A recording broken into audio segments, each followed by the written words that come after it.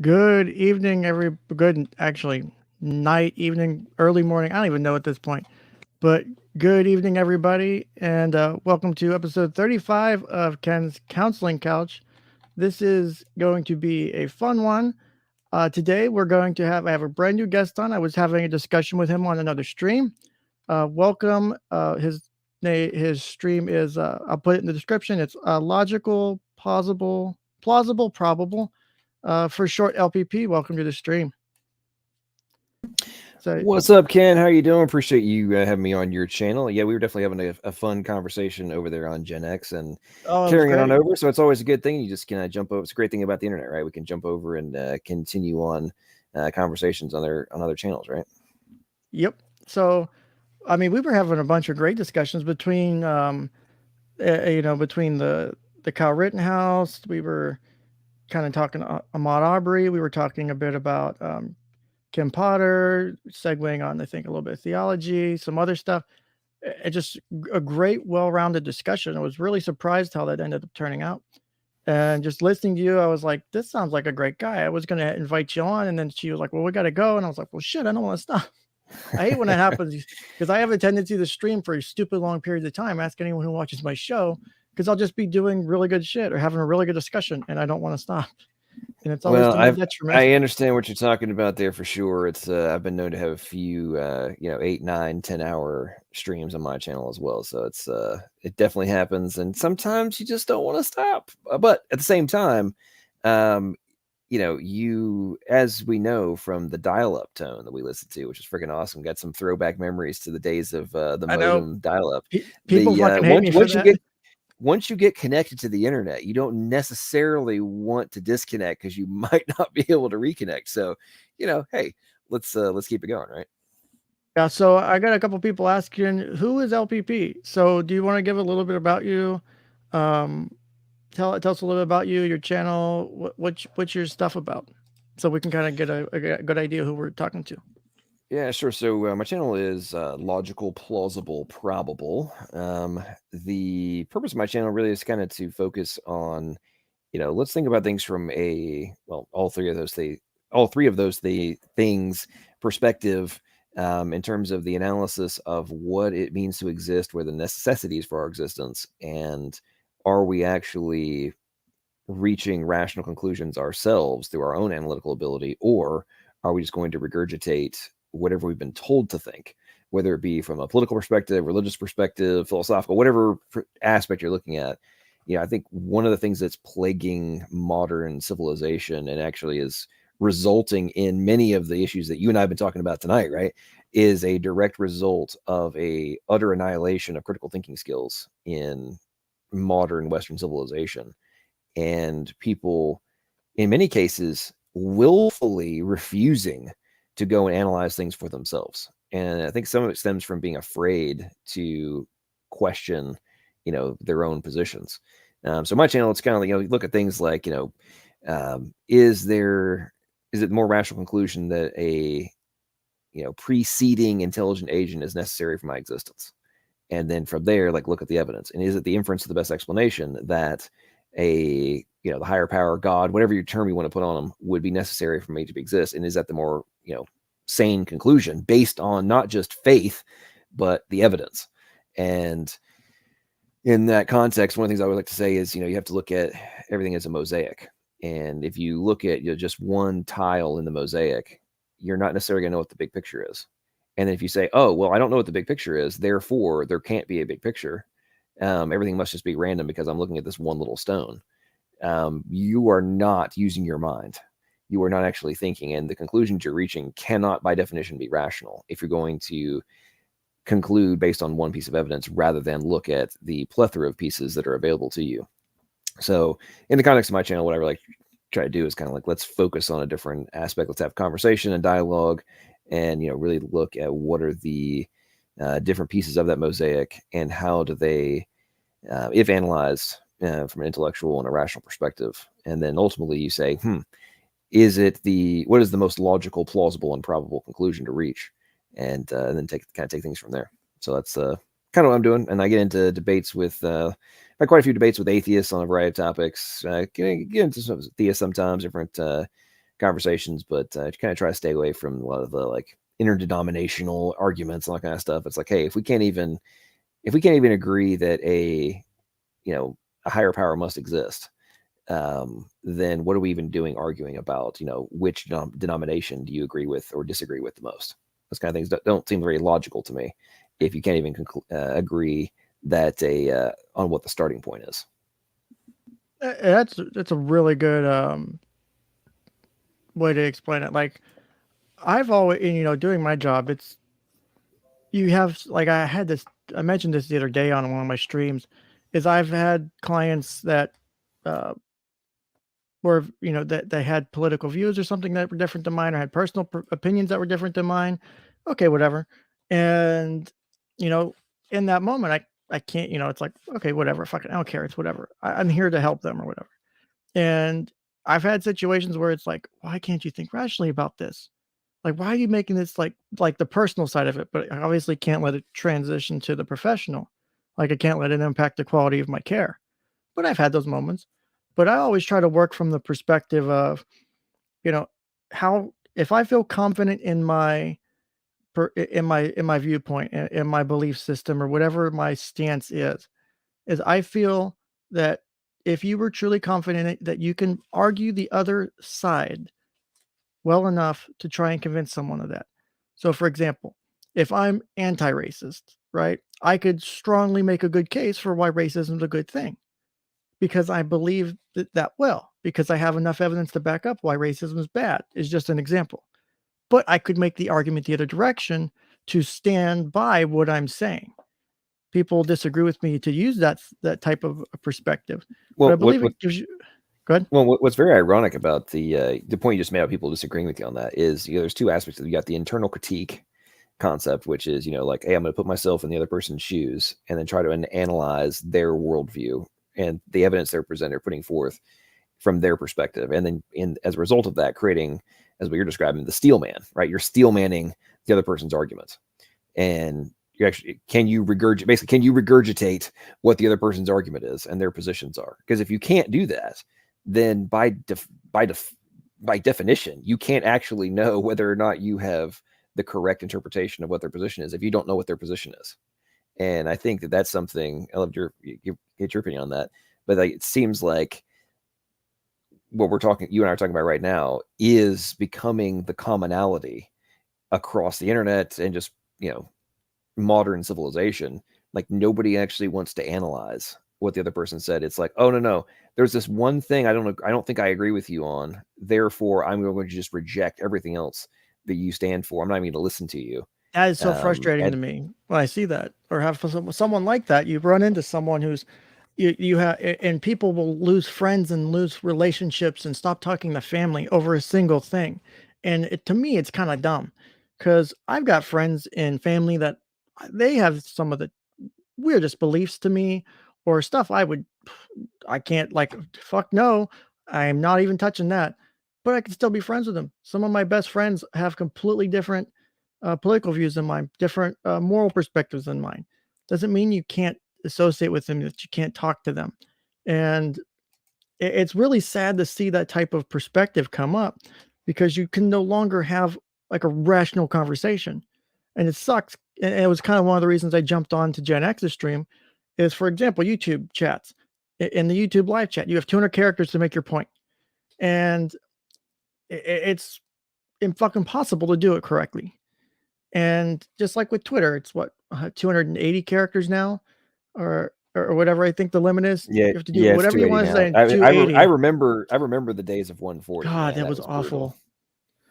Like I couldn't imagine. Like it's everything has to be summed up and brought down to like the short level of attention span.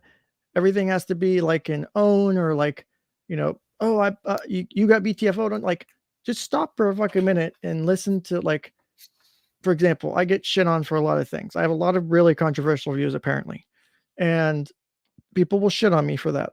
And okay, whatever. But no one really wants to come and argue the issues. No one's willing to come up here and talk to me about them. No one's willing to say, well, your shit's stupid, but let me explain to you why. Or if they do, like I think the one person who did was I believe doing it in bad faith on to a certain degree, and it's kind of shitty to see because I like actual debate. I like actual conversation, and it sucks that we can't do that anymore. That you can't have it like me and you talking right now. We could, you have your belief system. For example, I didn't get a chance to say it on Gen X's stream, but I've been an atheist since I was like 10 or 11, and it took me a long time to get there, and I feel confident in it. But I'm not like one of those internet atheists. Like I'm not one of those. It's like my thing, and I'll push it on other people. That's just my belief system. I have no problem with people who have religion. It's just not my thing. So, but I like it when I see that in other people. Like for example, I know it's a really big thing for people who've dealt with like substance abuse. They'll Religion's been a very powerful way for them to get their shit back together. I'm not the person to say, "Oh, it's no good." Like I can't do that morally because that's helping them, and I don't want to take that away from them. At least that's the way I see it. No, I totally get what you're saying there, and I think sidebar. One of the interesting, points you just made, and I may be being myopic here, but the word you used of religion, right?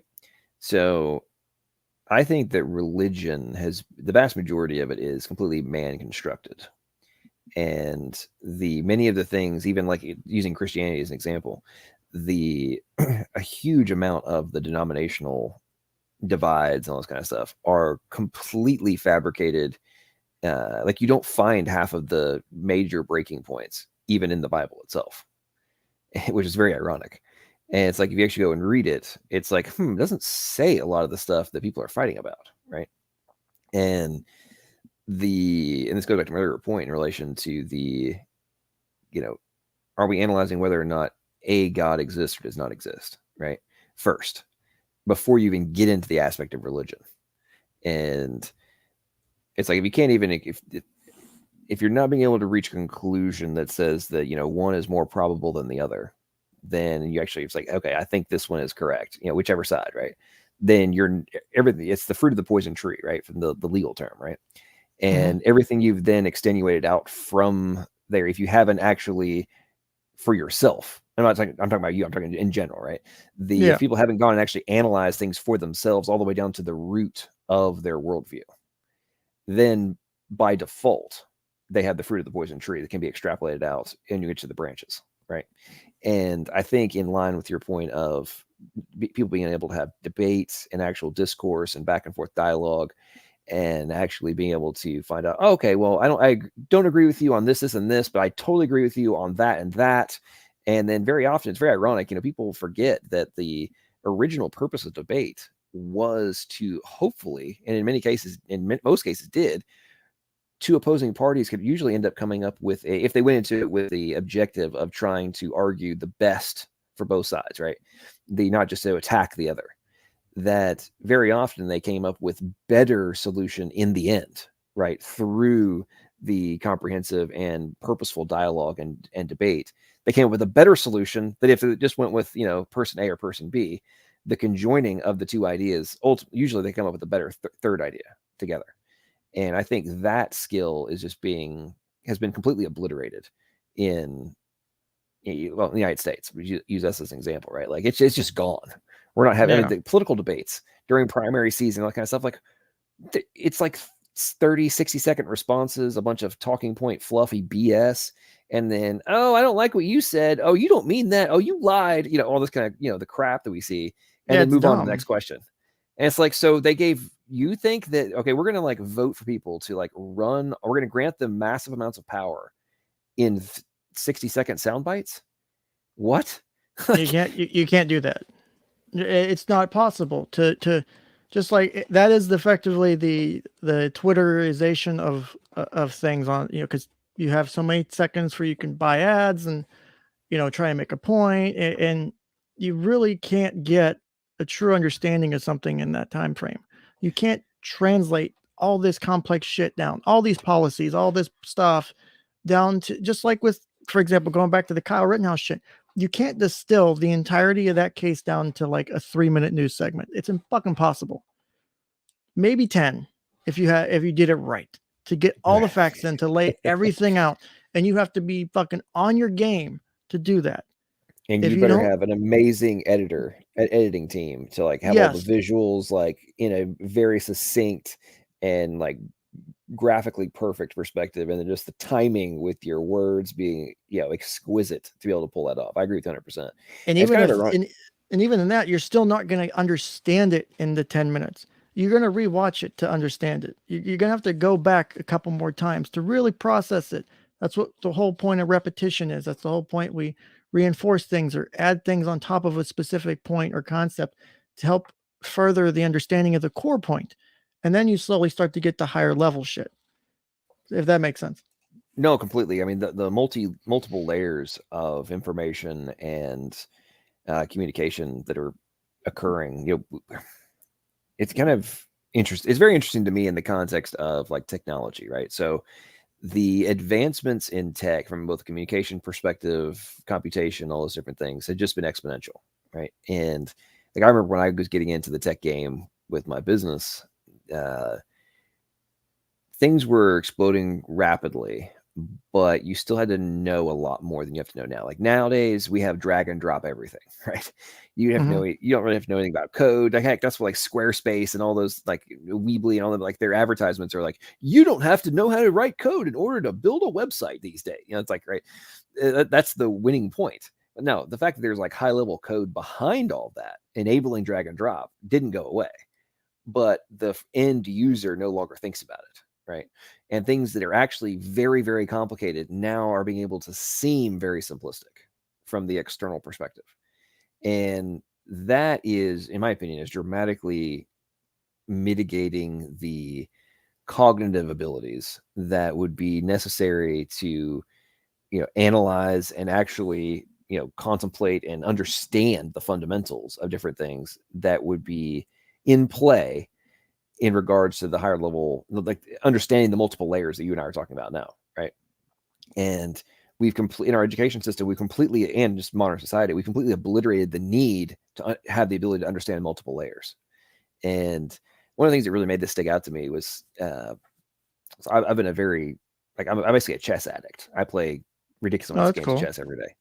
And I played over 100,000 games of chess in my life, right? Damn. And the what I've been doing for the last decade or so has mostly been like speed chess.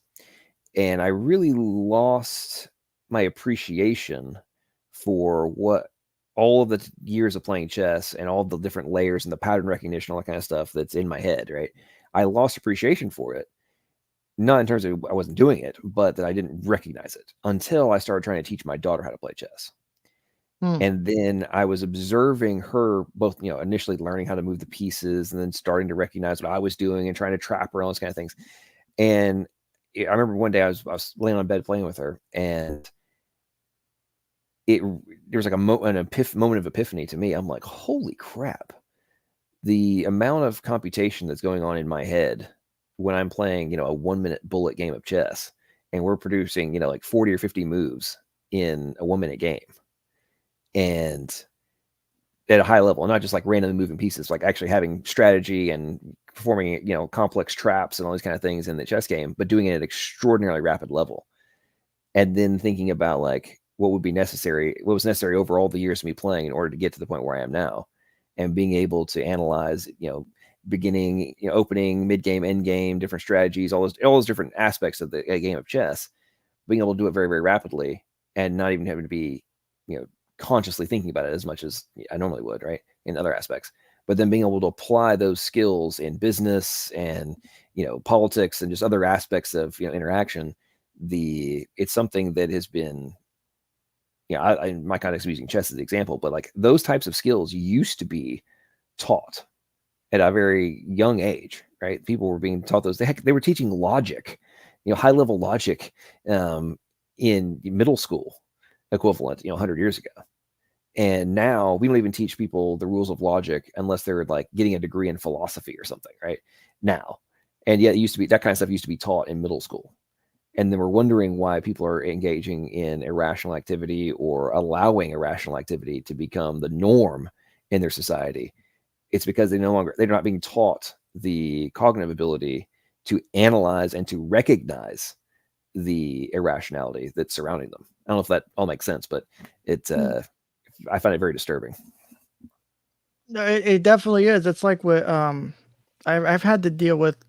One of the things that concerns me from not only the perspective of, like I got family that, I've got family members that have kids, and I work with kids as well. Is the like overuse of tech, and like for example, kids being too invested in that instead of, and don't get me wrong, there's ways to still develop some of those skill sets, like you were talking about, some of those abilities to do higher level thinking. Because one of the discussions I've had on the show relates to the ability to around one of my more controversial issues that I've discussed, relates to the ability for, what cognitive levels of functioning does this age have versus that age, and you know does having 24/7 access to phones and tablets and computers, what does it do to someone?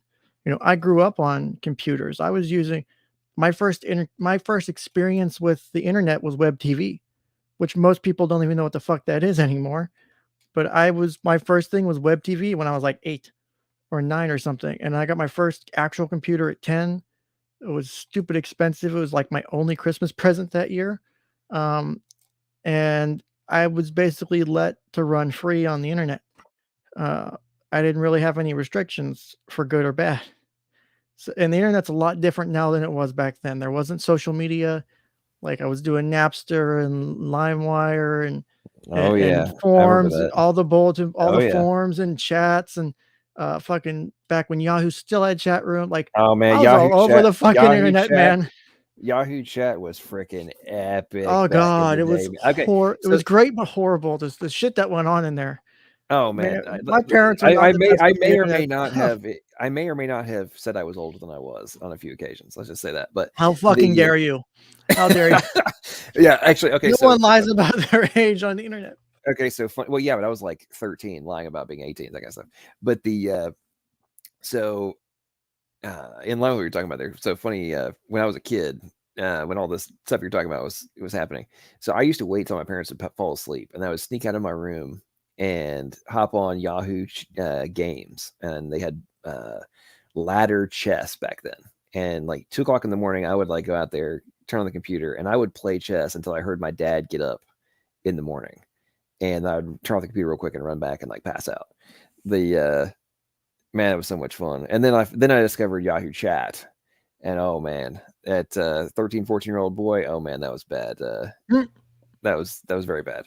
But it was your point you're making about the difference in the internet then versus now. You're right. It was like a wild west of Oh, it was.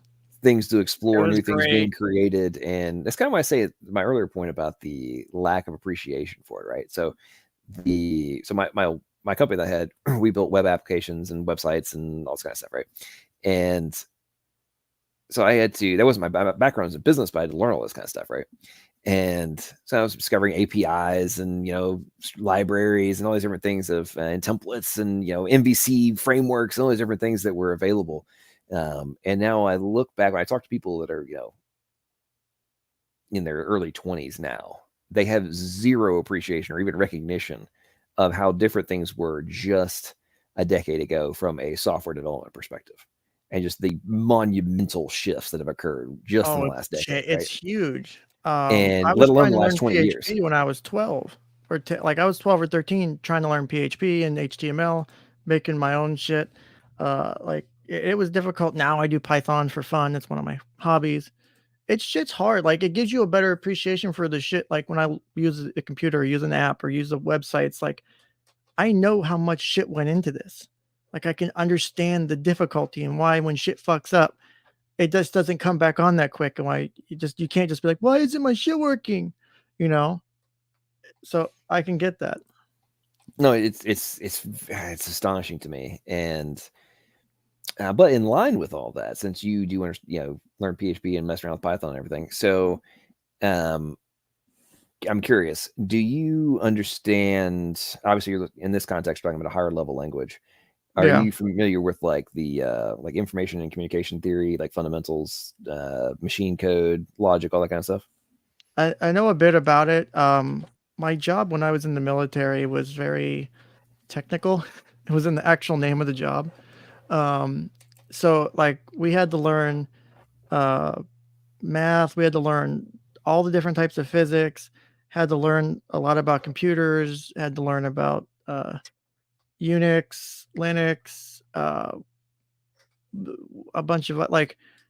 So my military job gave me a bit of a nice deep dive on it. Not that I wasn't already into computer stuff before then, but I know a bit about it. So it's uh, I can kind of get what you're coming from. I don't know necessarily the theories and stuff, but you know, like the specifics on the theories and shit. But I have a decent understanding of it. And real quick, I got a $20 super chat from Mop saying thank you, buddy. Say they didn't put a message in there. If you meant to put a message, go ahead and type it in the chat, and I'll go ahead and read it out too. But thank you for that. But go ahead and continue, OPP. So part of the reason I was asking that, it's very interesting. The it's fascinating how people in the military have very often have very broad uh, training in different aspects because they have to understand so many different facets of a concept. Because hey, if you actually have to use this in a military setting, you better understand it, right? Like at least in theory. Although sidebar, so a buddy of mine went.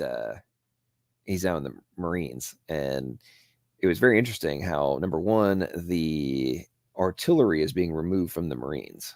They're going to be doing like a formal partnership with Army now only. They won't have their own artillery, which I thought was weird.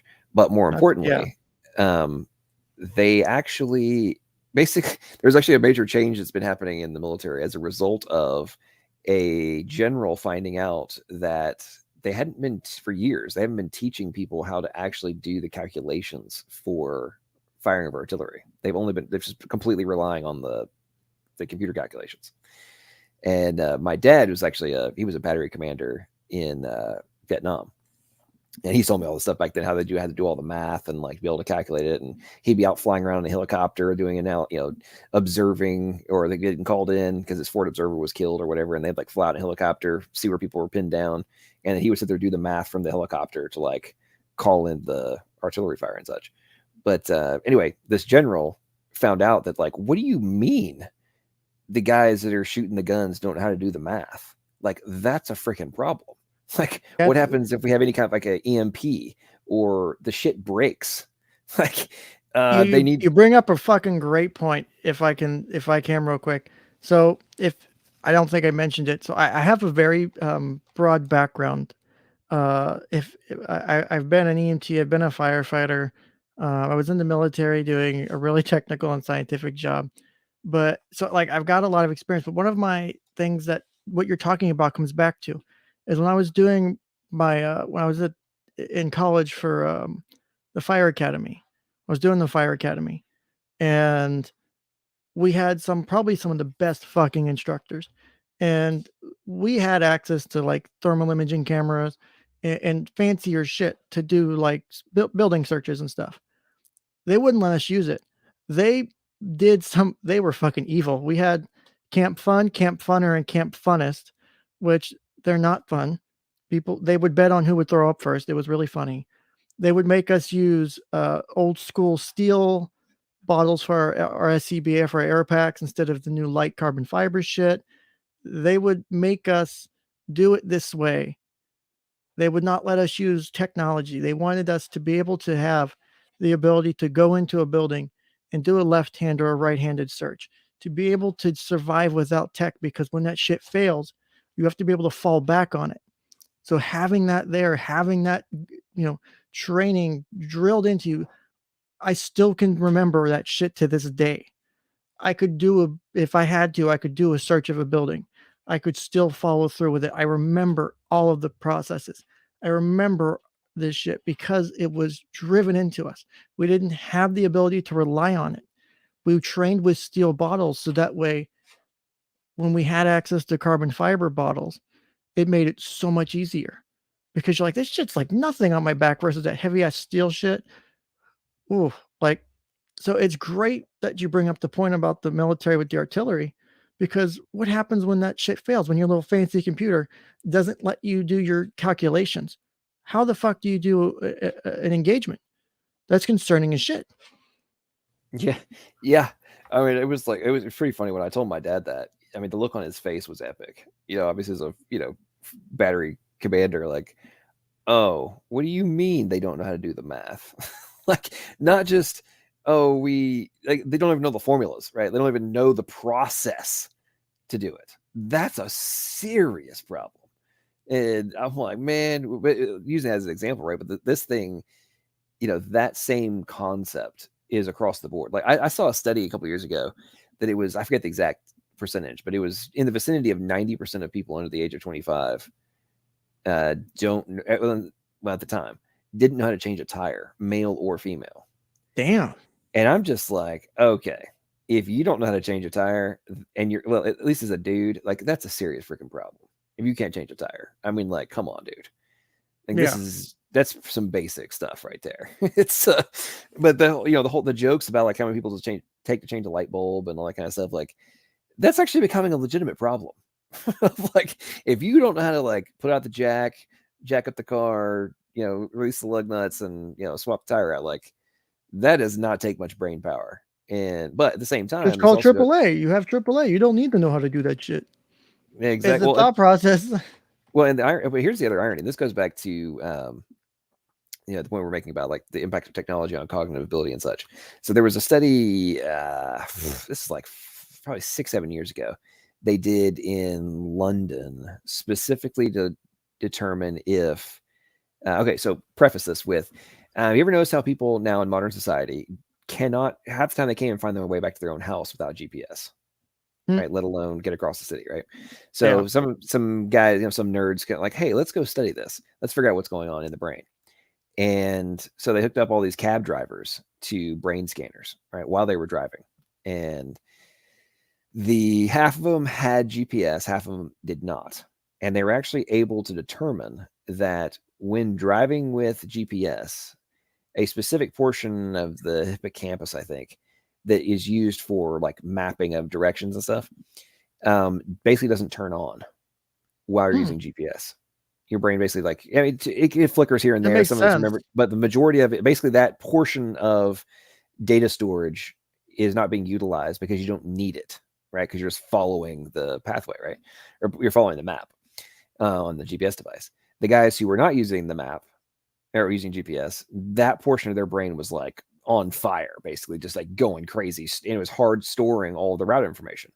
So fast forward to now, think about the last decade of people learning to drive Hmm. who have never used a map ever, in terms of actually having to like look at it and map it out in their head and be like, oh, okay, and then like close the book, right, and then just go do it and have it, oh, left, right here, turn this street, I'm looking for that one, okay, go here, and having that information hard coded into their data storage in their brain.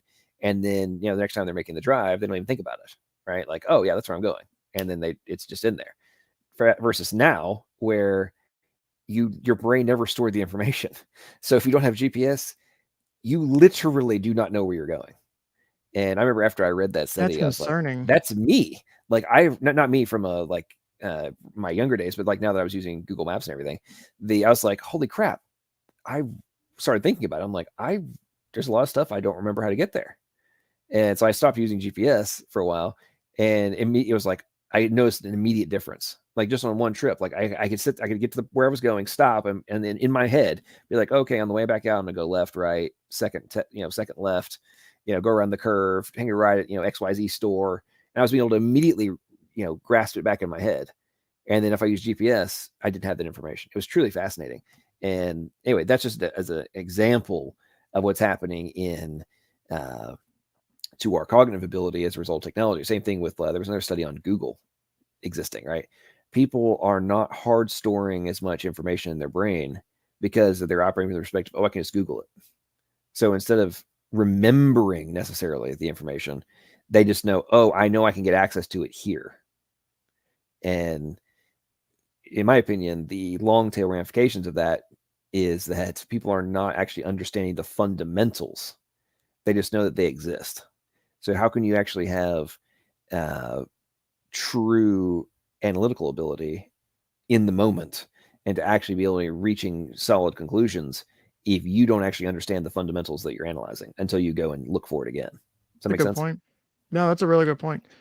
So I think, and that if we come back to what originally going back to Gen X's stream, the Rittenhouse stuff, and you could probably you could, if you analyze the, like, on a higher level, what's gone on with the way people have reacted and dealt with and and thought about, like, it's very easy, and this isn't necessarily, to imply malice to people, right? It's very easy to just kind of like, oh, well, the headline of the article said this, so it must be true. You put trust in certain things and in certain institutions and in certain thoughts. When you're growing up, your parents are uh, a figure that you can trust and you can go to. You may fight with, but they're there. Even kids who are being abused still want attention from their parents. Even if it's negative attention, they'll still want attention from their parents because you trust that institution. You trust that idea of a parent, of a mom and a dad. Same thing with a lot for people. They trust that these people who are giving them information are being truthful to them. Sometimes it doesn't come up that, well, maybe they're fucking with me. Maybe they're lying to me. And you don't necessarily want to think that. You don't necessarily want to have that run across your mind, but it does happen. And I think it's not fair to the people who have been, engaged in this process and watching, like, the Rittenhouse trial, watching Ahmaud Arbery's stuff going down, watching Kim Potter, for like Kim Potter, for example, because I don't think we really got a chance to touch on that one. I personally don't think she should be charged. Yes, she said taser, taser, taser, but if I remember correctly, the situation was one where she could technically use deadly force. Just because she said taser, taser, taser doesn't mean she has to use it. She may have instinctually meant to reach for a gun, whatever. Well, in line with, I mean, I would tend to agree with you on this one. I remember watching the video of it and being like, okay, so they're in the middle of like struggle. So, to your point of like potentially justify deadly force anyway, the like, okay, so she's fighting with the dude. What's your point? Like, and this is also in line with like, you having been in the military and the training you went through. It's like anyone who has ever been in fights or, in your case, in military training, military combat, all that kind of stuff, like, it's a totally different context than like this armchair quarterbacking, watching the video and being like, well, how could they have done that? It's like, yeah, this went down in, like, with Rittenhouse. 2 minutes, 55 seconds. Well, the total 2 minutes, 55 seconds, but the 4 shots that he fired, what, like 0.76 seconds, I think it was? Something like that. 0.7749. Don't ask me why I remember the number specifically. Less than a second, right? And it's like, yeah, how could he have fired 4 times, like, and not be cognitively, analyzing this whole deal and realizing after the first one, if it hit his pelvis versus his hand, that he was no longer able to do anything. It's like, yeah, you literally can't think that fast. You cannot process information that fast. Listening to the fucking prosecutor say that shit during the Rittenhouse stuff, I wanted to lose my fucking mind. Right, it was driving me nuts. Exactly, and the same thing in the using as an example, like the same thing in the context with the Porter, right? Yeah, is it Crystal Porter? That's her name, right? Kim Potter. Kim Potter. The same thing with her. Like, in what, a second, maybe a second and a half from the time that she is making the decision to try to have to do something, right, to the shot being fired, it's minuscule. And you also have to think about like all the other things she was distracted by in that moment. And which is why earlier, I think on the Gen X stream, I was talking about like prosecutors need to be tossed into like a freaking gladiator ring and be required to fight, and yeah, I remember that. That's great. And just be like, I support this idea. Before they're allowed to charge people with violent crimes, right? Like in terms of self-defense and all these different things, like, no, go in there and let's see how fast you're able to make decisions when you have somebody running at you full speed and you have a split second to make a decision. No, let's do that. And then you get to decide whether you're going to charge people with that, right? Make it a necessity before they, and I'm talking when they're, first entering the becoming ADAs and all that kind of stuff. Like you have to go through all these kind of things, it's even kind of scenarios, so that you have a first person perspective on what it's like in the moment of truth when your adrenaline's rushing, and it's fight or flight time. And for people who've never been in that scenario, the like you don't know what you're going to do in that moment. And like I've never been in like combat from a military perspective, but I have been shot at before. I got robbed at gunpoint once. Ooh. I've been in fights, all that kind of stuff at different points in my life, and I know that feeling, right? Of like what you have, you know, how fast it happens when it's all over, right? Like I remember one time I was in college, I was coming back to my house from the bars, and this dude, as I unlocked my front door, I got jumped from behind, and this dude started punching me in the back of the head as I was like coming into my dark house, right? And the I remember like it took me like a split second to even realize what was going on. I was seeing stars, right? And then I'm like, oh shit, I'm getting hit, I'm getting attacked right now in the dark. And I like spun around, turned, shoved, punched, and and yelled. And then the dude turned and like ran off, right? And but all that went down in, I don't know, Yeah, it was split 3 or 4 second effectively. seconds tops, right? And it's like, okay, so I'm getting punched in the back of the head. Obviously, in that context, you're not going to be at peak mental processing ability as you're being bashed in the back of the head, and like, for a split seconds being knocked out of consciousness, right? When you're seeing stars and everything.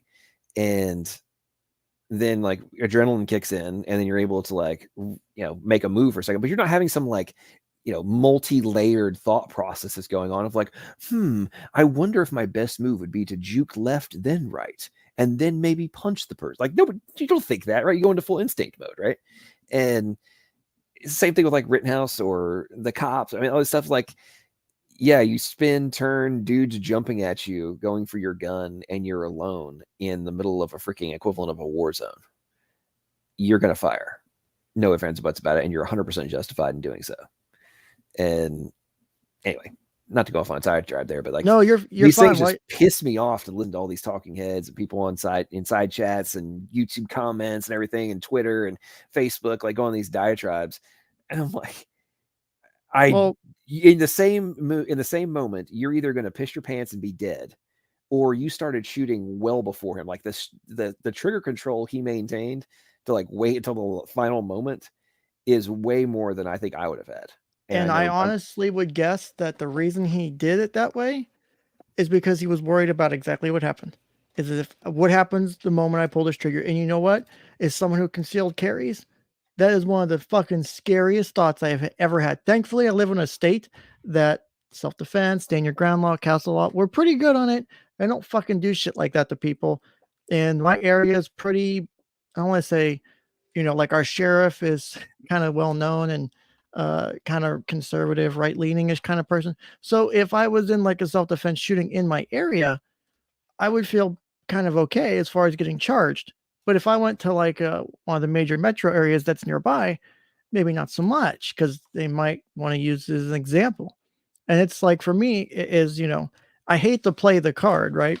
I'm a disabled vet because my back's all fucked up and I've had 3 back surgeries. I've got like a dozen screws in my spine. I take a shitload of meds to deal with the pain. I can't fucking fight like Mr. Kraus wants me to, you know? I'm bringing a gun to a fist fight because that's the only way I can feasibly defend myself. my goodness, that line That was so fucking was irritating. oh man, I about flipped out when I heard that. I'm like, you have got to be. Are you in? Like, what was really going through my mind is like, are you insulting the intelligence of the jury He when you was. said that? I'm like, that is ridiculous, bro. Like, because number one, uh, that guy would need a gun in a fist fight Hmm. because I mean, And let's be and you honest. know what? There's nothing wrong with that though to me. And the Oh sad no, thing I is agree. I I agree think he would completely. disagree with us though. Well, And and that's what I kind of find very stupid. And what I find Uh, ironic about that is that regardless of being a male or otherwise, it's like, so by that logic, a woman should never shoot a man because she could have used her fists. when It he's is literally when the he's trying same to rape logic. her or whatever, like, or attack her or kill her or whatever. Like, oh no, she has fists, right? She should have just like kicked him and punched him, and it'd been fine. Like, yeah, okay, so I'm It, 6'1", 200 pounds. well, first we The have to compare gun sizes. So is your gun bigger than my gun? And then do we have to do comparisons and see whose stuff is bigger before we can shoot? I Like, mean, apparently so. I mean, it's like, oh well, your caliber. Oh my. Oh, sidebar. I'll show you Y'all, yours if you show me mine. in the trial when they kept going on about the caliber, I'm like, and they got it wrong on like I forget which one it Every was. fucking time they got it wrong, I feel like. Oh, it was so bad. And, like trying to act like a freaking 223 or 556 is like this gigantic bullet. Like, I it's was a just shitty round for killing people. I'm like, you're not even supposed to hunt deer. In many states, it's illegal to hunt deer with a 556 or a 223. Like, they're for a reason, bro. I mean, Well, like, come on. that's like the disingenuous argument about Full Metal Jacket versus Jacket at Hollow Point is like, well, he used Full Metal Jacket and it's designed like it's meant to go through people versus to cause more damage. I'm like, bitch, if he had fucking Hollow Point, you would have made the argument that Hollow Point's meant to kill, and it's like Yep. and he's doing his job, but it's fucking sick because it's like, what are you supposed to do? Am I supposed to carry one? Am I supposed to carry the other? Which ammo do I use? Because it doesn't matter because the prosecutor's going to be a dick about it. See, And I would argue that the prosecution was not doing their job no, they were not. because a portion of their job is justice and to not have misleading evidence. And whatever three I'm pointing on now, they're also required to disclose exculpatory evidence. This is true. And if they are ethically and I think legally not allowed to suborn perjury. And if a witness is committing perjury of which they are aware is perjury, they're also required to disclose that to the court. So it's like, I mean, the stone cold lie. I mean, there were so many lies throughout that thing that was just I was getting really pissed off. But one of the things that stuck out to me was the straight up manipulation of the Wisconsin self-defense law, and the whole aspect, and just completely not just misinterpreting, but like straight up distorting the regain, like the provocation, and then the regaining the privilege upon retreat. Like he completely left it out and said, "Oh, he doesn't get it back." And it's like, well, subsection C literally states that if you have attempted to retreat and are in fear of grievous bodily harm or death, then you do regain the right to use lethal force. Basically, it's clearly stated, and you guys are like straight up acting like that subsection doesn't exist. I was so pissed off. I'm like, this is like, I understand your point of like doing job and trying to gain convictions and all that kind of stuff, but if you're going to straight up like,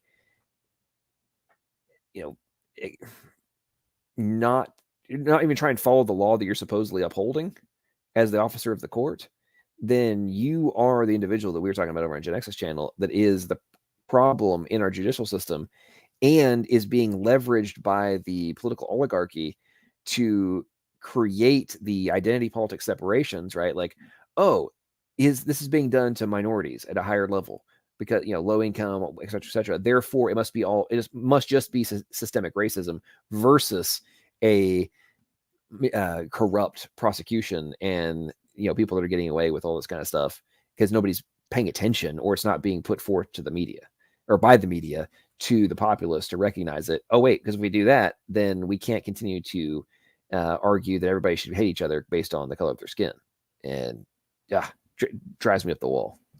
That's like one of the things that frustrates me the most is one, doing my job and then having people call me racist is like, motherfucker, do you know what I do? And it's like, I hate it. And then one of the things I also hate on the topic of race, like specifically about this, God damn it, I'm dropping shit hard.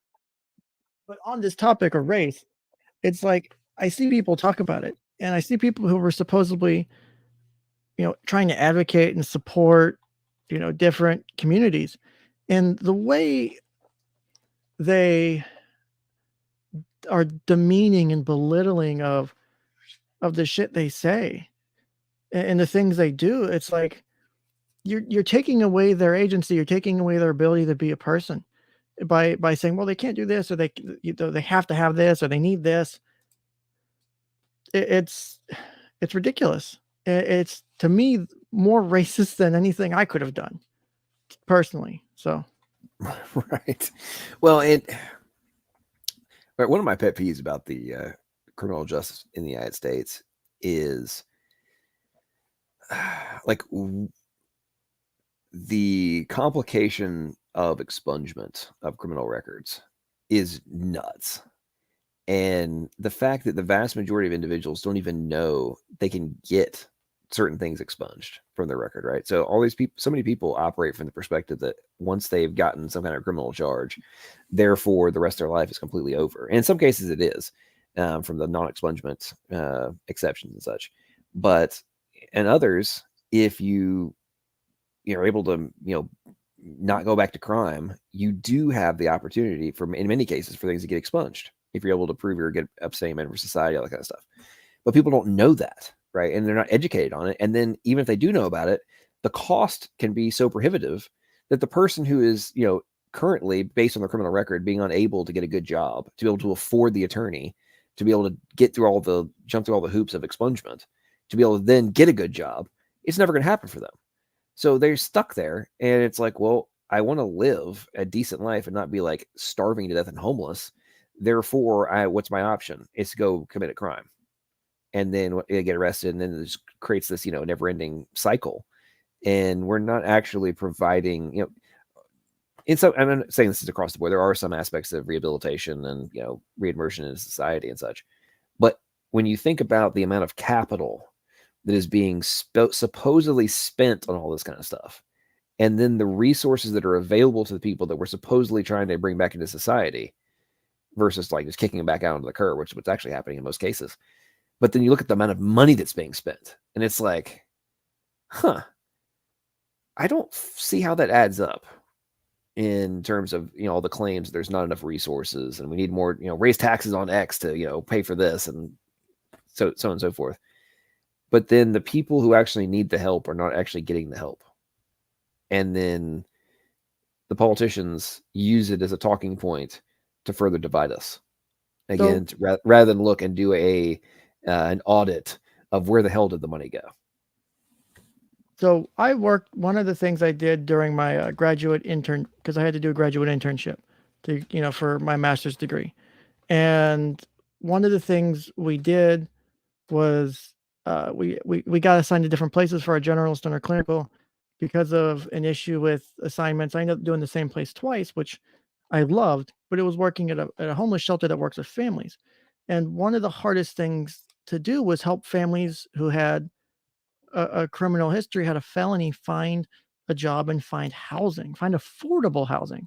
Because the homeless shelter I was at, you were supposed to get in and out of the shelter in about 30 days was the aim. And people went over, but you were given like roughly 30 days. And then any extension after that was on a case by case basis, looked at every single week. And if you didn't meet um, the requirements, if you weren't doing the things, they kicked you out. And my boss my supervisor at the shelter, he said he had people he had kicked out of the shelter because they didn't follow the rules, and they thanked him. They said, "Thank you." They weren't ready for whatever stage they needed to be at. But finding help for people who do have felonies, who do have that criminal history, getting a job, getting housing that you can actually afford and live in, it's stupid levels of difficulty, and it sucks, and it's not okay to me personally. It shouldn't be that hard to find a fucking job. If you're not like someone like, because to me, if you're let out of jail, you should be able to reintegrate into society. You should get all your rights back. There's no fucking reason you shouldn't, in my opinion. I agree with you on that. And what's very frustrating to me, in line with the point you're talking about, like on the homeless shelters and such, it's like when you think about the amount of capital that's given to private organizations, and then the amount of money that the city's budget and the state's budget and the federal budget, to like, the amount of money is just insane that's out there in the ether, right? And the like I have some of the homeless people I've helped here in Nashville. They live in there's a whole group of them. The ones that aren't the druggies, but necessarily but have they've lost everything. They've got one of the gentlemen people I help. He's got cancer and diabetes, and his wife has early onset Alzheimer's. And anyway, very long story short, the they basically panhandle every day to try to get about 70 or 80 bucks, and they go back to this shithole hotel and have a place to sleep for the night, and then get up in the morning, get kicked out, go do it again. And sometimes they get back too late and they've given away their room, or they've taken their stuff and like put it on the street. Anyway, long story short, the one thing I've talked about them many times, there was always people I used to help them. I'd see all this whole group of them at these hotels, and I sit there doing the math, and I'm like, hang on, so minimum 70 bucks. So it would go up on the weekends, but minimum 70 bucks a day times 30 days. They're spending way more than they would have to spend on a crappy hotel or a crappy apartment, right? However, they never are going to have last month rent available on the front end. They're stuck in a perpetual cycle of trying to panhandle and get enough money in a day so they don't have to sleep on the street. Because And I'll admit it. I'll admit to it, and it was probably one of the harder things I had to do was um, recognize my own issues with my personal bias when I was working at a homeless shelter. Because everyone has the image of homelessness being a certain type of thing, right? Homelessness is X, homelessness is Y, and it was not that for me. It was something like you think it's mostly people who are on drugs and they're mostly chronically homeless. No, it's actually the opposite. It's way different than people expect. It's mostly situational. It's families. It's people losing their jobs. It's not drugs. It's really interesting to see, because you would guess it would be one thing and it's not. And I did have that perspective, and then seeing it and actually working with it day to day, and doing that was so insightful. You well, know, in line with what you're talking about, that really just the thing that really frustrates me, and using the example of the not having first month, last month rent, right? Like, so here in Nashville, for example, the Barnes Poverty Fund is $13 million a year. Okay, that's the city poverty fund, and I'm just like, okay, before you even talk about all of the the nonprofits and stuff that are operating at huge budgets in most major metros, the you couldn't. I had a brief stint doing stuff in private equity with real estate, mhm. and specifically on multi-tenant properties, right? Is what I was looking into.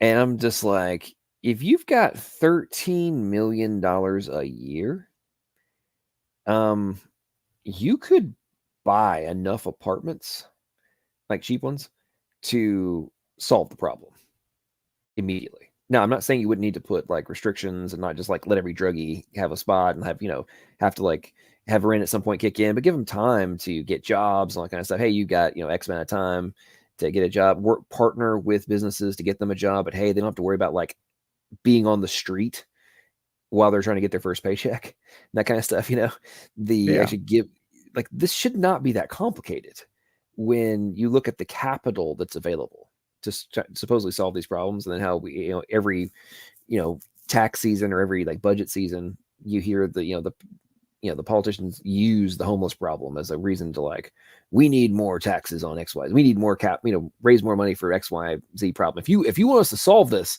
you're going to need to give us more money. And it's like, well, heck, I went and looked at your budget line by line, and I'm seeing how much money you have to work with. And you're telling me that you have this every year? This isn't like a Mm. one-time deal. You have this every year. I'm not saying you would necessarily solve the problem in 1 year, but over a 3 or 4 year period, we're now talking about a lot of money that could have been used to solve the affordable housing problem. You And you bring up a great point on that, because like the shelter I worked at, we had a couple different programs. You had the homeless shelter that was for specifically families with children, and specifically in our area because it's the only shelter that would take in families with adult males or teenage boys. If your family consisted of an adult male or a teenage boy, so 12 and up, none of the other shelters will take you in. There is a discrimination against that because it's the assumption of, well, there's a teenage boy in a homeless shelter. Like, it's disgusting. And I hate that. I fucking hate it so much when I heard that. But we have, there's the shelter program, which the way that shelter runs actually runs cheaper than, it's like a third the cost to run that type of shelter than most other shelters because of how they specifically run. Two, they have diversion programs. So they have the ability where if you fall behind on a utility, we'll pay your utility and we'll give you case management. We'll help you with case management. We'll help you, get, keep it, help you with your budget, help you figure out your bills, figure out what shit's going on in your life. And it was amazing. So they would pay a few $100 for utility. You fall behind on rent, we'll help you with that. You need move-in costs, we have the ability to help you with that. We can keep you from getting kicked out of your place. And we'll work with, there were people who would be months behind that they would be able to get into one, get some help from the diversion program. The case manager would work with the landlord and say, we'll set up a payment plan. I'm going to help them stick to it. And they would do it. And the landlords would do it. And it would help keep these people from losing their homes and getting thrown out on the fucking street. And it's cheaper to do that than it is to bring them into a shelter because there's only so much space in the shelter, And seeing that program at work was mind-boggling. I was like, I had no fucking idea this existed. Well, And and I think in line with your point you're making there too is like you had no idea that it existed, and as somebody who is educated and working in this sort of thing, you didn't know about it until you were observing it and working in it real time. oh yeah, So, what's the probability that the person who is in need has any clue? If you didn't know about it, right, up until like working in it, the probability of the person who is having the problem knowing about it is minuscule. oh And yeah, this goes back to my point of like what is going on in the political sphere of if you have the bully pulpit as the mayor, as the senator, as the president, whatever it is, right? Why are you not using your bully pulpit to help those people know about the resources that are available to them in the first world, in the pinnacle civilization in the history of the world, right? Us, the United States. And we're not actively educating people on this, like telling them how they can avoid the problems that you and I are discussing now. And the Squall Shade made a good point in side chat. 13 mil, where does all the money go? Probably not to the people they're supposed to be helping. And I can give you an example of that here in Nashville. When HCA, which is the largest healthcare or hospital group on the planet, okay, massive, like a $54 billion a year company, they decide they're headquartered here in Nashville, and they decided to build a new headquarters in downtown. And so they got all these tax breaks and all this kind of stuff. However, the part that really pissed me off was I found out that out of the Barnes Poverty Fund, the city of Nashville literally bought, not give a tax credit, we literally paid for their office furniture out of the poverty fund. And this the councilman who fuck, was, yes, and the councilman who was like the sponsor of this and like all this, when they got called on it and defended it, they and claimed, defended it. Goddamn. yes, they claimed that where this building was being placed would encourage investment in the area and therefore would help people get better jobs. That people that Okay. lived in poverty would get better jobs. Well, here's the thing. It was inside the loop of downtown Nashville, okay? Which at the time, it still was, at the time, Nashville was like the number 2 real estate city in the United States, okay? At the time. There was this thing called the crane watch that had been created because there were more cranes building skyscrapers in the city of Nashville than anywhere in the world other than some city in China. Okay. It was Damn. nuts. And this little clown show said that, hey, let's take money out of the poverty fund and buy furniture for a $54 billion a year company that is the literal largest hospital group in the world. I don't know how you can possibly justify that at all with a straight face and not just be a complete scumbag who is getting paid behind closed doors or just trying to, do whatever they can to, hopefully probably get a consultancy with that company after they step out of office. But that kind of stuff is happening across all over the place. Right? I'm just using that as an example. But like, you're telling me in one of the fastest growing cities in the United States, in a top real estate market, where outside investment capital is coming in and buying up swaths of land and throwing up skyscrapers so they recognize that how valuable it is. You're telling me that we need to incentivize them to build their skyscraper in that exact territory? I don't believe you. Like, you're straight up lying. You And sound like Judge Schrader. I don't believe you. yeah, yeah, but that kind of stuff, to me, and it's in line with what you're talking about with the the group you were working with. Like, there are solutions. Like, the human mind is able to solve most problems. It's just a matter of whether or not we're actually going to implement those strategies to solve problems, or if people who are either consumed with the status quo or any alteration to the status quo threatens their little cushion and the little fiefdom that they've created. Um, that's the problem that I think we're facing. And what I find so ironic about that is, in the era of information that we live in, people are becoming more and more ignorant of these types of things, and that freaks me out significantly in relation to like how much longer can civilization last if in this scenario we're getting dumber. And that's why I struggle with the um, issues relating to being able to have a good discussion, being able to deep dive into certain things. Because if you can't do that, like I've had discussions with people who can't handle the fact that you're arguing something, even if you're just making the argument and you're not even necessarily supporting it, where they it literally causes them anger and rage. Like they literally can't do the discussion. Like I can have a discussion with damn near anybody. It's one of my skill sets has been able to be, be able to sit and take a neutral position because you have, for example, clients. People can come into my therapy office for damn near anything. There is a small subset of clients I won't take for my own fear of bias, so I won't take them as a precaution. I haven't had the issue with anyone trying to get counseling for that yet, but I would rather not have to have the worry. So I put that in place for myself. And anyone can come in with any issue and I can't judge them. It's not my place to judge them. My job is to not judge them. And that's what's so powerful about therapy and counseling.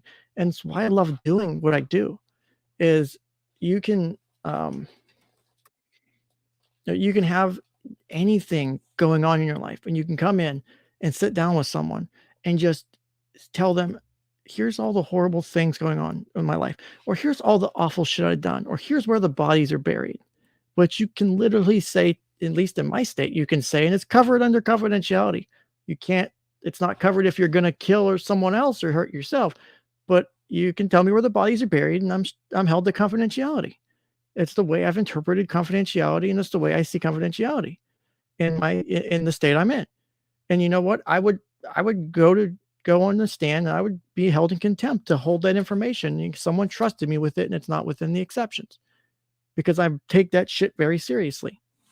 You don't go to counseling and talk to someone and then hope that they're going to dump everything out on the table.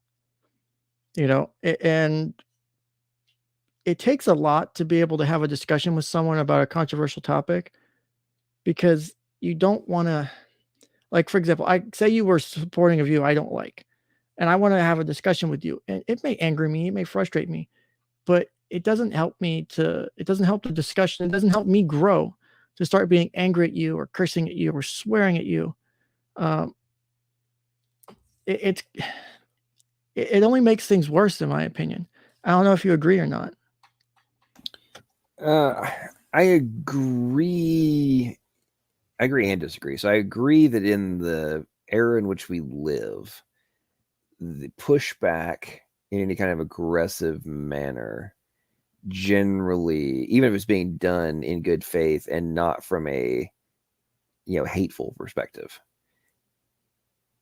usually Yeah, ends up in bad outcomes versus like how things used to be, where you could have, like, for example, I remember one of my best friends, I've been friends with him for 20 years at this point. I remember a night where I have no idea. I don't even remember what started it. but he and I were driving. We were roommates, and we're driving back from a bar, somewhat drunk, and got into an argument. Pulled off on the side of the road into a parking lot, had a fist fight, and then we're like, "Dude, I'm sorry. I don't even know what we're fighting about." Kind of thing, right? Like we reconciled and hopped in the car and went back to the house and passed out. Right. And Nice. then fast forward to now, like we joke about the whole fact that like I still don't even remember what we were fighting about, right? Kind of thing. But we literally pulled off the side of the road, got out of the car, and like you know, exchanged blows. Like that's what happened, right? And the I use it as a example from the physical perspective. The same thing on the verbal, right? Like there in a different time, I think, where people had much more aggressive approaches and recognized that it wasn't necessarily, it could be, but differences of opinion didn't necessarily mean that I was disrespecting you as an individual just because I disagreed with your point, right? Or your conclusion. And this goes back to what we discussed earlier in terms of what debate used to be, right? Versus what it's kind of turned into now. And I think with the loss of that, we do have to be much more restrained in some cases, but in other ones, I think and it's a little bit different in terms of the like counseling that you're doing, but in terms of like more general stuff, like in debates that I've had on YouTube, right? So if I feel like the person I'm debating in a more, I'm talking not just general discussion, like we're having a formal debate on a topic, if Mm. I feel like they are being a complete idiot on purpose or aren't actually wanting to engage in any kind of intellectual dialogue and are being an idiot, then I'll kind of flip instead of being the much more patient and allowing back and forth to go into different much more in depth context. I'll shift and do everything in my power to point out to the audience how much of an idiot this person is, and but not just say it, but showcase why, and I'll make arguments to the audience as to why this person's positions are ridiculous. Because I've recognized at this point the individual I'm supposedly directly talking to has zero intent to have any kind of intellectual discourse. They only want to either be stupid or play games or spew their talking points and not actually address or counter anything that I'm doing. Or when I counter them, they don't have any response argument other than to just continue to either spew ad hominems or uh, not actually anything of intellectual substance. And that drives me at the freaking wall. Number one. But number two, I think in those instances, those people do need to be called out and embarrassed. Not necessarily because you expect them to change, at least not initially, but so that the people that are have been following them or have been being influenced by them might recognize how ridiculous those positions are and hopefully wake up for themselves and start to think and a little bit more at least consider the fact they might be wrong, if that makes sense. No, it does. And like people are saying in the chat about, people trying to score points or defaulting to shit like you're an incel or you're this or that. And it's to me it's the way I would look at it. And not to like look at it from like a psychology or therapy perspective. It's like a defense mechanism. It's you know, I can't really defend what I'm saying, so I'm gonna retreat into my shell, and this is what I know works a lot of the time.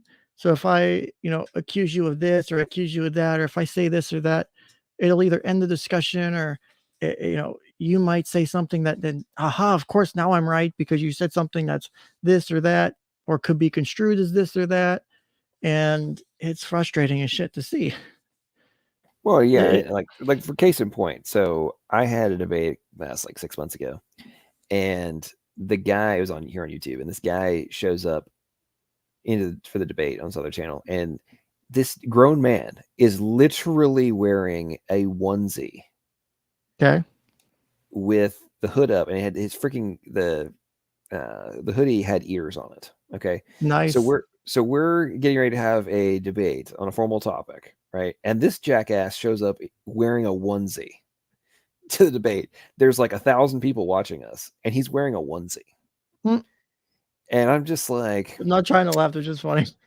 oh yeah, and I'm sitting there like, I can't even take this seriously at this point. And of course, just like I anticipated, after I finished my opening statement, his opening statement was just complete joke of Mm, just stupidity. And then immediately when we went into like open discussion, I forget what he said now, but the first thing he said, it was just like so dumb. I straight up called him out. I was like, so I'm assuming you're not actually, an idiot, but you did show up to a debate wearing a onesie, so I'm going to treat you like one. And I just proceeded to like obliterate him with no mercy for Rip. for 45 minutes, right? Poor guy. And yeah, he would try and counter me, and it's like, bro, you don't even know what you're talking about. Let me explain to you why you're a complete idiot. But in those kinds of contexts, it's like, I'm sorry, if you show up to a supposed intellectual discourse wearing a onesie and you're a grown ass man, you have lost all respect.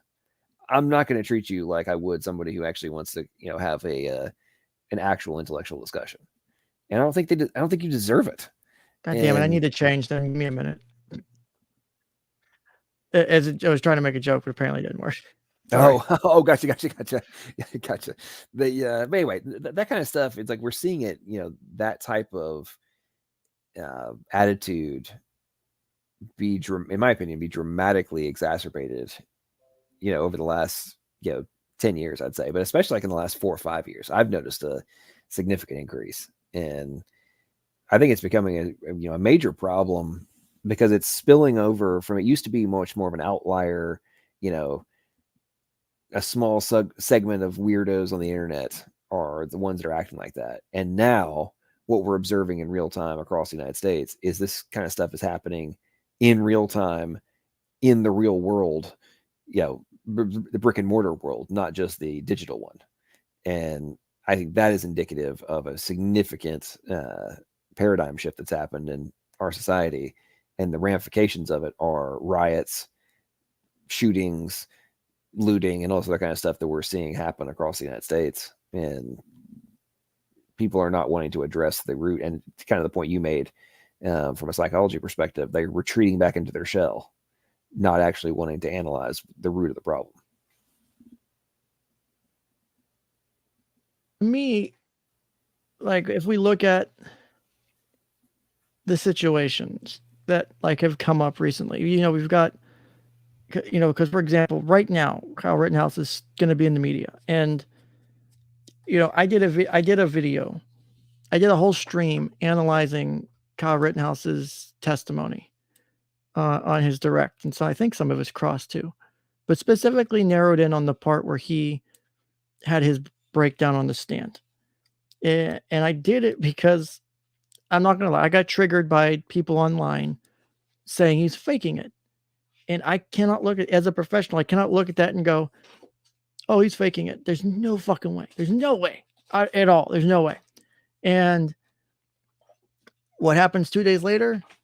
Comes out in court, he has PTSD. And I said on my stream, Kyle probably has PTSD.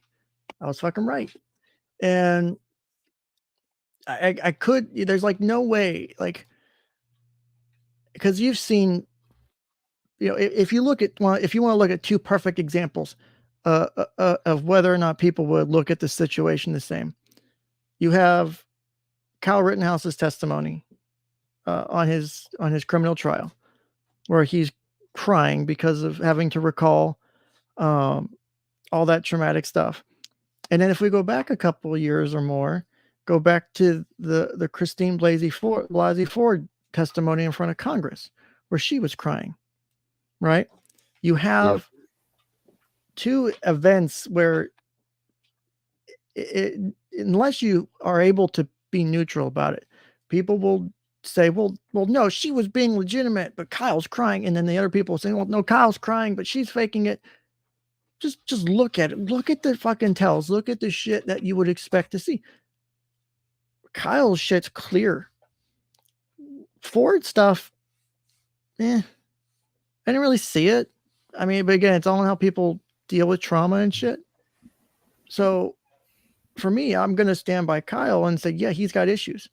And it's not necessarily his fault. He had to do it or he'd have been dead. But now he has to live with that. And you guys are sitting here, shitting on it, and it's stupid. You can't even step back for 1 minute and go, well, maybe I'm wrong about this being fake. Because you can't even back up how you're faking it. Oh, it's crocodile tears. That's not fucking crocodile tears. That's the farthest fucking thing from it. Sorry, it's a passionate thing for me. Yeah. No. I trust me. I agree with you completely. I mean, that's when I saw him break down. I actually was wondering how he held it in as long as he did. To be honest, He barely the did. I mean, that was. But I'd say the thing that impressed me about him more than anything was after he recovered from all that. That kid, he straight up owned Binger. Yes, he did. That was when I was listening and watching to that testament. I was sitting there like, oh, Binger would ask these questions, and it just like, not like he was firing back quickly, like, but it was just like his responses were just like, just He was doing it destroying him. properly. And the thing that was getting me more than anything about it was the fact that like Binger was epitomizing the slimy weasel lawyer in both body language, tone of voice, the question, everything. I'm like, it's like I'm watching a movie and there's the like extreme crazy, extreme lawyer character, except Hmm. that this is happening in real life and I'm listening to this happen. And but I was gonna say, in context of the I'd say the most emotional part, this brought tears to my eyes, I'll say this much, is the not guilty verdict when he like collapsed. Like but right before that, when you see him, like his entire body was quivering. I don't know if you Yeah, saw that. about the third acquittal, he was beginning to lose it, Yep. and then and I'm not gonna lie, I made it because have you ever seen the Selena scenes? The meme that went around for a while back, I have not. where people would time like reactions to "My Heart Will Go On," that one part of the chorus Okay. where that or and basically I made one of those for Kyle and I posted it in one of the discords I'm in. I haven't posted it on my channel yet, but it, it, it was done in a way because it's like a win, and because he was like, I mean, it's obviously emotional, and I did it as like a supportive thing, and because Kyle needs support in this Mhm. situation. He's in therapy, thank God, and if he wasn't, I would be concerned. You know, you cannot, and honestly, one of the things that scares me is what will happen if I ever have to do that. If I have to use, you know, my firearm to defend my life for good, because I almost had to. I had to do, there was an incident a few years back with, at my house, and and I had to pull, I grabbed my firearm and I ran with it and I went after someone who was attempting to break in, and and I caused a little bit of drama because of it locally, but the whole time I'm sitting there like, what, thinking about afterwards, I'm like, what if I had to kill this guy?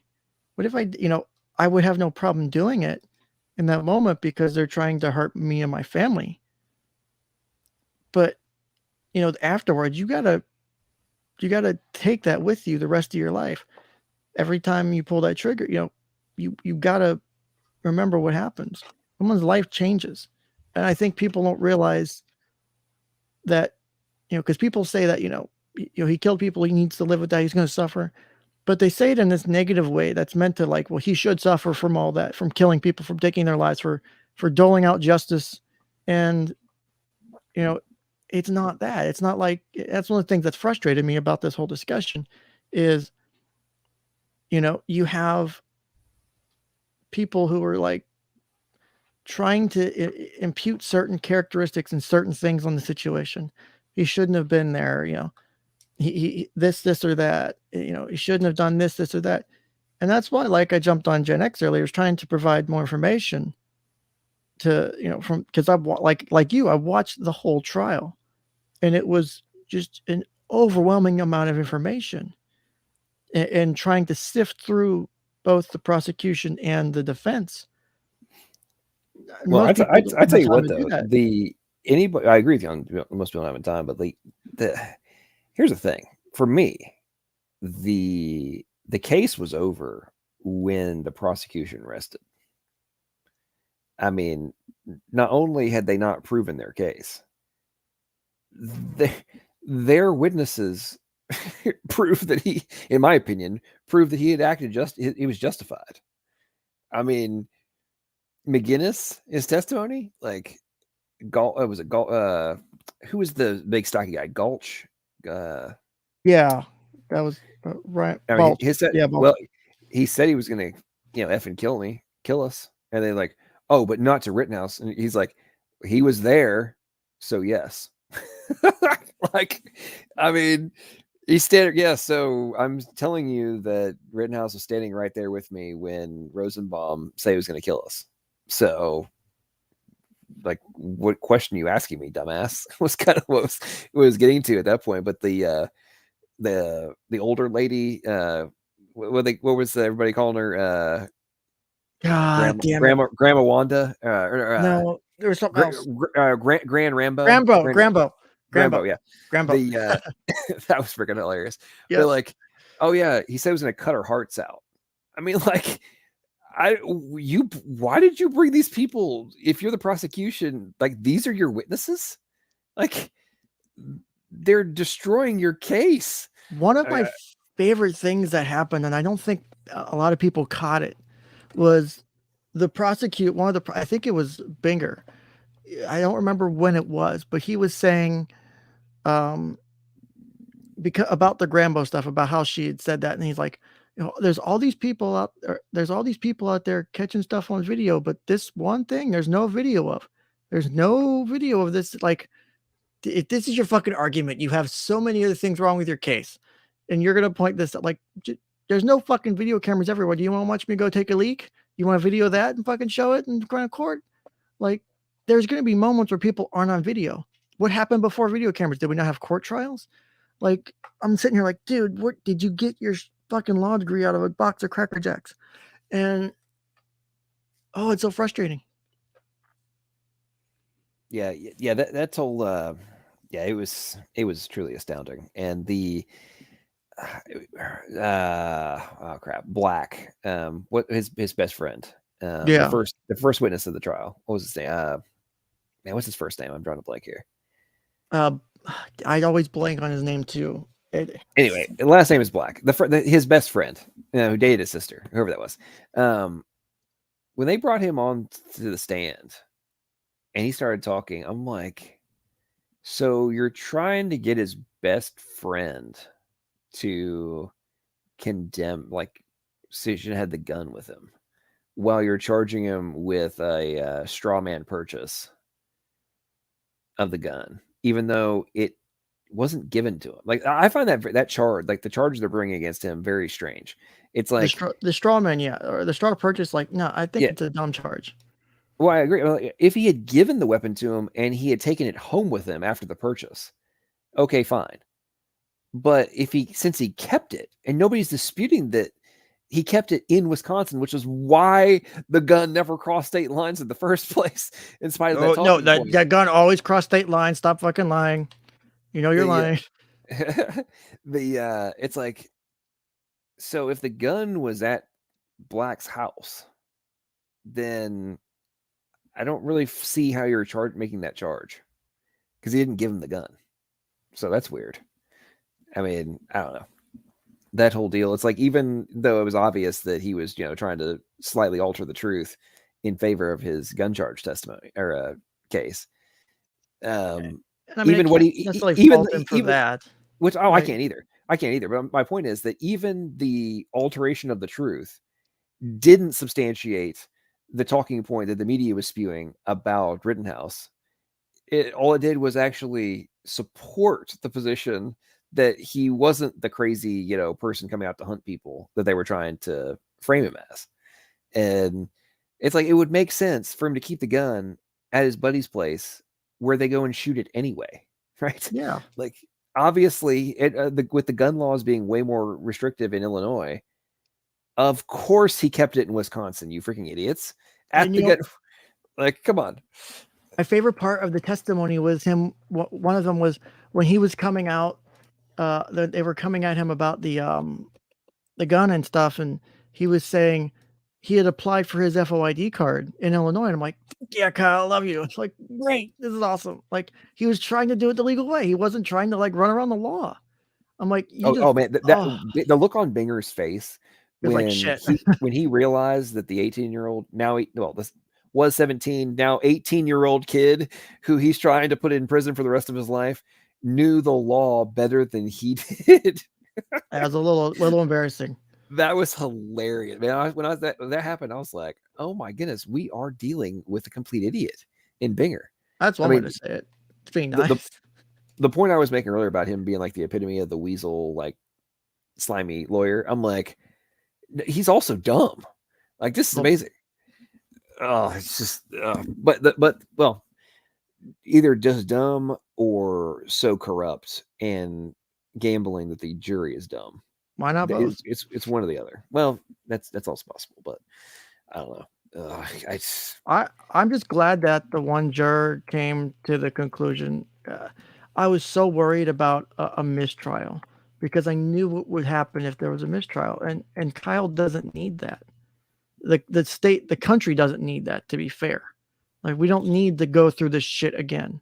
It's not okay. It was already difficult enough.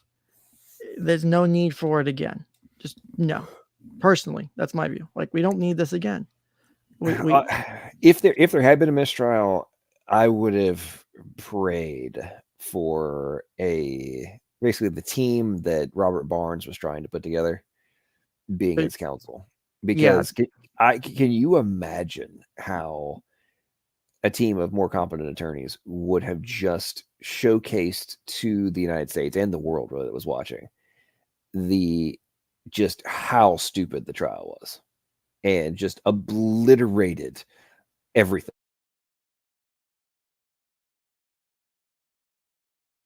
You still there, or did my computer fuck up? Oh, okay. Law would have been dramatically better if there'd been more aggressive counsel, let's say. Oh But I yeah. agree. But I agree with you 100% in the context of he didn't need another trial, and the country didn't need another trial, and we didn't need another year of the truth being blurred in the minds of the masses. And because I mean, as we all know, a huge portion of America thinks he shot a bunch of black guys. He was there to hunt, purposely trying to hunt down rioters and took gun across state lines. And, his mom needs to be charged because she dropped him off, which also is not true. So it's like, I mean, yeah, it's amazing. Say I made something real quick because of what someone said in the chat. I'm gonna pop it up on screen real quick. I thought that because of Binger not wanting to be behind the you got pics for that? I need pics for that. So how do I remove this? Okay, sorry. I was just shit posting for a second. No, you're fine. Yeah, Binger. I can't stand that guy. That is Binger is the type of person that he deserves to get punched in the face for being such a snake oil. Just, yeah. I mean, he was a complete and utter, black eye to the field of law. I think, but at the same time, I So is honestly Krause. and Kraus, but I almost feel like I'm hoping that what we all so many of us witnessed will wake people up to the problems that are being faced by people across the country and just the obvious corruption. I mean, the fact that the case was even brought Should never been brought. showcases corruption and political, the fact that it's a political case and being used to try and, get people elected or to make their, and the irony is, and this is what disturbs me more than anything, is the fact that the left is viewing Binger as a hero. They're viewing I don't want to say, I hate saying victims, but they're technically victims in a way, right? Of the shooting, like they're calling them heroes. They were trying to stop an active shooter. And like personally it's irritating because I'm like, that's not what fucking happened.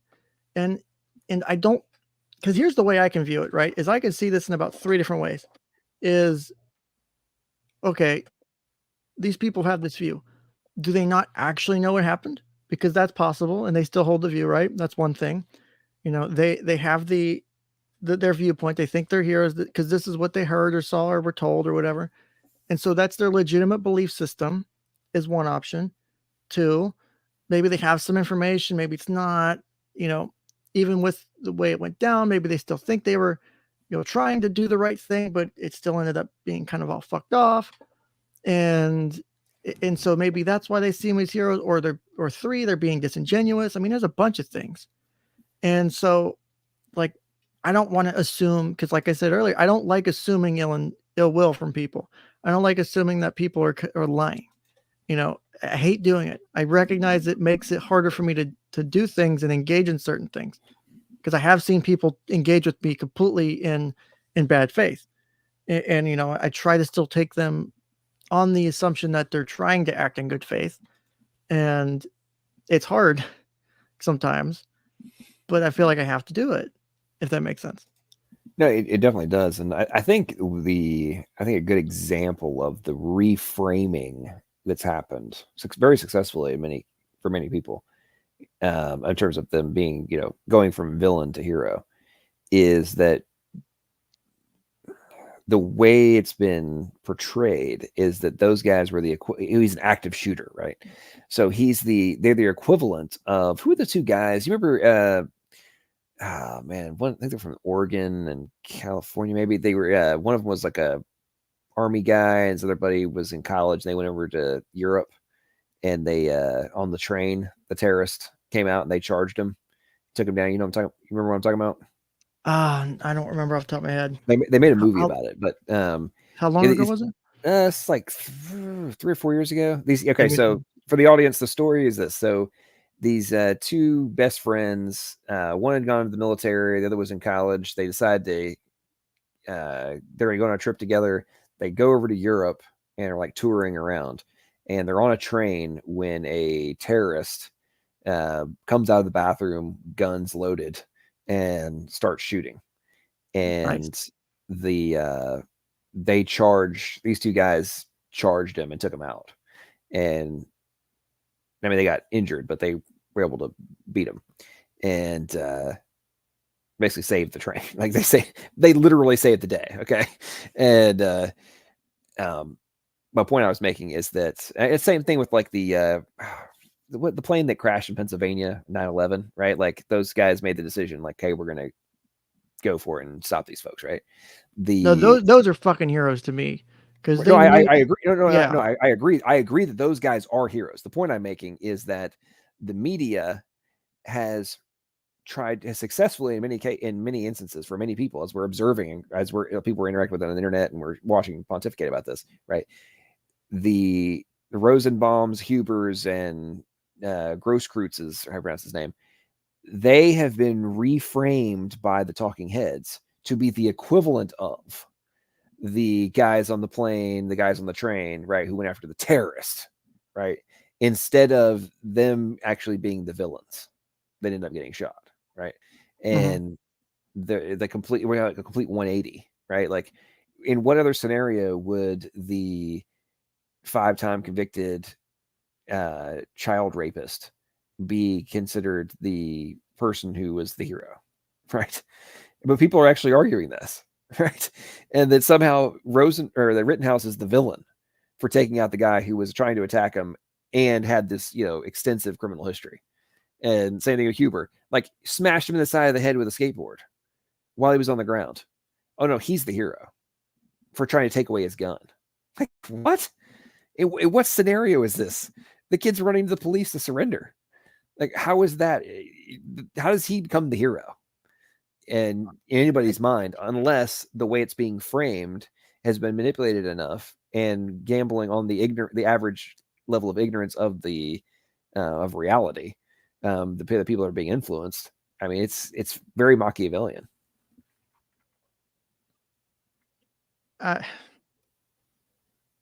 I'm trying to think here, because here's the way I could see it. Like, I hate to play the other side, devil's advocate shit all the time, but I kind of naturally do it, and it's kind of actually helpful in counseling sometimes. Uh, like Huber or not Huber, Rosenbaum, assuming he thought that he needed to do something because he thought Kyle was a threat, could be a hero, uh, even with his history, right? Because for me, like if someone were to walk into my office with a history and we're trying to work on their shit, I don't look at them negatively. Like I don't necessarily look at all these people who were involved in this negatively. It's it's the way I've best described it is there's no winners here. There's no one comes out really on top because everything that happened that night was preventable Well, to a except certain for the degree. guy who survived. Mm, No, I agree with you. He's had major losses to the quality of his life and his future and his psychological state. I agree with you completely. I guess let me put this in a different context. okay. If if Rittenhouse was running down the street randomly shooting people, and Huber, Jump Kick Man, Gross Groots, all the and did what they did, then they would be the hero, right? If he was running down the street randomly shooting people, right? But that's not reality. That's not what was happening. Yeah, So you are now saying that I'm not saying you. I'm saying rhetorically. no, I understand. The individual who claims that A, he was an active shooter, therefore the actions of those guys were heroic, is either ignorant of what actually happened and just spewing talking points, or is so consumed by their preconceived notions about gun rights and the AR-15 it's a deadly assault weapon. That thing's like it's a machine gun. The only person that has an AR-15 is somebody who is like you know No, it's they're a like shotgun. I they're saw a that on the crazy news person. earlier today. It's a shotgun. I It's mean, AR. and it's like I'm sorry if you're that ignorant, then I just don't take. And then you're going to simultaneously claim like whenever I see the reporters talk about like the assault weapon, and I actually read things where they talk about them being machine guns, and I'm I feel like, like I lose brain cells, and I'm not joking when I see some of this. It's like, how can you not take 5 minutes? Google 5 minutes. Like you have access to literally all the information on the planet, and you can still fuck it up. I don't understand it, and I don't try to impute, ill will. But I'm like, just 5 fucking minutes. 5 minutes. Google it. Read it. Read the damn articles. I Read mean, up it's on like, it. Understand it. I'm just like if you don't understand I mean, okay, can you shoot bullets relatively rapidly? Yes, but if you have an M16 or whatever the latest version is now, and you flip it from single fire, what's the M16 is what? Single fire, 3 bullet spray, and then Or full three, auto, right? yeah, a single, three burst, and then full auto. And it's I like, think there's mods that don't give you full auto that just give you 3 round burst because people waste it. It depends. I think you're on your assignment. okay. Um, But I remember as a kid, and I say kid, I was like 13, 14, getting the opportunity to like on one of the like training like deals they did on the base, right? Like I got to go and shoot some of the big guns, right? And like shoot M16, and then they move us up and let's do different stuff, right? It was kind of cool as a kid, but the having at some point in my life fired a full auto, it's like it is way different. Way, and as you know, it's from your time in the military, like it's way different than single fire. Way different. And I mean, yes, can people modify their guns to have full auto? Like, yes, that's okay, whatever. But just because like standard AR-15 does not do that at all. So to try and equate it with like a weapon of war is just naive, in my opinion. I don't know what you think about that. I think it. So, because I actually had someone had mentioned I don't remember where it was the other day. They're like, I'm surprised. I think I was it was in another chat, or I jumped on another show real quick, and they were like, I'm surprised you're pro gun. I'm like, oh fuck yeah, I'm really pro gun. I'm like, I'm so pro gun and shit, you would lose your fucking mind. Like I love guns, and I'm not even that huge of a like I don't even own that many. I'm so pro gun. I want felons who get out of prison to get their gun rights back. And if you're out of prison, you fucking should get your rights back. You shouldn't lose your, it's at this point, it's literally a redheaded stepchild constitutional right, and it's disgusting. I'm very free speech. You know, I believe you should be able to say anything, and like if Rosenbaum wanted to start up a YouTube channel and say the N word all day, and if it wasn't for the fact that YouTube would probably yeet me for saying it, I would fucking say it because I have no problem saying it because I'm not using it in a hateful manner. I use the N word. I have no problem using it. I won't use it here because YouTube will yeet me. Uh, but because I can have it and use it in a discussion. It's not, I don't believe words should be censored. I don't believe things should be taken away from people. That's why when we were discussing rights earlier, like the idea that you have a country like Canada that doesn't give people core rights like the ability to get ask for a lawyer during police questioning. Like the way that law is, it's disgusting. Like I could pull it up and we could go through it if you want, but it's fucking crazy how that laws, their laws and their courts have interpreted shit. And it's scary. I'm like, oh God. Well, Like I know. Viva made a really great point. He's made this point multiple times, but uh, in the context of like the orders that have been happening up in Canada, and he's like how they basically violate what's their there's some term in their deal like their universal something. Anyway, basically they're quasi rights, but then there's like a caveat that says basically they can all be suspended. Yeah, that's like, it's what the fuck is this? It's like, well, yeah, hang on. So if this is your supposed rights, but they can be taken away at any time, like then that's not a right by definition, you freaking idiots. Like these guys can just arbitrarily decide that, oh wait, you no longer have this privilege. Okay, cool. So it wasn't a right then, ever. Okay, cool. And this coincides with, I think, one of the major issues that's facing the United States is the complete decimation of civics education across for the last 40 years in the United States of America. It's basically been non-existent. And like it blows me. I was thankfully I had civics as a kid, thank goodness, and I've loved history and read tons of books on stuff. Anyway, very long story short, to me, some of the things that I'm observing right now that have been happening.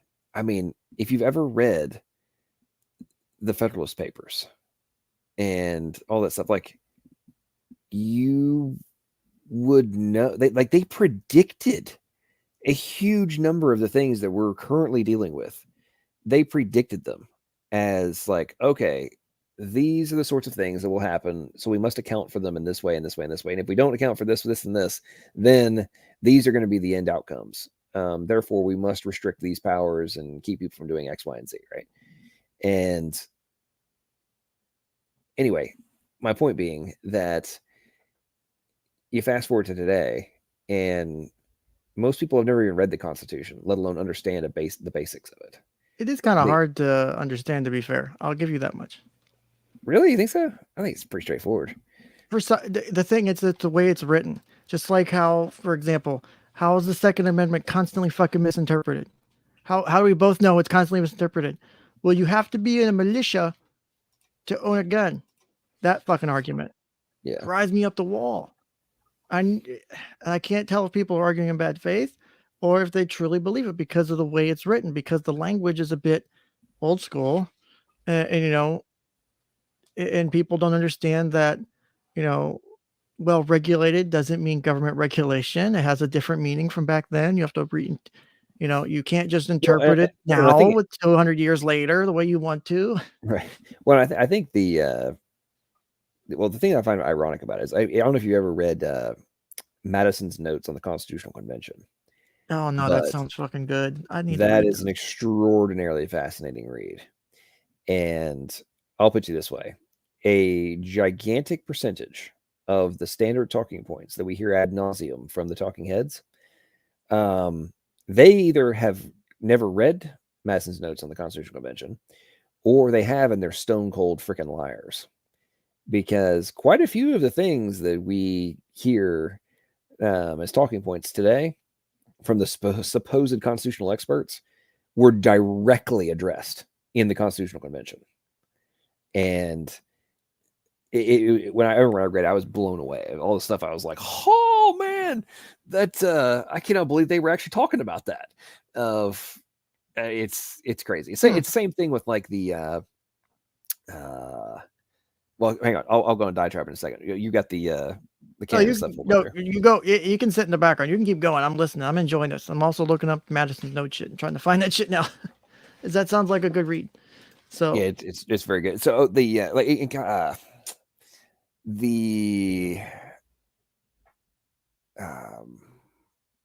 birthright citizenship law, right?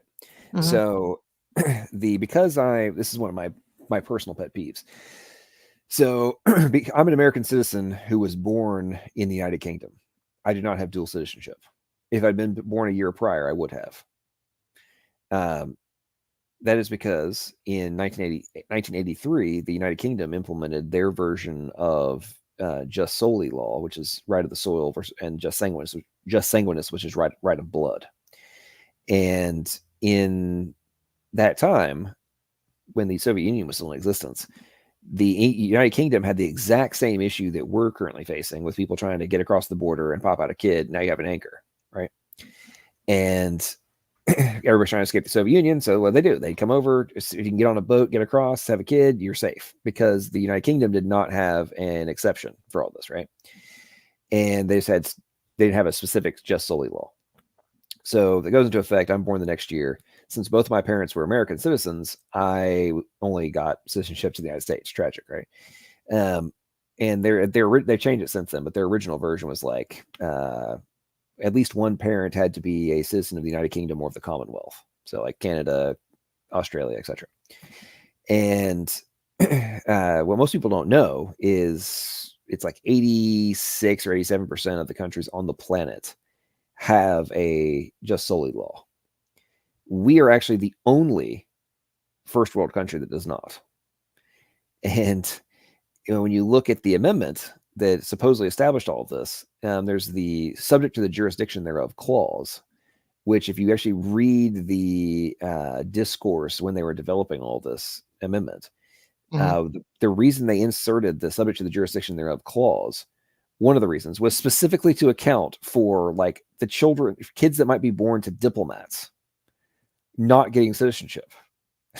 Like they just specifically accounted, like if you're not here legally or if you're not a citizen, all that kind of stuff, then you shouldn't get citizenship. It's amazing. It's ironic, right?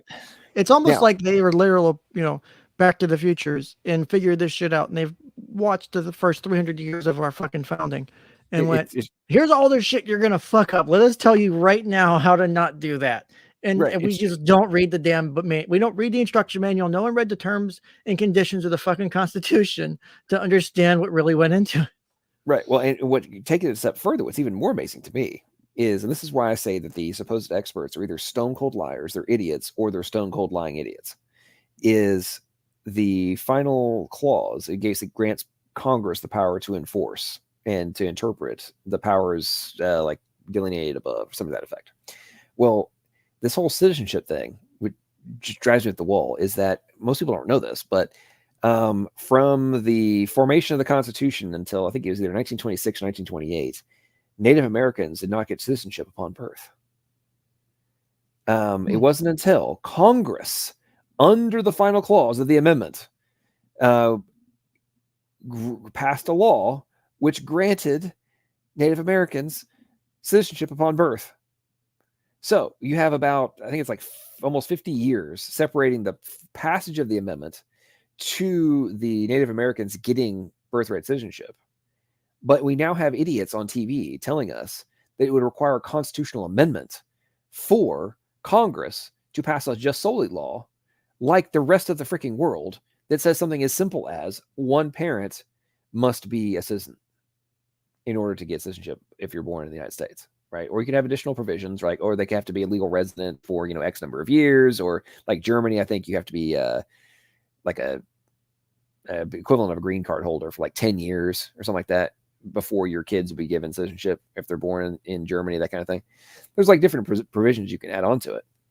But all we hear is that, oh, either you're a racist, bigoted xenophobe if you want people to have like some sort of, restrictions on who can get citizenship, or if you want to change it, we'd have to have an amendment, which is just never going to happen. Therefore, there's nothing we could do to solve it.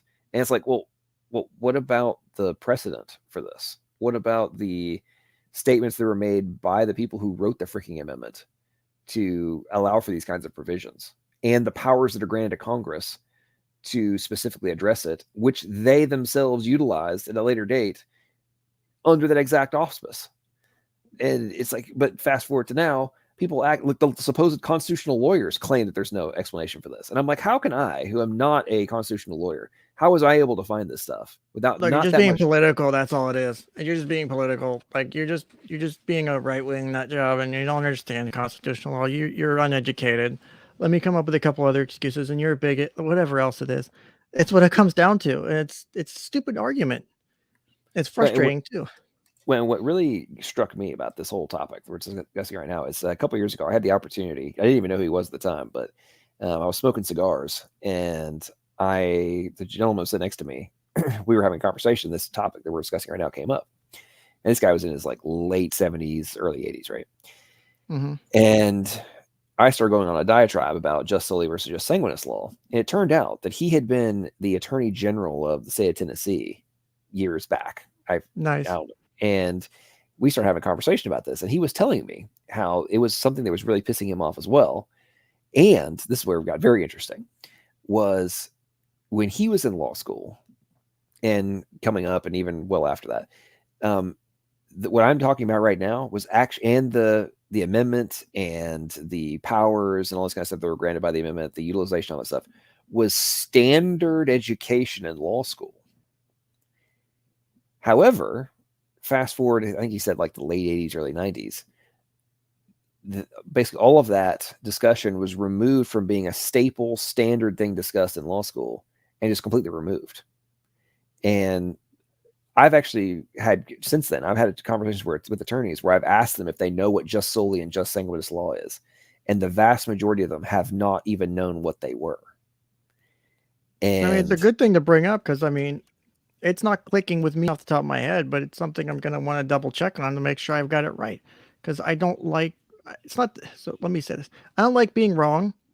As far as like, I hate that I had the wrong information. I would rather be corrected and know the right information. It's just that I hate that I was wrong in something because maybe I could have been better about it. So like maybe I know what you're talking about, but it's not clicking and I just need a refresher. Or maybe didn't know my shit on it and I want to be better about it. It's a struggle with me, and I don't know how other people see it. Is when you have the same type of positions and the views, and people don't take those steps to correct it, to actually address the problem, address the things that are causing, you know, the misinformation or the misunderstanding. Like you're talking about how people like experts don't understand this concept you're talking about. right, well, and I agree with you, I don't understand it, but what has me very concerned is if this used to be a staple of legal education and now it is not, why is that the case?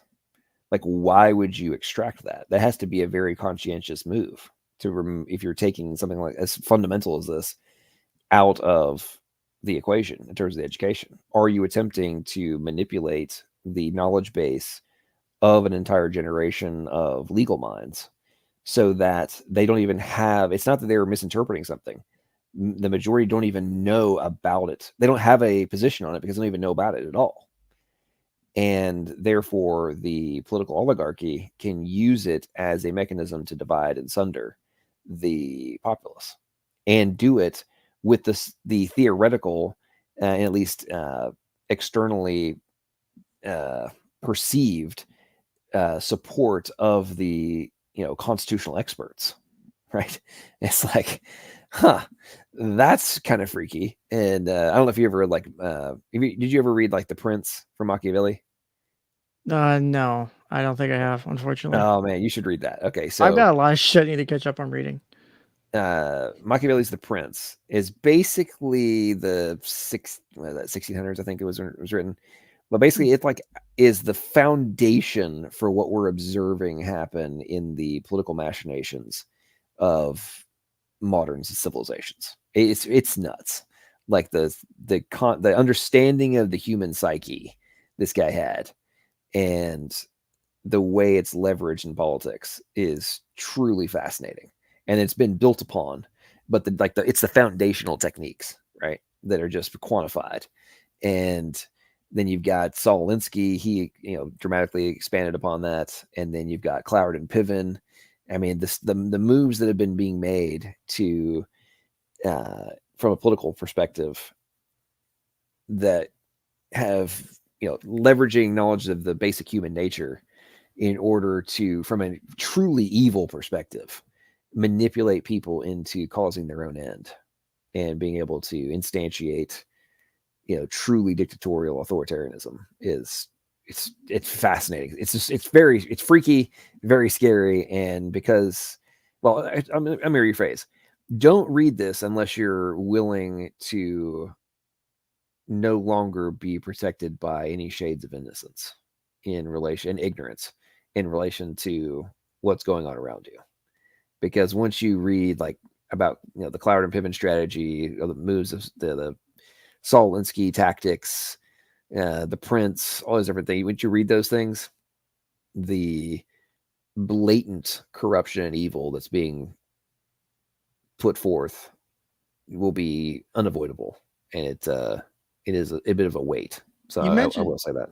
you mentioned something that's really interesting, and I just checked this person's Twitter because I figured it would get deleted, and I took screenshots of it because one of my other hobbies is data archiving and data hoarding. I've got a few different hobbies. Like I said, I have a really interesting background in history and interests. It's all over the board. But they were talking about the Kyle Rittenhouse shooting specifically, and they mentioned, that they should be able to, that something about them appealing, the being it for the state or the prosecutors being able to appeal the conviction and get him convicted, and people were like, "You can't do that," and the person was like, uh, "Wow, this is an awful system. We need to find a less convoluted and vague judicial system and congressional system." And then a few more tweets into this conversation, one, I find out by looking at their Twitter profile, they're 16, and two, they mentioned some. Let me see if I can find it real quick. They mentioned how they were not taught that in school, like that's not in their. They don't teach the specifics of that even in civics and government. I assume that appeals worked in the same way either way. So for a 16-year-old, I can give them slack on that a bit, but it's like, holy shit! Like how that's something that I thought would be, you know, understood at that core level, right? At by the time you're 16, you think you would have civics and government enough, at least enough understanding that yes, you can appeal, but only if you've been convicted. You can't like once you're acquitted, you're done. The only way they can fuck you with that is through federal charges, which they're trying to do with Kyle, which I don't know how the fuck they're going to pull that one off, because Nadler and them want to investigate, which is frustrating. Like, If they listen, if I saw all that stuff. I'm oh, talking it's about on the. disgusting. When I saw like Nadler, freaking Nadler, dude, Fuck that guy needs Nadler. to be retired. I mean, I hate that guy. Anyway, the fact that heck, the president of the United States, when Biden was talking about how he was angry with the decision and stuff, it's Hmm. like, number one, Biden, we know that's not actually your thought because you have no thoughts left, like you are a repeating robot. But the that stuff just, I'm just, if they bring charges, federal charges against him, it is beyond the pale, and like all semblance of rule of law has left the building. And like I was saying that about the trial in the first place. Like I was like, if he gets found guilty, then we can just go ahead and suspend, you know, any level of like rule of law in the United States. In this context, in this case, if he is not acquitted, then why would I respect any aspect of law enforcement? I mean, from a judicial perspective, why would I respect you anymore? Oh, I agree. There, why does because and Nick Rakita makes a good point of this because he mentions it occasionally whenever he's talking about stuff. Is every law is enforced at the point of a gun, and when you think about how many laws there are, think about what is it? Damn it! Any traffic law, anything. Look at the shootings of all these people. They all end up, from police officers. It's because of an enforcement of a law, whether it's minor or major, Yep. whether it's a $20 counterfeit, whether it's a major crime. They are enforced at the point of a gun. And how much power do you want to give to someone over you like that? And to me, it's scary because, like, because someone in the chat was, and they weren't arguing with me necessarily, but they were tagging me about how in Canada Section 10 grants rights to counsel. To jump to this article real quick is this section I highlighted here, and we'll breeze through this real quick. As the law stands, arrested and detained individuals don't have the right to a lawyer present when they are being questioned by police, nor do the police have an obligation to stop questioning a detainee even if he repeatedly and emphatically asserts his right to silence. It is often the case that police interrogation will be far more determinative of the outcome of a criminal matter than any part of the trial. What is said in that small room can be more often than not decide the course of any particular prosecution. Canadians, of course, are well acquainted with the legal protections provided to the U.S. neighbors, all of our laws and shit. And then, so why don't we have Miranda rights on this side of the border? Why are Canadian detainees denied the right to counsel during police interrogations? Here we go. At first glance, the Canadian Charter of Rights and Freedoms seems to recognize the centrality of the right to counsel as early in the process as possible. Everyone in the Constitution states has a right on arrest and detention to retain and instruct counsel without delay. Interestingly enough, the French version of the Charter appears to go even further. Instead of merely retaining and instructing counsel, French text guarantees the right to l'assistance d'un avocat. I never was good at French. Fuck off. So assistance at counsel. Generally speaking, matters of constitutional interpretation, where there's a conflict between English and French text, the broader reading takes precedent. Some have argued that allowing lawyers to be present during interrogations would unjustly impede the ability of police to properly investigate criminal matters. Still others argue not only would fewer people confess, it would be more difficult to ultimately obtain convictions. This here is fucking sick. This entire 2 lines are sick to me. I don't know if you agree. That argument is there. Like, we can't give you a lawyer at the beginning because you might you might have you might be able to make we can't do our investigation. We can't convict you. We don't have enough evidence. To me, that's scary. That's fucking scary. Well, and here's another part of that I find very concerning, and it's happening here in the United States as well to an extent, but obviously we have much greater protections. Mm-hmm. But the reality is that the vast majority of criminals are lower IQ individuals. This is just a fact. And the earliest ones get caught, right?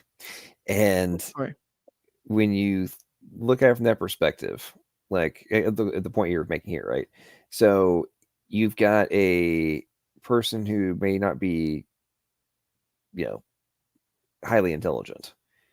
The probability of them being able to be manipulated potentially into disclosing information they wouldn't have if they had counsel goes up exponentially. And how many examples of that, right? Of even innocent people who were convicted, they were released later after it was found out that, the things they were talking about that had led to their conviction were as a result of manipulation or, extended interrogation and all that kind of stuff, right? Oh, it's scary. It's scary that happens. Right. And to me, you think about that, it's like, I think very often that politicians and even people writing articles and stuff oftentimes don't think about that because if the position that they're in necessitates, at least theoretically necessitates, that they be a higher than average intelligence. Therefore, the premise of them being able to actually understand how somebody who is less intelligent could potentially be manipulated is hard. I think it's hard for them to actually grasp. They're not doing an internal critique because they can't. Obviously, you can't make yourself dumb. And at the same time, many of them want to operate from this oh well, everything is just done completely above board. Nobody would ever try to manipulate somebody. It's like, they do it all the time. Like, what do you mean? Like, don't give me that bullshit. That's the whole point of Miranda rights, is to account for those scenarios. One of the reasons is to account for those types of scenarios, right? And anyway, continue. Sorry, my tangent there. Continue. No, I love tangents. Like, I always segue off cliffs all the fucking time because there's just too much. You can have. That's why I love a good rant, because you can just shit comes out and get really good shit, and the destruction of right. Because, like, for example, I highlighted Matthew's comment. He said, the ruling from the Supreme Court in Canada was that you're allowed access to a lawyer, just not during interrogation. Why would how? I don't understand how a Supreme Court could fucking justify that. When you're the highest law in the land, you get to decide the fate of tens of thousands of people, if not more, every year, based on single fucking rulings you make. Every word you write is going to be analyzed by hundreds of people, by thousands of students. Articles are going to get written, research is going to get done. And you make a decision like that, and I highlighted it here because of those fears that people have. 50 years of academic research in the US have shown neither of those fears to be true about being able to investigate or get convictions. Studies have shown that in the wake of US Supreme Court's decision on Miranda v. Arizona, one common thread emerged. There was virtually no effect on either the confession or conviction rate. Police were not unduly frustrated in their attempts to obtain legitimate confessions, and the wheels of justice did not grind to a halt. Why would one expect anything else in Canada? Other opponents of these rights have argued that it is impractical for lawyers to be present during police interrogations. Would counsel really show up? Could a lawyer unwittingly become a witness to events that transpired in the interview room? These issues are less prevalent in the modern era with videotape police interview. With every remark and every gesture captured on video, the issue of lawyers as witnesses is rendered virtually moot. In addition, Canadians should be reminded that the law already provides for the presence of counsel during interrogations in specific circumstances. So, but only in specific circumstances. So apparently under 18, you're guaranteed it unless the youth waives the right, which I don't believe a youth should be able to waive that right because they don't fucking understand the right. Like, there's no way if you're questioning like a 12-year-old kid or a 13-year-old kid or like a 10-year-old kid or whatever the fuck it is that, well, okay, I'll talk to you. They don't understand what it means to have right to counsel. And you're just going to let them waive it? I don't know how Canada deals with that, but oh, it's just hearing this. It's like, I fear for people in Canada. Like, I've thought about moving to other countries. I thought about maybe going elsewhere. And then I looked and I could not find any country where I could go and feel safe and where I could go and feel comfortable having my rights and not having them lost. Because if I go to Canada, I don't get a right to counsel when I'm being interrogated. And they can interrogate you for hours. They can hold you for a while. No counsel. Unless you know how to resist interrogation, which is not easy. They sent SWAT teams to arrest a preacher and his brother in the middle of a highway I remember that. for not closing his church. That's sick. At this point, if that's what's going down, and of course they try to do some of that same kind of stuff. No, not to that extent necessarily, but similar types of Gestapo tactics in California and New York and Michigan and such. But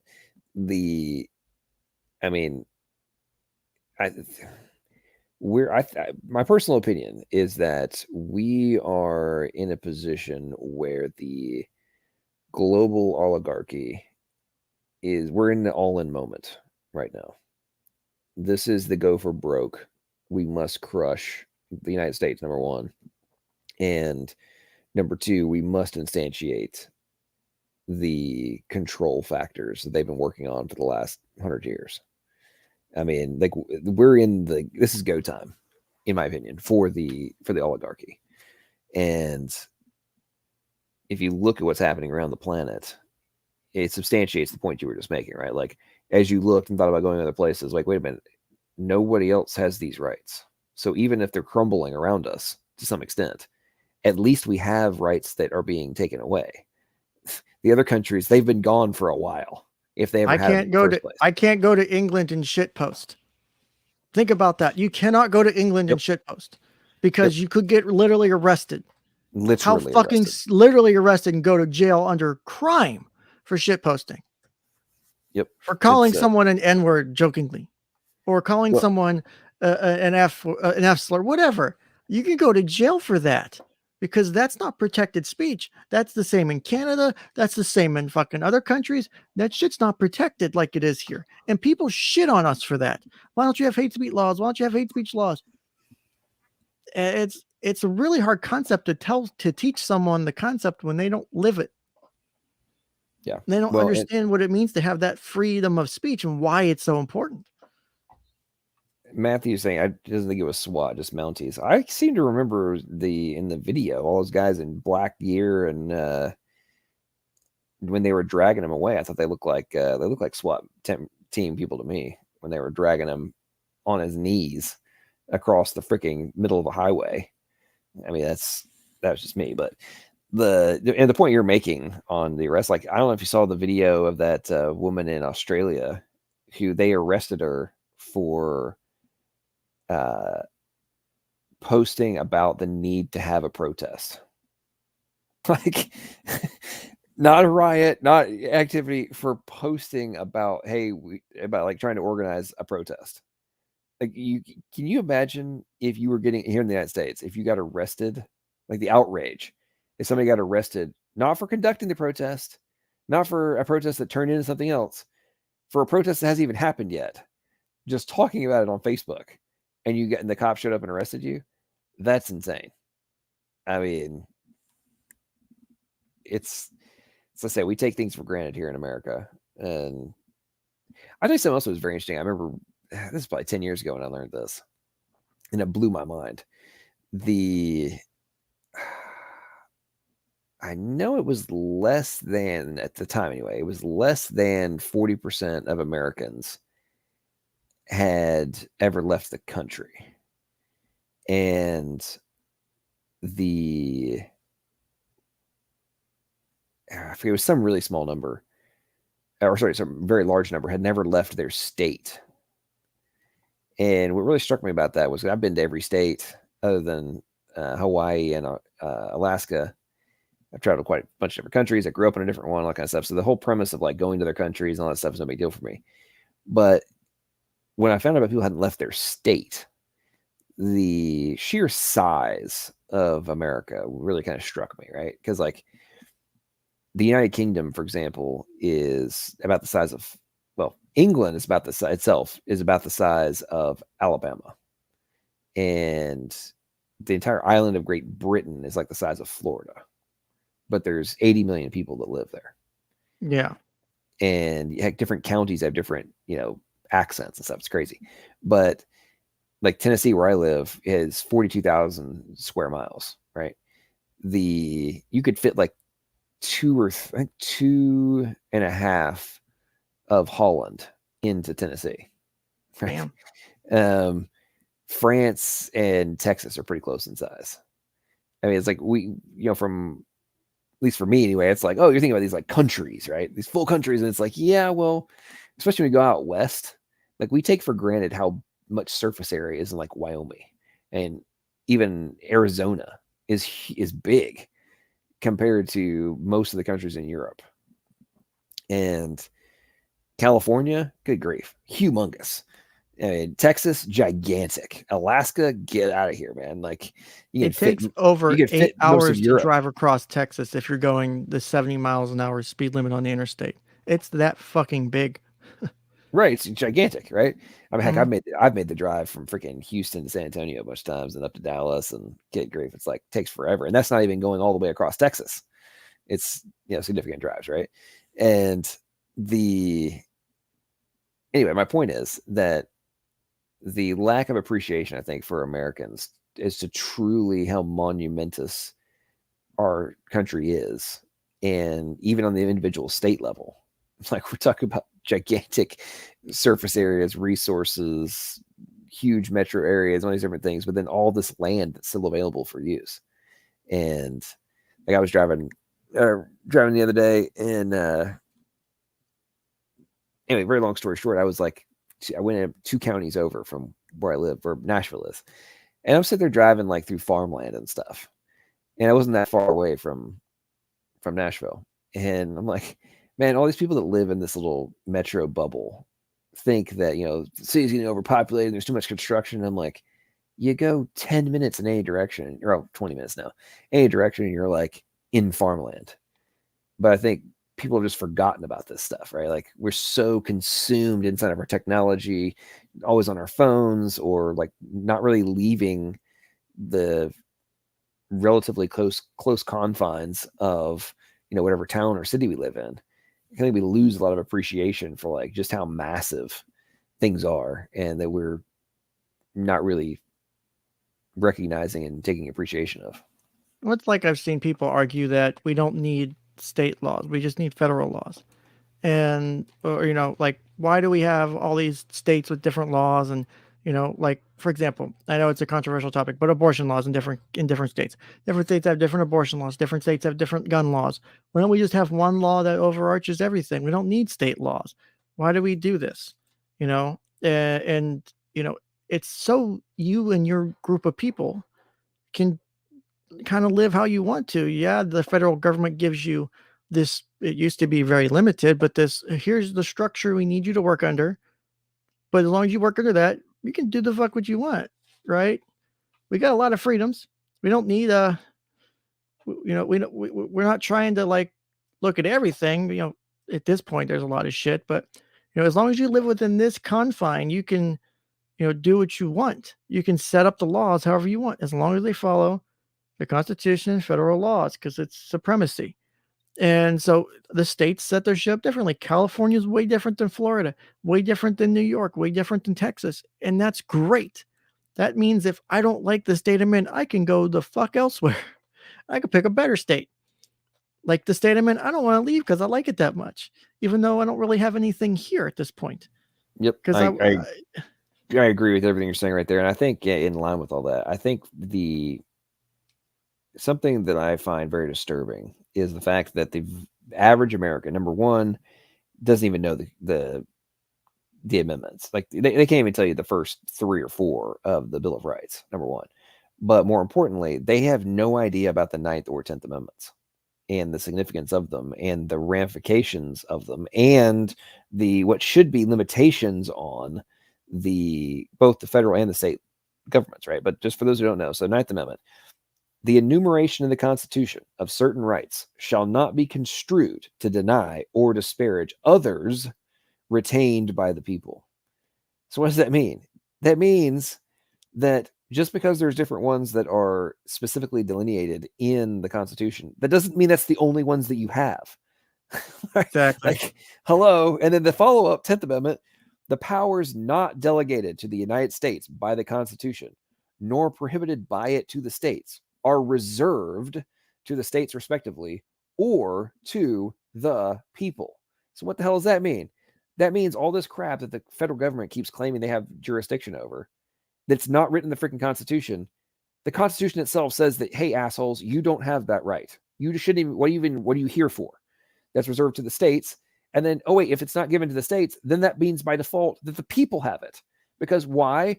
We, the people, are the ones who are granting the power to them in the first place. So if this is the power that we have given to them, that means that every other power is withheld to what? Us, the people.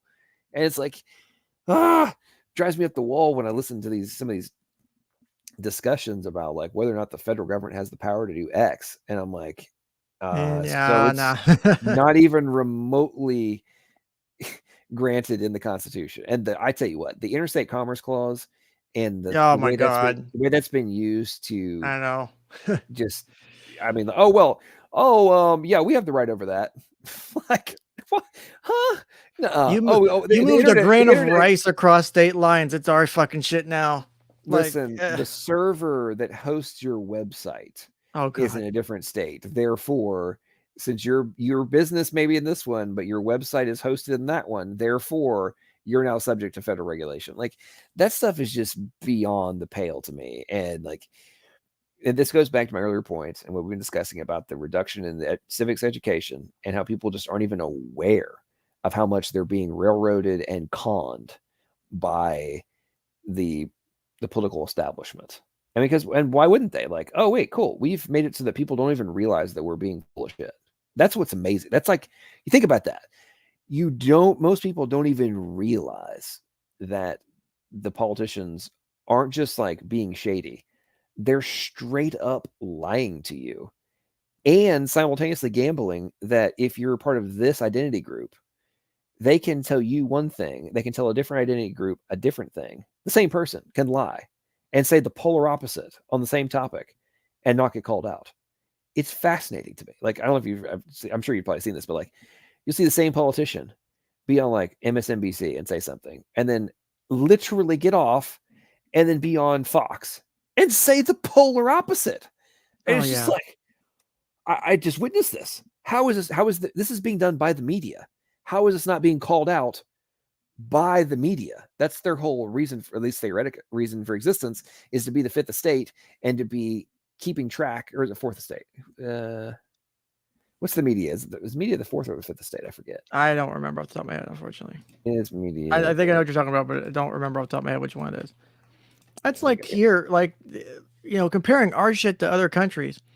Like, this is what I hate, because this happens in the U.S. too, but not to the same degree. Where, here it says, police officers who are subject to criminal inquiry by special investigations unit or a potential witness are legally guaranteed the right to counsel present during questioning.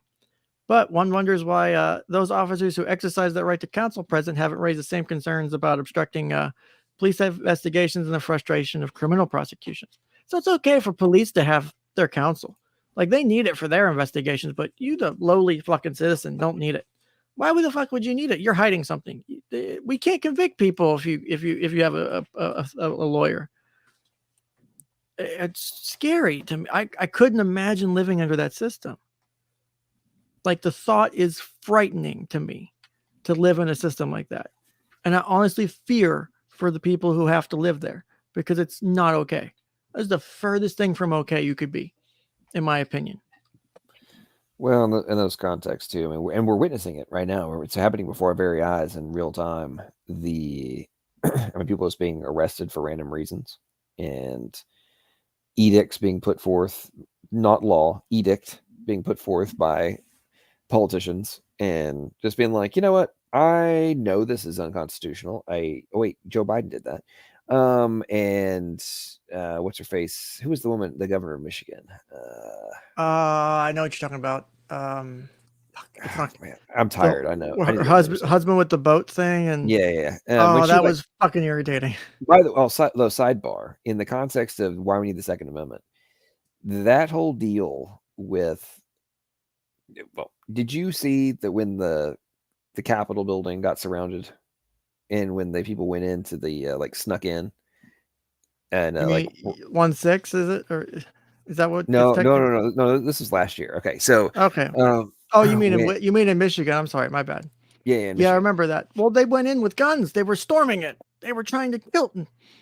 Here's what was very, very fascinating to me on two fronts. So number one is the week or a couple days. It was not that long before this.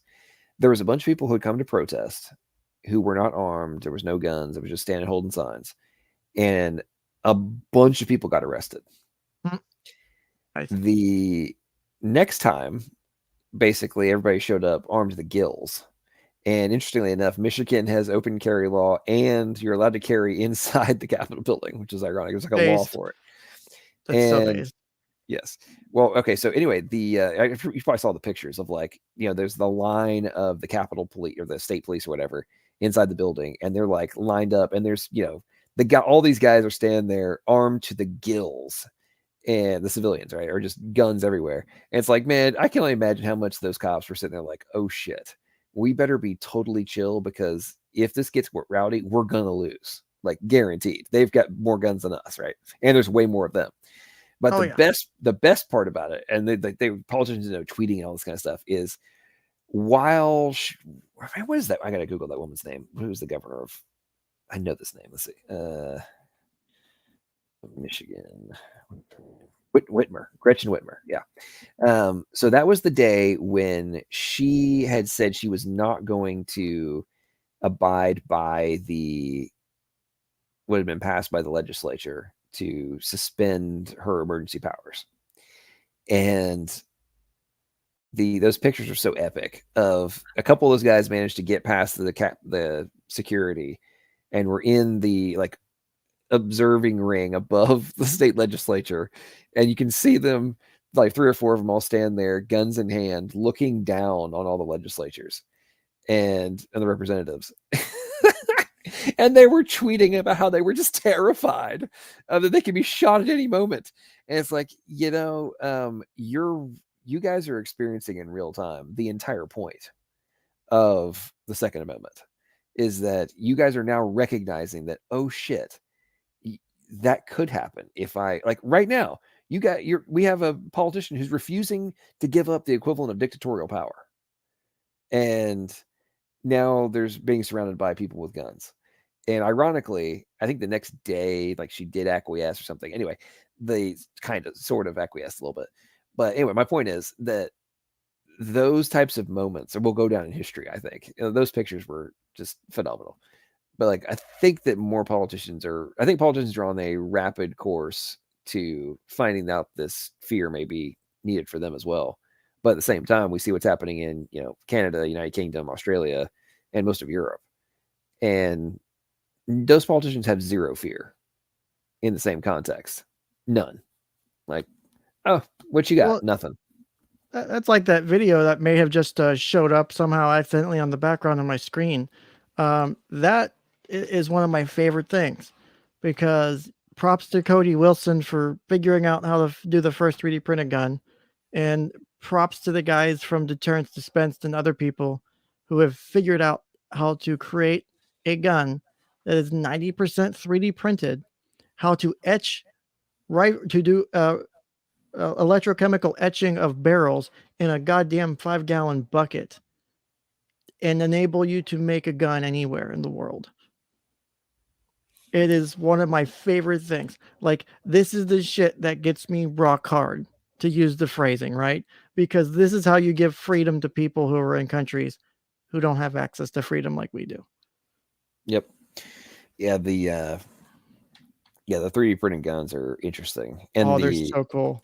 the level to which the administrations are attempting here in the States are attempting to outlaw them is both on the state and the federal level is very interesting to me. Like while I think that a lot of politicians are complete idiots, I think some of the people behind them are not, and they recognize the threat to them, right? Because I mean, you got to think about it. If your objective is to be totalitarian, then you recognize that you eventually they're going to come for you if you don't have the ways to subjugate the people.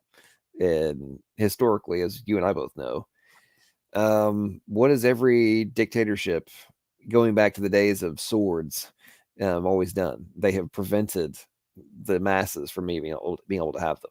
I think it's interesting. Most people don't know this, but or they live in naivete that this would be reality. But like in the Middle Ages, the feudal lords didn't allow the farmers and the serfs. Like it was illegal for you to have a sword. Like the whole premise of being able to protect yourself from the power brokers. It's only the only thing that's changed is like what weapon do they outlaw. Yeah,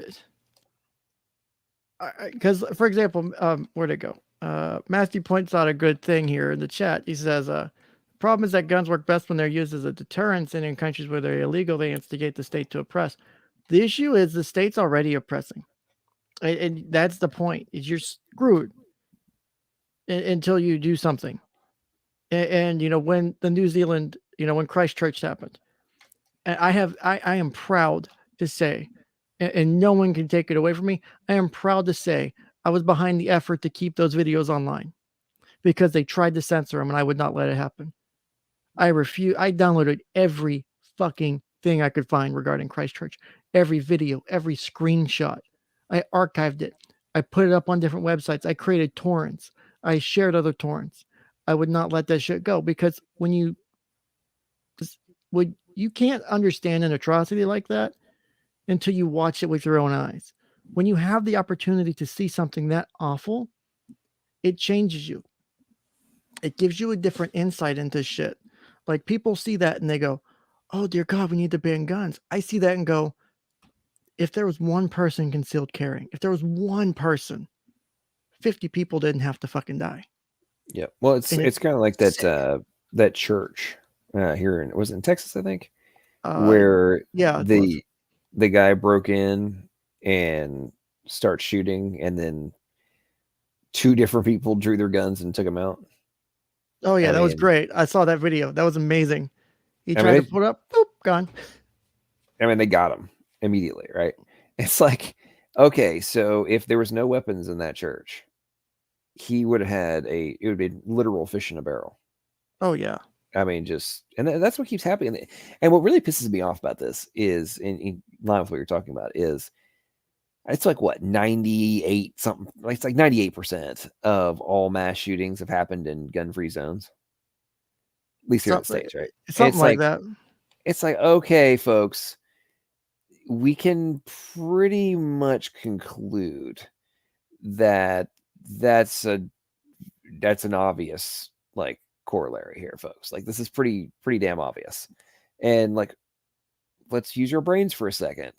If it's your objective to go nuts and kill a bunch of people and you want to have as much time to kill a bunch of people, you're going to go the place that has the lowest probability of somebody being able to stop you from killing a bunch of people. Like this is not like some crazy convoluted logic game that you need to play to figure out here. It's I, pretty I've basic common sense.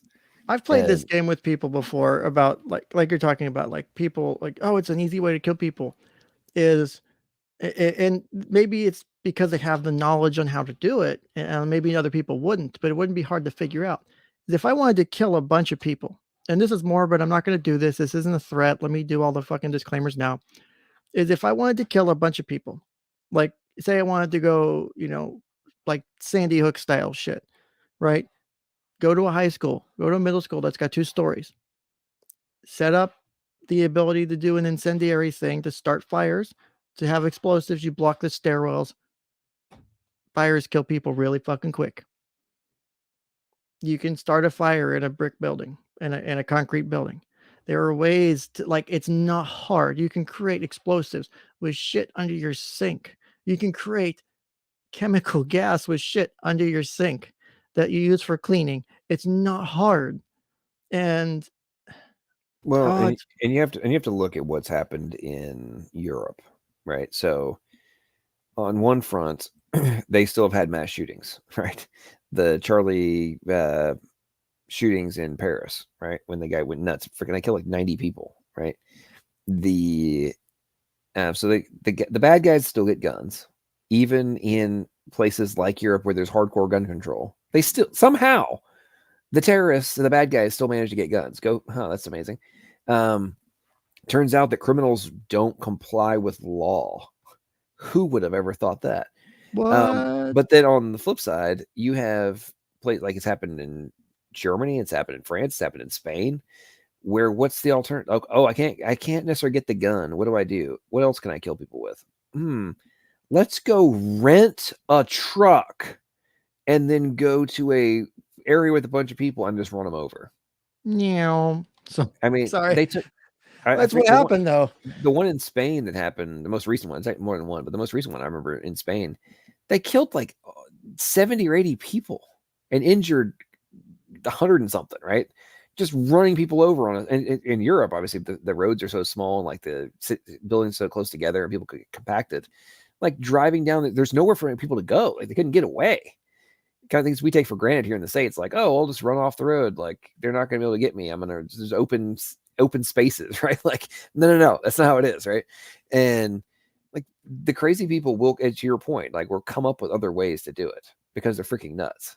And we need to be looking at solving the nutty problem versus the taking away the defense mechanism for other people to stop the crazy person. It's truly That's it's like, like we're living in the opposite of reality.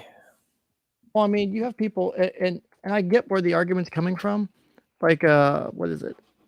With, for example, um, Ahmaud Arbery. You have people who do shit. I don't want to say in bad faith, but can do things in bad faith, who can, make really shitty choices and really poor choices, and that's with a firearm. And whether you agree with or not with the Arbery shooting, you know, same thing with Rittenhouse. Do you really? I don't feel comfortable taking away someone's rights ever. It's like there are certain things like that even bother me, that we take away rights for people who are incarcerated. Like just because you're incarcerated, you shouldn't lose some rights.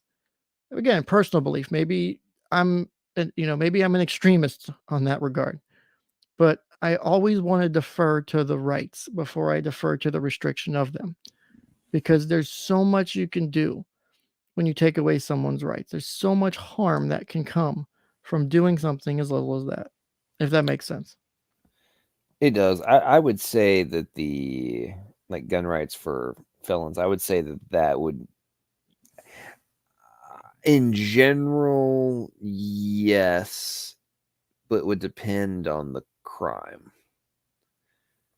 I would say, like, I would say you probably Yeah, would still have some caveats, right? Like, it's a if the person is a known like violent felon on multiple occasions, like maybe you get them back after your first release, but then if you get arrested again and it's for violent crime, then you might not get them back the second time, kind of thing. The I can see those kinds of and that's potential caveats that would be in specific instances. Like if somebody's their especially with repeat offender kind of shit. I get that one. Like I'm cool with that one. It's like, if you go in and we let you out, the assumption is if we're letting you out, that you are good to go. You have done your debt to society. Welcome back. Don't fuck up again. right. Until Well, you've committed a crime, you should be treated innocent until proven guilty. I believe those should be independent issues. You fuck up on one thing, you do your time, you're done. You should come back to what it is, because I don't think we should be just because you take away people's right to vote, you take away gun rights, you take away all this other shit, and it's like look at people on probation or parole. There's so many restrictions, and I yeah, get some of them, but still others are like, ooh, I wouldn't feel comfortable with that. You know, like it's scary to me. yeah. There is a lot of overreach, I think, in many aspects, and one of the other things that are really frustrating. I mean, obviously, the power that the probation officers get and parole officers get is just freaking insane. The, I mean, they control people's lives in that context. But the point I was going to make was in line with what you were talking about. The and I was kind of touching on this earlier, but didn't get into more detail. But I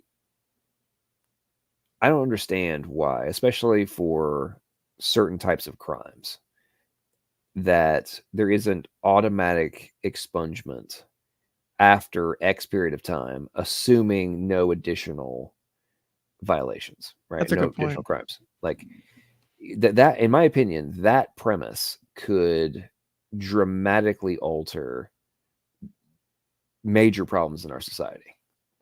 Of, I mean, think about it. What incentive does the person with a criminal record have to never ever commit another crime? If they're the one that's on their record is never going to go away and is therefore going to, for the rest of their life, or for at least a very long period of time, probably prevent them from being able to like take their life to the next level in terms of getting jobs and all that kind of stuff, right? So let's think about this, especially when with what's happening with the youth. Of okay, black kid in the projects gets arrested when he's 18. Now he's got a you know drug charge and burglary or minor whatever, right? Okay, this kid has now been propagandized that there is no alternative for him ever. Therefore, he's always going to be in the hood and he's always going to have to be in a gang or be living in crime. Now he's got that record, he's done, right? So what's he going to do? Probably go back into crime. Versus, hey kid, if you for the next 7 years, right? So you're 18 now, by the time you're 25, if you haven't gotten arrested again, your record goes away. I mean, That's a serious incentive to not go back to crime in that context. Like it can be removed. Not, hey, I have to hire a lawyer and have all this money to go through the expungement process and all that kind of stuff. No. By default, it's removed. And part of where this whole concept came to me was like like how things are operated in terms of our like credit reporting system. mhm. Like, okay, so you can go run up thousands of dollars and basically on purpose commit fraud, right? And then go file bankruptcy, and then 7 years later, it's gone. Yeah, technically, What? in ways. Now, some maybe a little bit longer, depending on the type of bankruptcy and all that kind of stuff. But like for all intents and purposes, without you doing anything, it will be erased from your credit report, right? Even if you could do it again, and again in 7 years after that. Well, 10, depending on the fact. Anyway, long story short, it'll be erased without you having to do anything necessarily. You don't have to hire a lawyer and get it expunged. Like that. It just automatically gets deleted. So you're telling me that we couldn't come up with a similar concept where it just automatically gets deleted from your background check? We delete it from the credit report that people do. Your credit card Right. company does. Why The could you only not do a same type of concept for crimes, assuming that you have not done what? You haven't gone and committed more crimes and gotten more black marks on your your deal and like continue, or like with the collection or whatever, right? Extenuated the amount of time it can stay on your report and all that kind of stuff, right? Why can we not apply the exact same logic to criminal history? Again, with caveats, assuming you didn't execute, like, pull a Hannibal Lecter on people.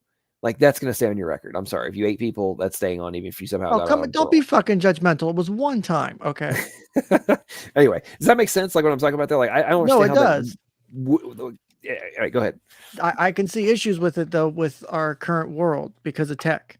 Is if I get arrested and convicted, there's websites that check and scrape all those things and the arrest records. Is even if my records expunged when you run a like maybe a formal background check that checks those databases, like the actual like county and state and federal ones or whatever. But these other people's like these other companies that scrape all this data to sell their background services, they're going to have my arrest and conviction record on there even though it's been expunged. How do you deal with that? Because that's going to be a problem. And I agree with you that there's probably should be a way to say, hey, look, you get out, your shit's expunged. As long as you don't fuck up in the next 5-10 years, shit stays off.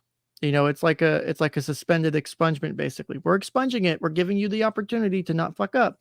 Don't do it. If you do, it comes back, and whatever you did goes on there too. Like, I think that would be a good way to, like you said, incentivize people. Here's why you should not do stupid shit when you get out of prison. Is that clear? Right. No, I agree with you on the scraping side of the equation. I would imagine there's some way to account for that though. Like, so there is some way to solve that problem. And I mean, heck, you could pass laws that make uh amalgamation and ongoing propagation of said data illegal after X period of time. And just be like, hey, if you want to have you want your freaking business to be legal, um, you have to delete it after X period of time. I mean, there's ways to solve that. But then And wouldn't you be infringing on the free speech of that company? You got to think about that too. not if you could probably frame it in the context of defamation of character and allow lawsuits for like massive lawsuits for libel. Like, this is now deleted. So I know there's the right to forget laws in the UK, or not in the UK, but in the European Union, which I kind of like and I kind of don't. Like, if I want my shit to come offline, I send right, yeah, some requests and they go away. yeah, but They're supposed to. right. But my point is that I'm not saying that the right to forget like they have, which is much more of a blanket across the board type deal. I'm not saying that would apply in every context, but you could easily argue that the information that's been scraped is either state data or protected data of some kind, right? Like, just because you could potentially get access to something. I mean, let's think about this. There's all sorts of things that like the Pentagon or DHS or whatever will not allow the New York Times to report, even if they have it, right? Yeah. So you could apply a very similar provision or some kind of provision, right? Long story short, all I'm saying is you could come up with a way to make it illegal after X period of time for somebody's criminal record once it's been expunged. If something has been expunged, then if you are still continuing to publish said data, then you are basically opening yourself up to be completely obliterated in civil court. But So but I don't see how you could apply like the second defamation though, because it's not a defamatory thing because you were charged and convicted. It's a true statement, so it wouldn't be defamation. You have to come up with a whole nother type of crime, wouldn't it? or am I off the ball there? Well, defamation isn't a crime, so it's Well, I a meant like a not like a crime, but like a civil yeah. I mean, a you civil just be thing. creating just be creating an additional like. I mean, they create that kind of stuff all the time. I mean, I'm guarantee you come up with there's some way to come up with a provision that says, um, once this has been expunged, you are no longer allowed to publish this person's criminal record. You just fucking pass the law. Let me And be ask you like, let me and be ask you like, a slightly spicy and question. and one caveat, and it's like, if you continue to do so, then the person is, you know, uh, the plaintiff is allowed. You're basically guilty. You're going to be there can be a judgmental ruling, and then the jury is going to determine how much you owe them for Yeah. ongoing publishing of the data. I mean, it's like, anyway, go ahead. So I was gonna say because it kind of relates to that. So with that with that company or that website or whatever continuing to publish it, as a comparison, how would you feel if, for example, someone reported on that again because of reporter protection laws and stuff as far as obtaining information, right? Like if I have a source of information and I get information that's like classified, or I get, for example, quote unquote sealed core documents, and I use those and say I discussed those on a stream. Should I be liable for that, or is that still free speech? Where do we consider for that? It's kind of a comparison to the criminal expungement example. Well, I mean, I mean, classified depends on what it is. But I mean, there's obviously So precedent ignore already. classified, but like for example, Well, say well I let's got court documents involving a certain case, and I may have read let's them on my streams or something, right? I don't. It's a let's hypothetical. let's God no, damn it! let's not use a hypothetical. Let's use an actual real world example. I literally So am right now. okay, the It's a joke. Sorry, I figured the gosh, people in my chat would get it. It's regarding one of the cases I covered on oh my. gotcha, That's gotcha. the case that lost me my job, apparently. Gotcha. Well, So I was gonna use the example of the New York Times publishing the leaked tax returns of Trump from the IRS, right? The He's suing them right now. So, I mean, suing it's the New illegal. York Times. Yeah. They were illegally leaked. It's a known law that you're not allowed to publish that information without the authorization of the individual. It was both illegal to leak it and it's illegal to publish it. So, Is or it not actually illegal. in the law to publish? Or I know it's illegal to leak, but publish that's like classified information. If I pass it off to a journalist and it's not, You're not allowed to publish somebody else's tax returns hmm, like without their consent. So it's the same thing with like if you go and steal my medical records, it's illegal for you to publish them under HIPAA. um, well, if I steal them and I publish them versus if I steal them and give them to someone who's say doing like journalist, and as long as I'm, for example, as long as I say I'm the journalist, someone passes me that information, as long as don't have any involvement or knowledge of the information being obtained illegally, kind of, then I'm good as the law sits right now. That's like with the case I covered. I have had multiple sources give me documents and information. I don't know where they came from. I don't know how they got them. I'm not asking questions. Don't ask, don't tell. We're going back to the old days, right? And I've covered that shit, and it's legal for me to do that. There's shield laws in place in my state for journalists. I can do that. Now, has it caused controversy? Fuck yes. But should it be illegal? So the same thing as we apply it to, at what point does publishing someone's old history, even though it's not being held in an official record by the state or by the government, um, how does how do we deal with that? Because I don't like again, I agree companies should be able to have free speech too. So how do we protect those rights of the people who, or if even if it's me just wanting to post someone I don't like their old shit, why shouldn't I be able to do that? Is what I would think, right? Okay, let me see here real quick. Maybe I didn't word that right. Okay. It is totally illegal to steal and okay.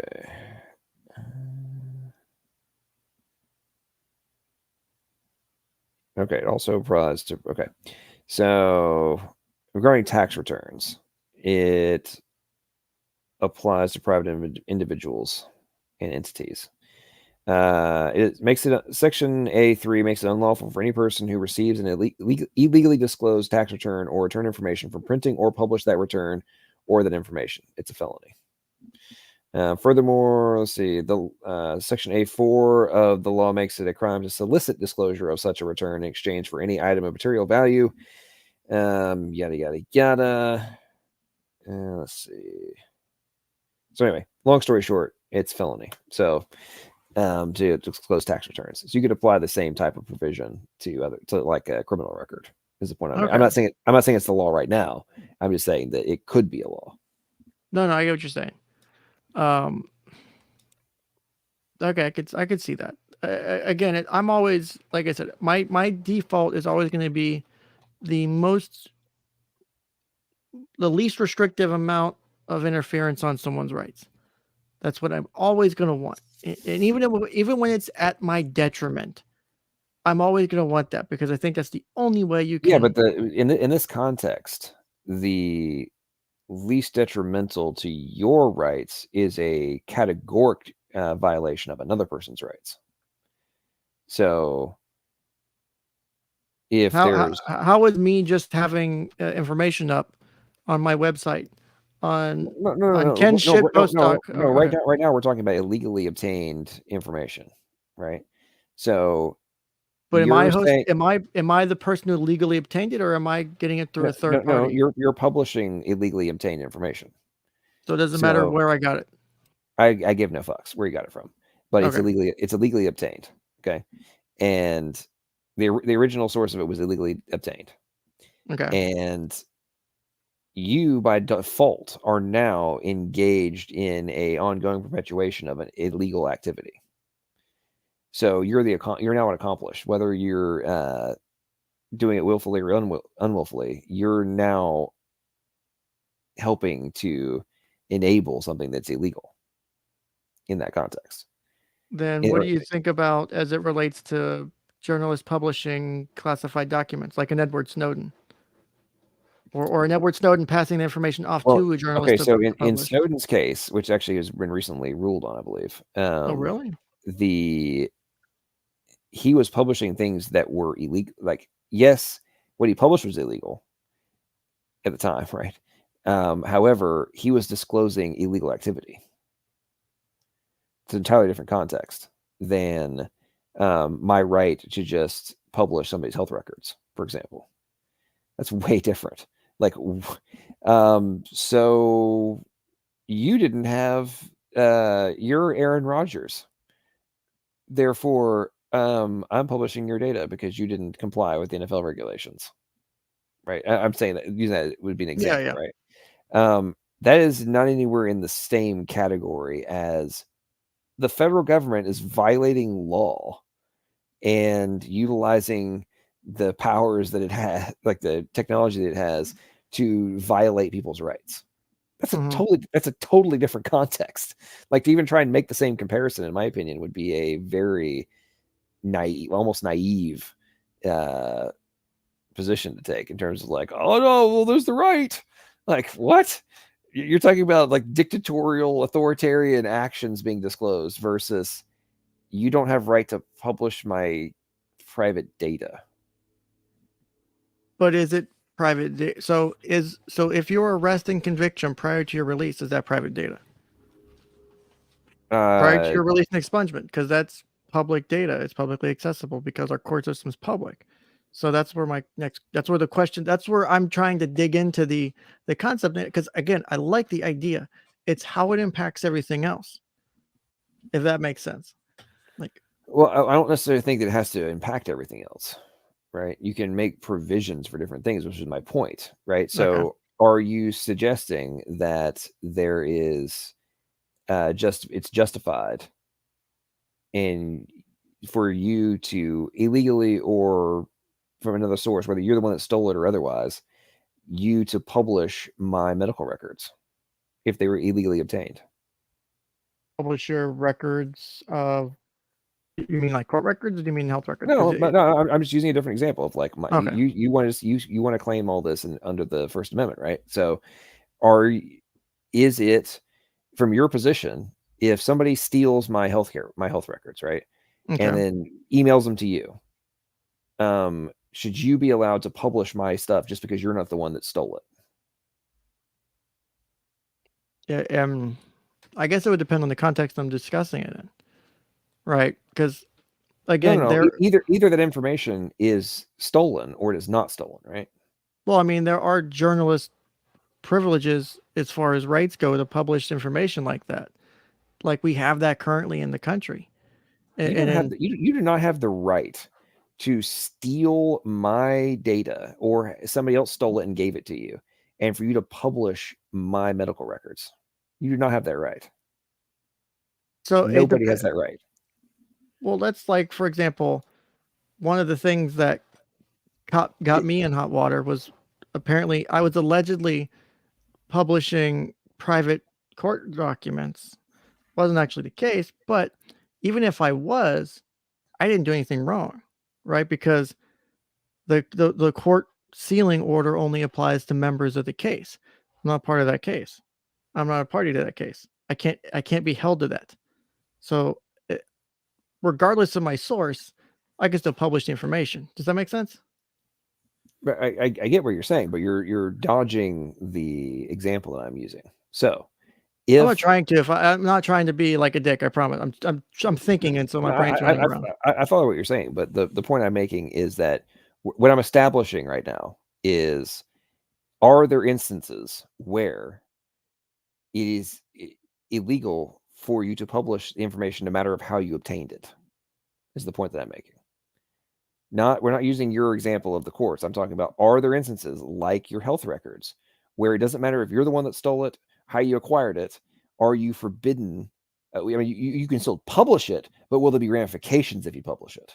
Right? Like, Fair enough. I'm going to sue the crap out of you if you do so, because under HIPAA you're not allowed to publish this information without my authorization. Right? It doesn't give Nobody gives two shits how you got it. If you disclose it, then I can sue you. Right? Is the point. So, my point is that all you have to do in this context is you apply the same type of provision, right? Like this data becomes private after expungement. And I'm not saying that expungement necessarily happens the day they walk out of jail either. You can still have probationary periods and all that kind of stuff. So like, hey, it's not going to get expunged until X period of time with no additional convictions has passed, right? So you're So, with okay. in the world of technology, right? Creating an API or doing an API connection, right, which the scrapers could easily do, that connects to their system to the court records, and they write a provision that checks to see if this individual is still, if there's been expunged or not expunged. If they haven't expunged, they need to delete it from their platform. That's not that complicated, and they would do that shit to avoid getting sued. Is my point. Also, And real because you quick, have a never-ending supply of people committing crimes, it's not like they're going to run out of individuals to be displaying. Sorry, go fair ahead. enough. Real quick, I just want to address Ryan. If you don't stop spamming caps in the chat, I will start timing you out. I don't really care what you post. Don't violate YouTube's terms of service. Don't be stupid. And you have no idea what the fuck you're talking about, because none of the shit you're saying is true. Sorry. Continue, sir. I don't know if you see what he's saying. I'm just trying to address it before. No, it's all good. It's same thing with like the I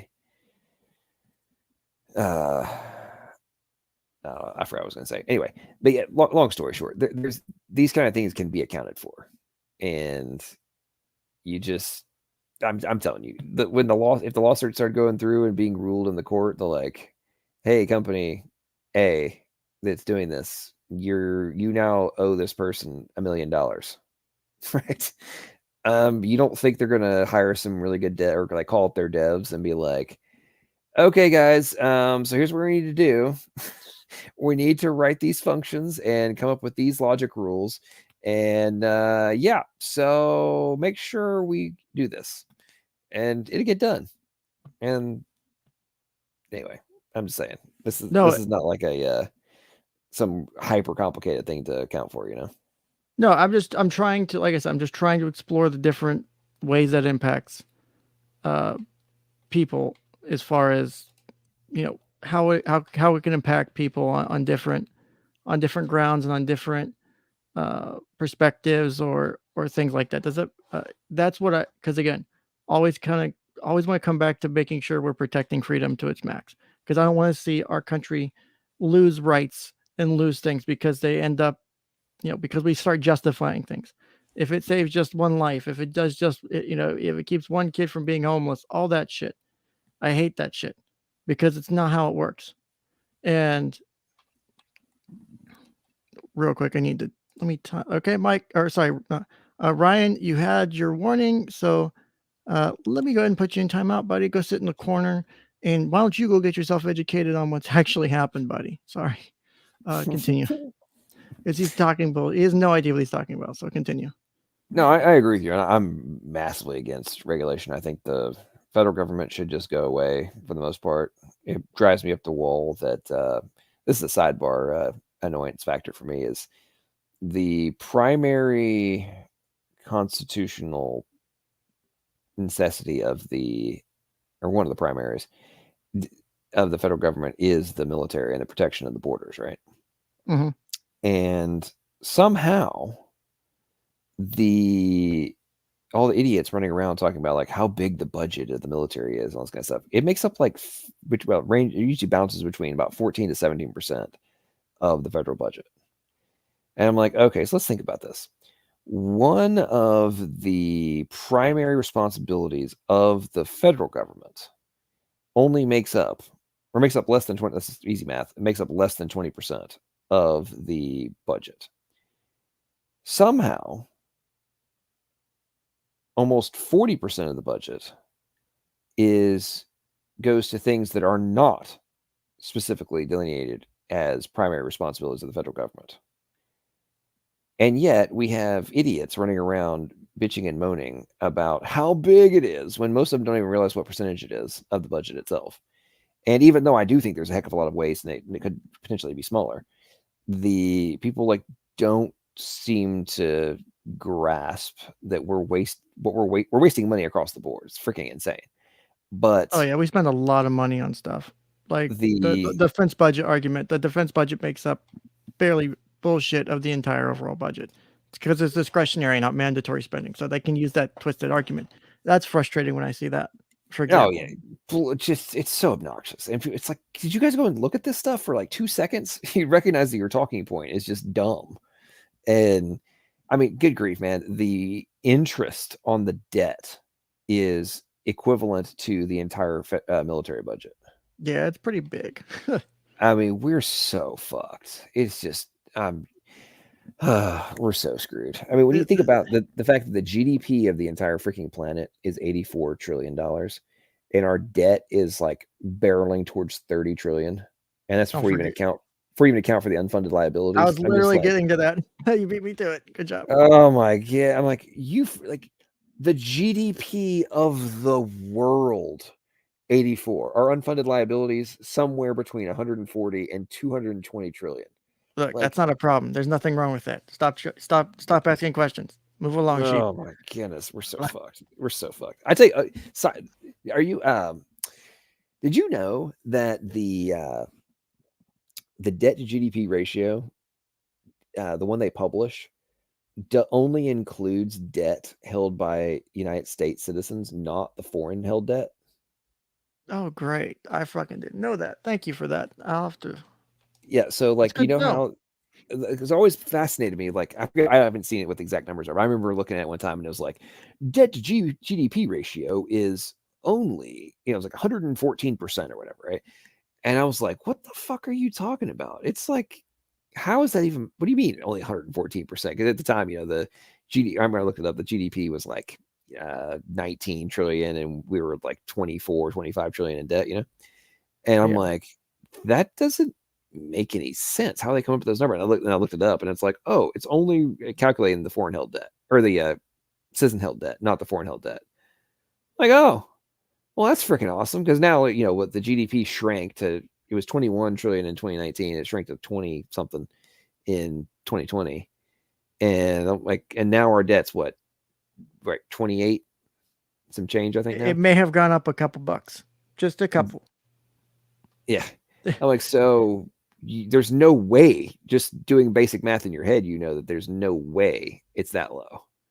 And what really concerns me more than anything is the no fiat currency has ever been able to maintain past a 150% debt to GDP ratio before having hyperinflation and like currency collapse. So it's like they never hold it for any extended period of time. And then you look at Greece, and like their debt to GDP ratio was like 500 and something. What happened? They imploded and their currency has tanked. And We oh should wait, just switch to the but they have the Venezuelan euro. We bolivar. have It's a the great we have the currency. euro now. They're on the euro, so it's all good.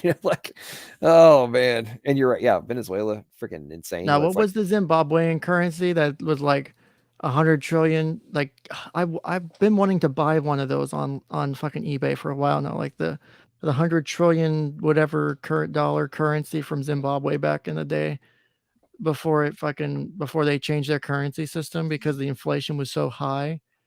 Like, I want one of those. I want one of the bolivars because I'm just waiting for the day when the U.S. gets to this shit too. I'm like, it's coming. It's just probably not as fast as this happened here because well, it's see, shit's gonna go down I real think quick. our collapse is going to be epic because because I think about it, like, okay, Venezuela, hyperinflation, Zimbabwe, all this crazy stuff, but we're the giant.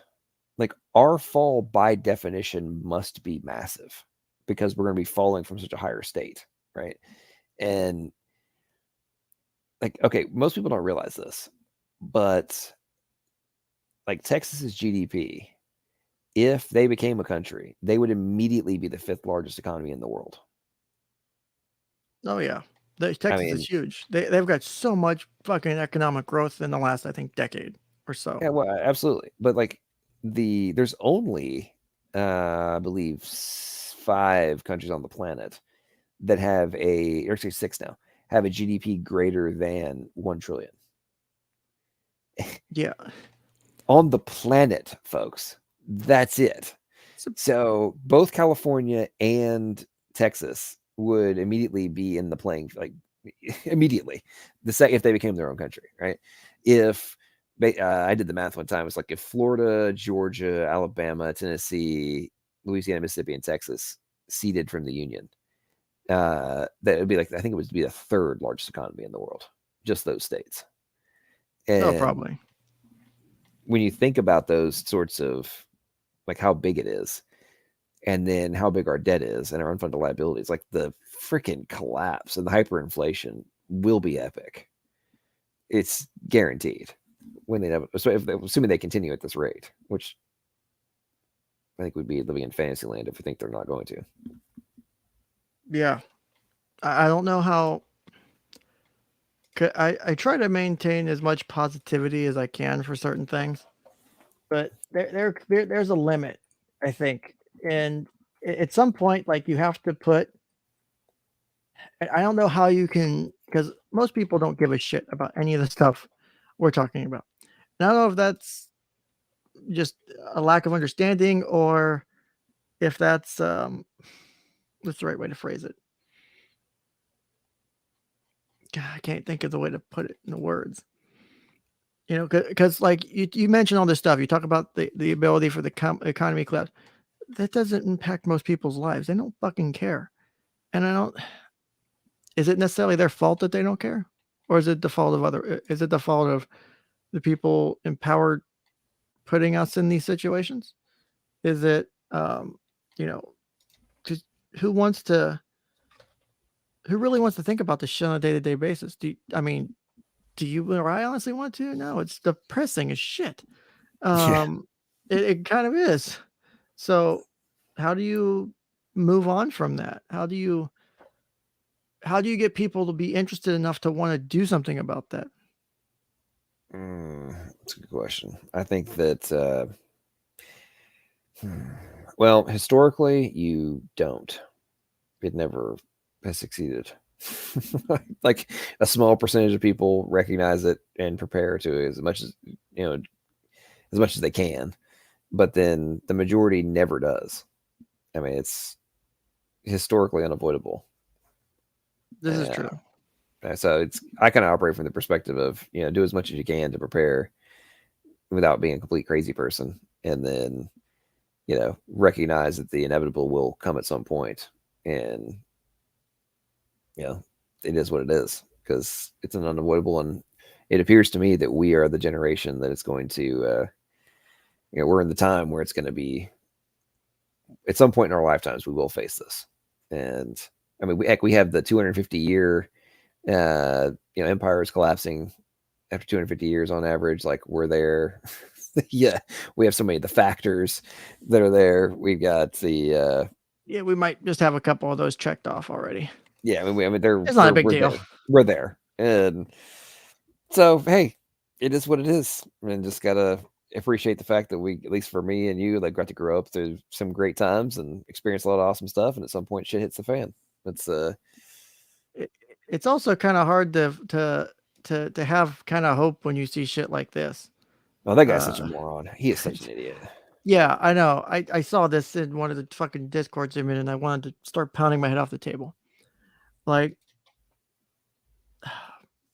now for someone like this, do we assume malice or do we assume lack of knowledge? Just like Nadler and the like, how do we take? Because I mean, for someone in power like Nadler, for someone who's got the ability to enact and try and force the federal government upon someone, they can't be acting. There's negligence to me. Like you're acting negligent when you won't do a little bit of research about what the fuck you're talking about. Now, do we consider someone like Mark here uh, a bad faith actor? Is he just, or a bad actor too, in many of definitions of that term, or, god damn it, or is he just doesn't know and doesn't care to know or doesn't understand to know? Like, because I see shit like this and it's like, how the fuck do you not know? You have this platform that you can speak to. How many fucking followers does he have now? I don't even know. 7.7 million followers. So he has a big reach. At what point is his reach, too far to and I'm not saying I should censor him, but I mean, if I would have that reach, every fucking thing I would send out, I would scrutinize to death. Because one, this just to me, if I were to come back to this in like a month after I researched the case and looked at it, I would probably hang my head in shame. And whether my politics agreed with gun rights or not, just like we talked earlier on Gen X stream, the same day Kyle Rittenhouse gets acquitted, being able to use self-defense, someone else does too who's not white. Shocker. The same fucking day, within an hour. It was literally within an hour, I think the tweets were going out that he was acquitted. What was it? Anthony something? Fuck, I just had his shit up. Coffee or something like that, right? Coffee. Yeah, coffee. Where'd it go? But, within the same time frame, the same day, same, Well, how with Andrew Ruffalo, Coffee. Yeah, I'm sorry, Andrew Coffee.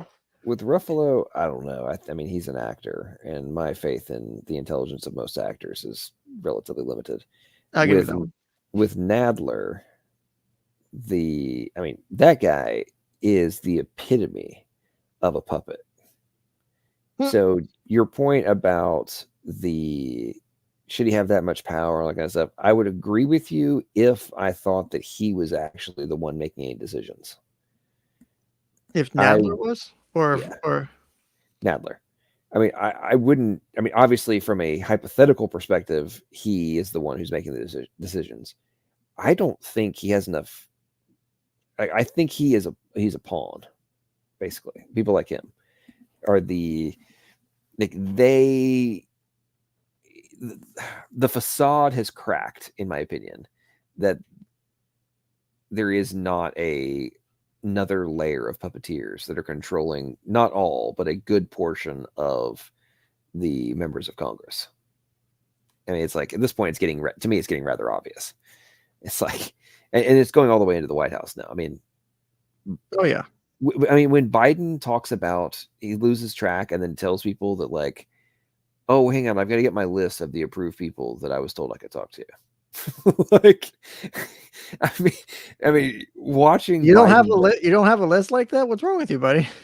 You okay? having like Biden's press conferences are so painful. I've stopped watching them. I can't take it anymore. I mean, his first press conference was one of them, like the first one he did after what 2 months, whatever it was so painful to watch.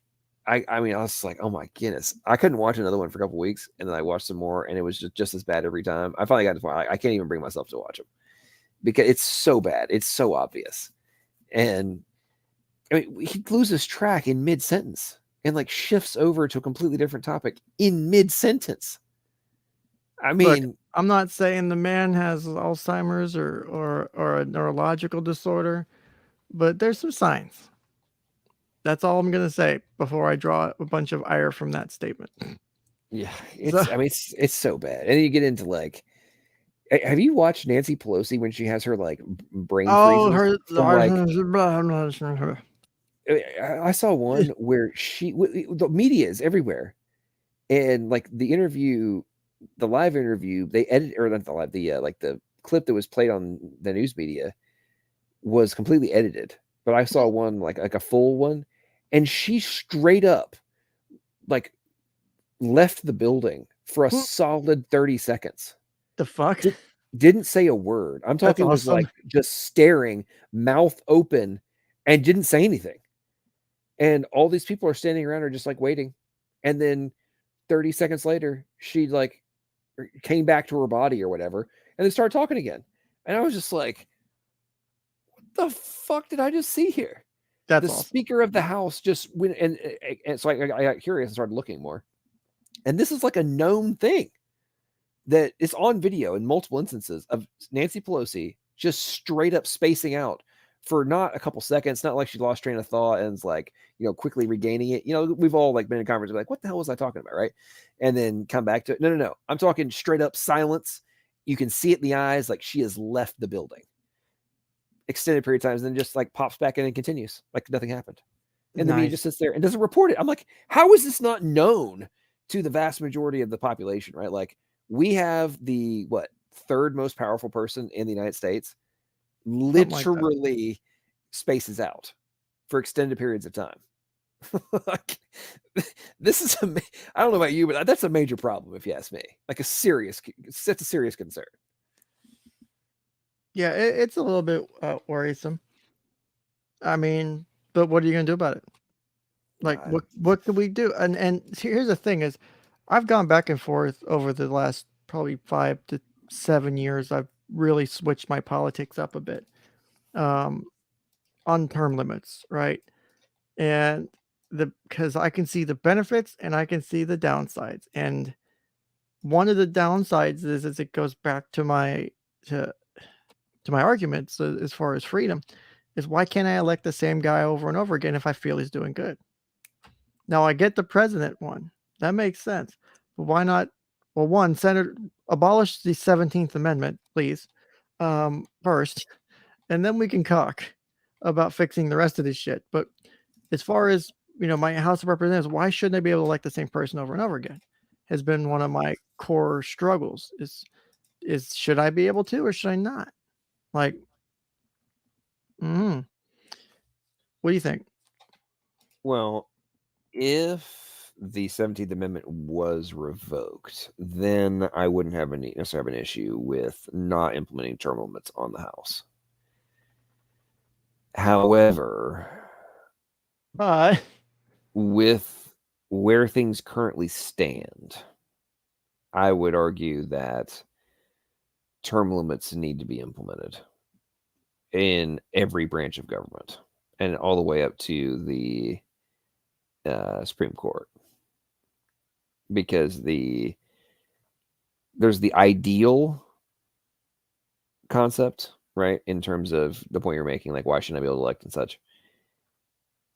And then there's the reality that we're in right now, and you're making the point of like the Supreme Court rulings, like they influence tens of thousands of people every year for potentially forever, or however long the civilization exists, right? And at this point, when we're observing good grief, some of the rulings that have been, well, I'll say this much: there needs to, even if let's say we didn't implement term limits, I think there needs to be an additional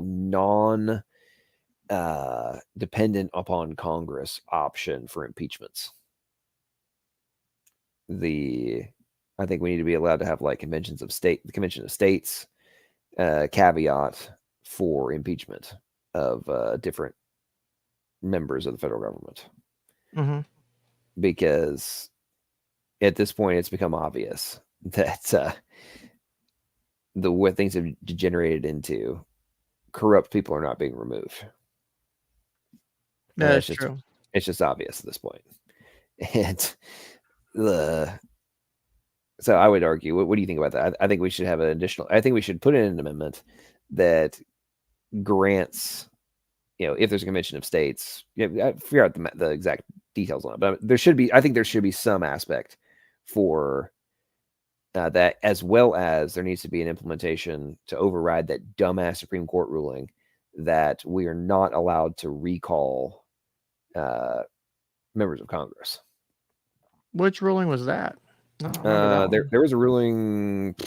It was relatively recently, but I think relative, like last 20 years, I think. But yeah, the Supreme Court ruled that you are not allowed to recall federal politicians. Like your district, you cannot recall whoever your representative is. Supreme Court ruled. They said that the only people that have the privilege of that are the only people that can kick you out of Congress is Congress. I could see that, but I think it probably wouldn't hurt to have the ability to kick someone out. But that's why we're supposed to have the House be 2-year terms, and then the Senate be 6, because the Senate's elected by the representatives of the state legislatures. But thank you, 17th Amendment, for fucking everything up. God, that's one of the most frustrating things in our history, is the 17th Amendment. I agree. And that's why I say, like, if we remove the 17th Amendment and went back to the original Constitution, then I would be totally fine with, the House every 2 years. Like, eventually, theoretically, if they're that bad, they'll get kicked out, right? You would hope. But that's not happening. Right? Like, what's his face? Charlie Rangel got reelected twice after he was raided by the FBI and indicted for bribery when they found $300,000 in cash in his freezer. And he got elected 2 more times after that before he retired. And he was indicted but never prosecuted. And I'm just using him as an example, right? Like, no, it's that's what we're dealing with right now. So there's, again, to reiterate my point of like, there's the ideal, and then there's like freaking reality that we're dealing with in terms of the overwhelming corruption that has instantiated itself in our society. And potentially we at some point theoretically could remove, if we were able to get things back to normal, we could remove the limitations and stuff. But at some point you have to be like, these assholes are doing everything to manipulate the system and to perpetuate their own power, to manipulate the voter, and to minimize the probability of them being removed from office. And they're using their power they get as the elected official. They're using said power to make it harder for themselves to get removed from said power. So at that point, it's like, okay, if what I just said is true, then we have to look at alternatives to solve the problem, in my opinion. Does that make sense? Oh, it does. I hate seeing, what's the way to put this? Like, I hate seeing all this shit in general. Like, it's frustrating that we have to even have these conversations. Like, this should not be a fucking thing. Like, I know people shit on our racist founders who owned slaves and how horrible they were for it. And they created this very oppressive system of government and that they weren't perfect, right? Cool. No one's fucking perfect. But I think we have the by the way, best system in place, to be fair. said topic was actually discussed if you read Madison's notes. Oh shit, really? God damn Yep, it. Did you see that link in the private chat? Was that the I right did. thing? Yeah, that's it. That's the correct Um, one? Okay, good, because I'm gonna read that shit later. yeah, there's yeah, that whole deal was actually argued um in the Constitutional Convention about by many. And then I forget who it was. One oh, brain freeze. One of the early presidents actually after his presidency became a strong advocate against slavery. And he was also one of the members of the Constitutional Convention, but the yeah, that whole talking point, obviously there were ones that were, but the fact that people have claimed like try to act like it was never in question, like Mhm. they weren't looking for ways around it is completely false. And it's anyway. Grimm's No, Bar. I'm talking about the there's Madison's notes from the Constitutional Convention, and he kept a rather detailed let me notes of different things that were discussed, major points that were discussed throughout the what like 4 or 5 months. You know, people think that this has like happened like really quickly. No, it was like what was it? I know it was well over 100 people over the course of that time came together and like argued over tons and tons of points to anyway very long story short, it's phenomenal to read and go through and see the things they were arguing. And then if you then read the Federalist Papers, yeah, a lot of them make even more sense because you're like, oh, okay, so they were dialoguing about all these kind of things that are now being written in a much more, you know, understandable, not understandable, but like more comprehensive way in the different papers, right?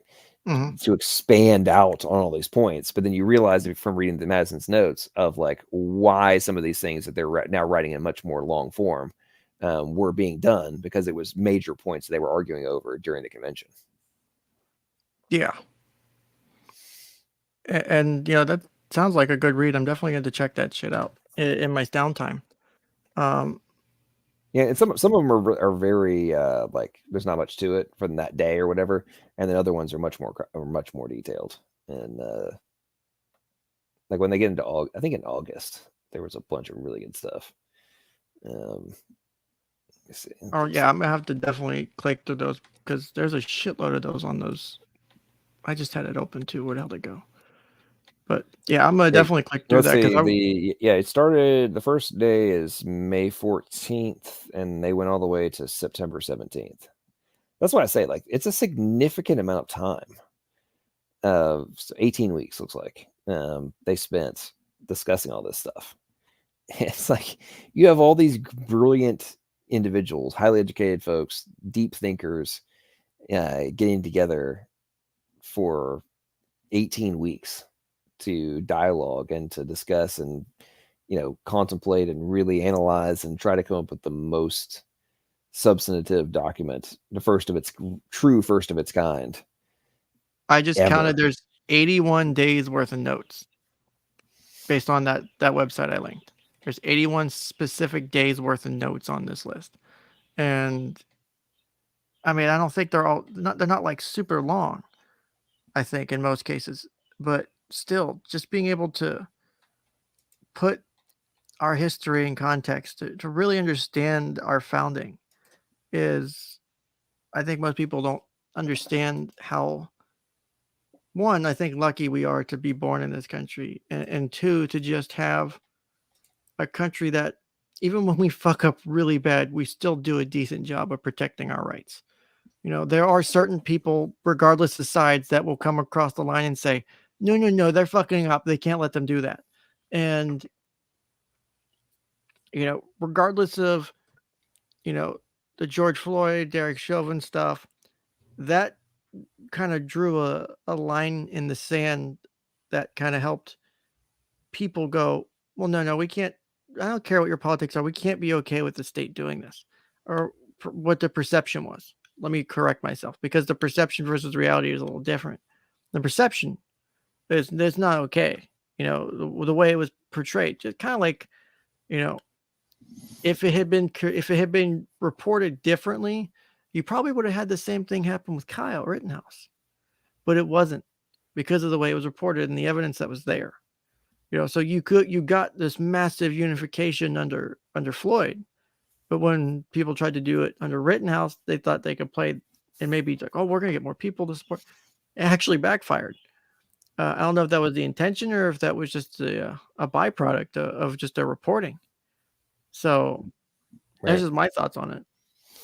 Yeah, well, and in line with different things we've been talking about here, like so the on this topic, so August 25th of Madison's notes, interesting one, right?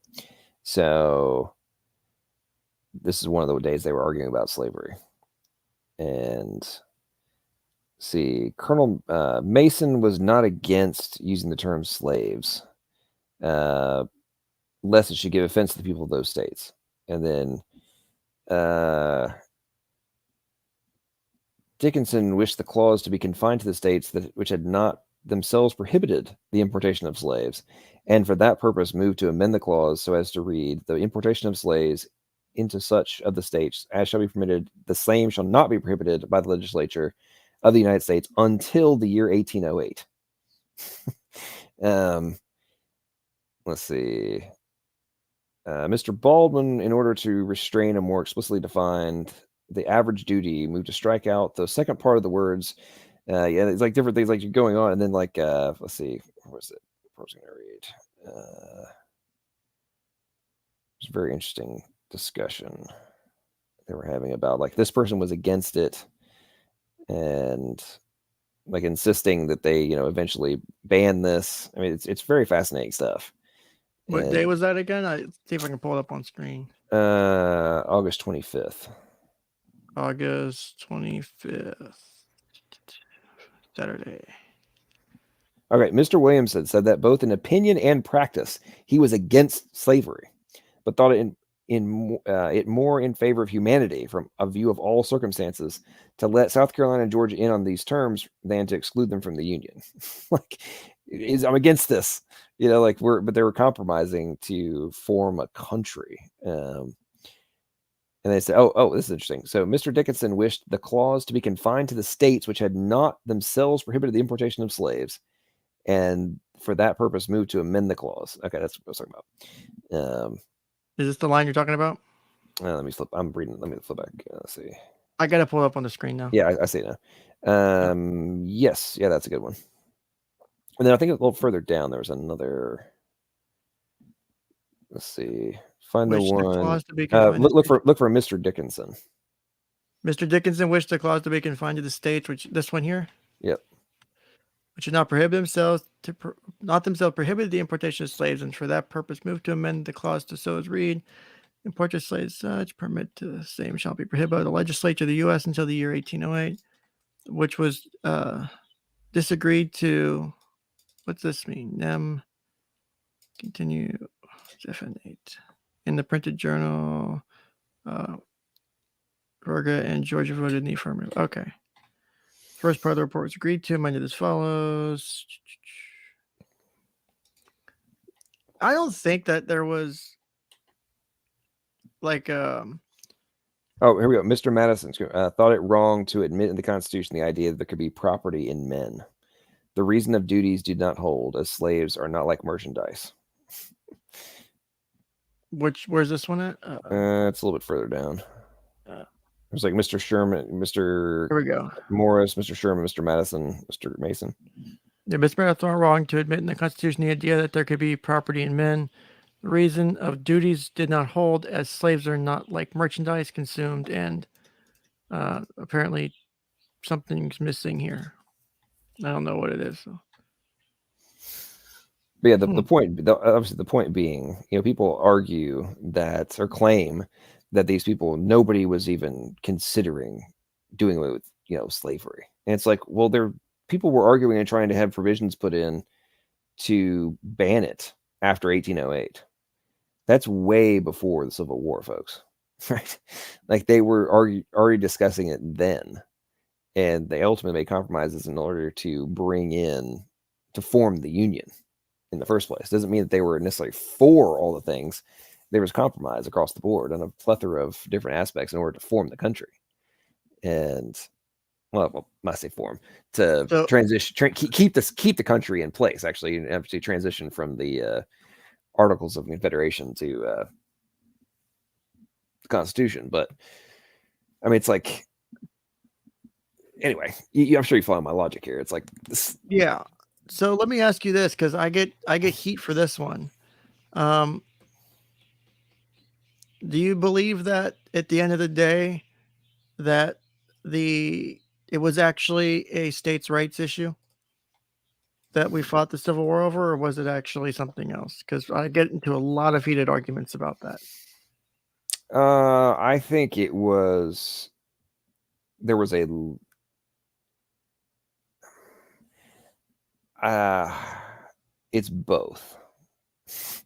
I think I mean, states' rights, obviously. I mean, people, as you know from a historic perspective, but most people now don't know, the states' rights issue was massive then. I mean, they Mhm. were the equivalent of, I mean, countries. And that's how they viewed themselves. People first, at the time, people viewed them as Georgians or Tennesseans or Virginians first, and, members of the Union second. Yeah. So you also have to think about it from the perspective of what would happen now if the federal government came in and set up, you know, instituted military restrictions and then across your state and put us under martial law, not because of a riot, but because they said we no longer have freedoms to do X. Like, what would the response be? Yeah, I like Be a bit of a problem. Or let's say that the federal government said, "Hey, you're no longer allowed to do business. Like I'm in Tennessee, you're no longer allowed to do business with Alabama or Kentucky or Georgia. They all border me, right?" yeah, I don't I I honestly think at the end of the day that when you look at it again, same way we analyze the Rittenhouse shooting, at in that moment, in the context of the information available to us, with the what our life was like at the time too, because you have to add that in. What time period and what's culture and all that like. That's a severe infringement of rights to the states at the time. It's easy looking now to go, "Oh, they were racist motherfuckers trying to keep their slaves for this."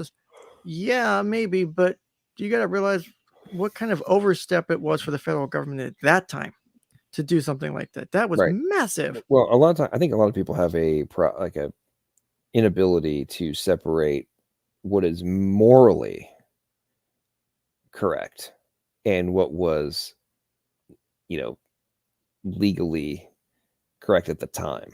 Yeah. To support your position. It's like, and people have a hard time separating the two. It's like, I'm, whether or not it was a states' rights issue or otherwise, doesn't justify from a moral perspective whether owning humans and treating them as chattel in the way that they did was correct and wasn't morally reprehensible. That's a completely different topic as to whether or not from the is what we're discussing right now. Like, Yeah, was it a power grab by the federal government, which I think it was. Of course, probably. you can say, oh well, it was justified because of the inhumane, the just crimes against humanity that were being conducted on the slaves, like, which I would also agree with, right? Like it's horrific what was being done. There's no ifs, ands, or buts about it. The I don't know. I think and this goes back to something you and I talked about a long time earlier in our conversation was the multiple layers of information and concepts, right?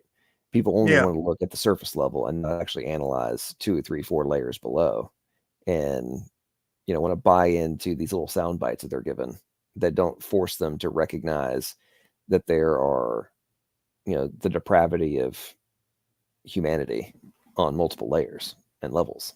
And I don't know. That's, but at the same time, I think it also necessitates, like, the only being slavery and racism and such argument also necessitates a complete either ignorance of or erasure from your mind of the things that have happened across the globe for all of recorded history. Right? Like, the where people argue like, oh, this was the worst slavery ever. Like, I'm just gonna call bullshit on that one. Like, Yeah, I don't like seeing I'm that not one saying it's up either. there. I'm not saying it's up not up there with some of the worst, but I'm like, you're never gonna convince me like during the Roman times, people got tossed into get eaten by freaking lions that were like captured in war. Okay. People were burned. Nero burned Christians as literal lamppost lights throughout the city so people could walk down the freaking street.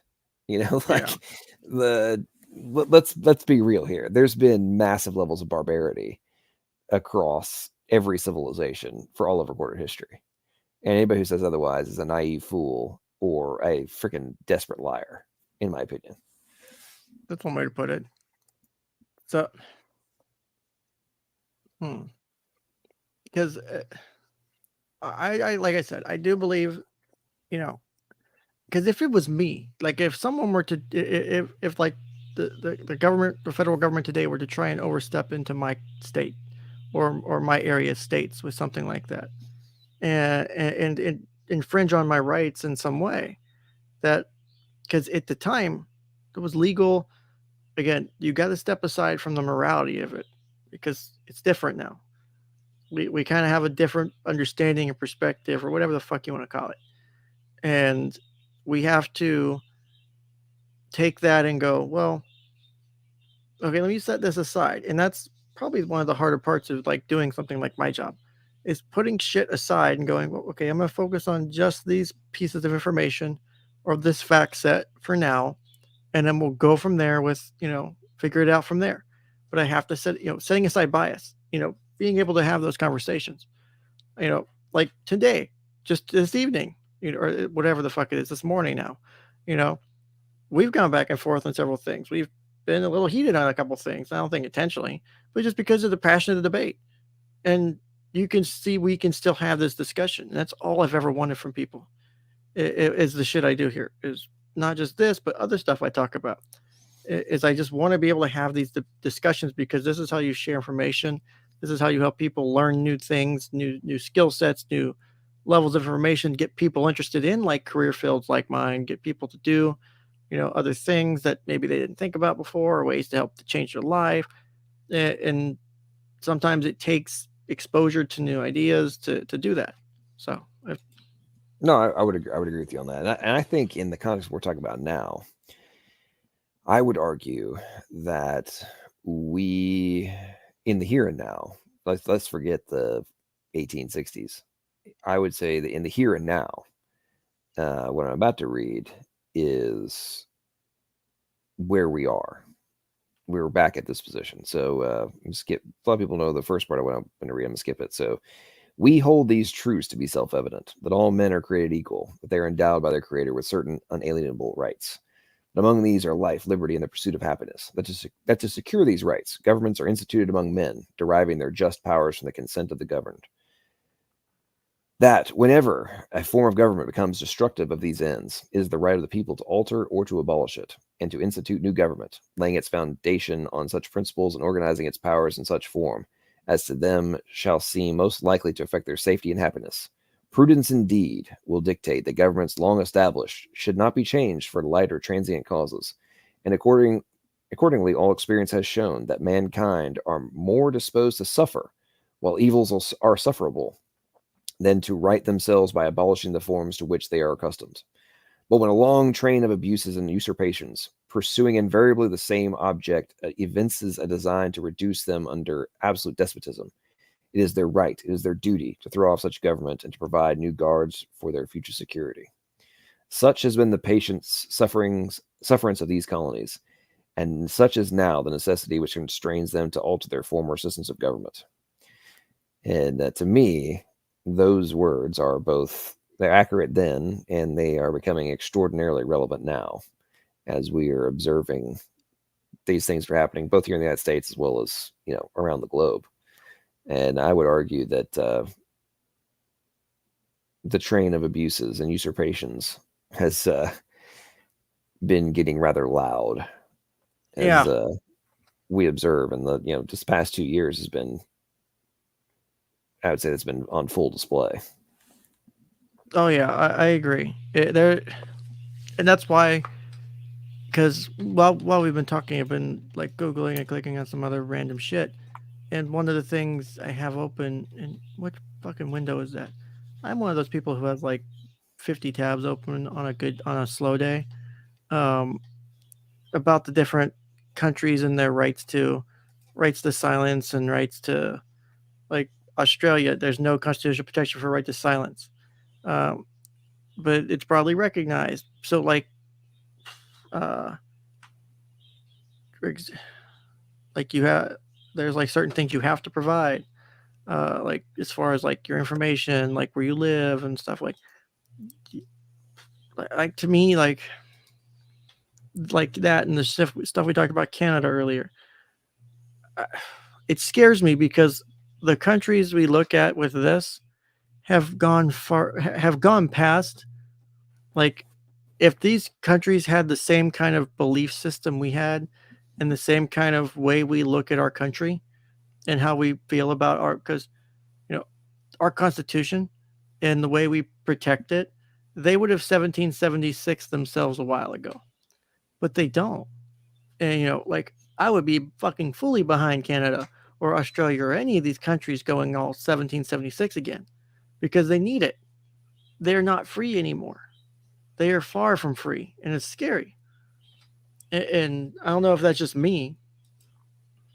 No, I agree with you completely. I mean, I've said that many times. I've been following this stuff. I have a good friend that lives in Australia, in Melbourne, actually, where a lot of the madness is going down. And so I've been heavily watching a lot of the stuff that's happening and talking to him. And it's like, if it was attempted, the stuff they're going through now and have been going through was being attempted here, we would be in, well, at least I hope, we'd be in full scale rebellion. But the problem is, like, dude, it's almost, in many cases, it's illegal to own a bow and arrow in Australia. That's Like, ridiculous. and that's where That's they're at. sad. That's where they're at. Like, in terms of, like, how is this stuff being pulled off? Why haven't they gone 1776? Is like, they don't even have freaking bow and arrow, okay? Let alone guns. I mean, that's a problem. Do you know how many Like, drive-by Boeings there are in Australia? It's disgusting. I mean, it's crazy. But I Which think, again, would be kind of funny to see, because just imagining someone driving by just like with a fucking crossbow shoot, like, instead of guns, like just imagining like it's like this backwards ass society where bows are the big criminal element. yeah, right. I mean, I don't know. I think for Canada and these all these other countries, and us to an extent, but definitely them. I think Patrick Henry said it well. Uh, he says, "Let us not, I beseech you, sir, deceive ourselves. We have done everything that could be done to avert the storm which is now coming on. We have petitioned, we have remonstrated, we have supplicated, we have prostrated ourselves before the throne, and have implored its interposition to arrest the tyrannical hands of the ministry and parliament. Our petitions have been slighted. Our remonstrances have produced additional violence and insult. Our supplications have been disregarded, and we have been spurned with contempt from the foot of the throne. In vain, after these things, may we indulge the fond hope of peace and reconciliation. There is no longer any room for hope. If we wish to be free, if we wish to preserve inviolate those inestimable privileges for which we have been so long contending, if we mean not basely to abandon the noble struggle in which we have so long engaged, in which we have pledged ourselves never to abandon until the glorious object of our contest shall be obtained, we must fight. I repeat it, sir, we must fight. An appeal to arms and to the God of hosts is all that is left us." I mean, those words, man, like some freaking seriously powerful stuff. But at the same time, we've petitioned, we've asked for, like, stop being an asshole, politicians, like, please give us our rights back. Like, that's clearly not happening across the planet. And so what is the end outcome, right? Yeah. So, like for example, because I'm just skimming through some of this, Australia, you have a right to legal representation during investigation and trial, but they don't recognize a right to publicly funded legal defense. So they have ways that they deal with this. So two of the states have dedicated public defender systems. So courts have power to stay proceedings when they determine there's a risk of unfair trial.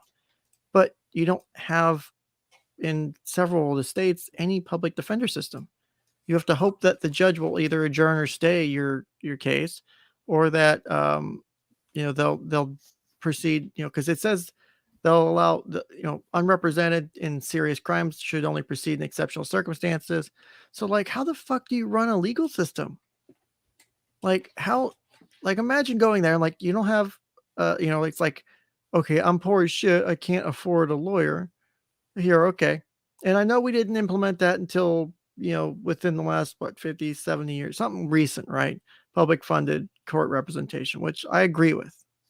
As much as I hate to see the expenses, because you shouldn't be able to stand in front of, no one should be able to accuse you of a crime and then not give you the ability to defend yourself from it because the laws are stupid and there's no way to interpret them as the average human being. You need a lawyer. So how's it fair to do that? Is my thoughts on it, if that makes sense.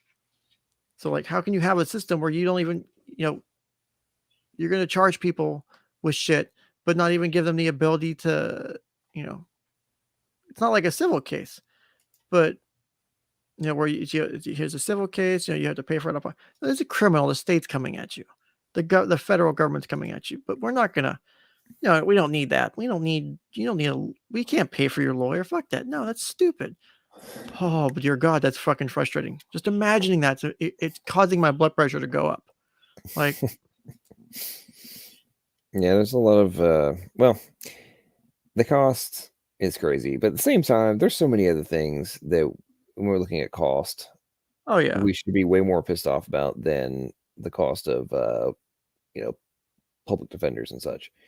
Because and the reason I say this is like in my not as much as last like 2 years, but up, for the previous 5 years, I was goofing off quite a bit in politics here in Nashville, and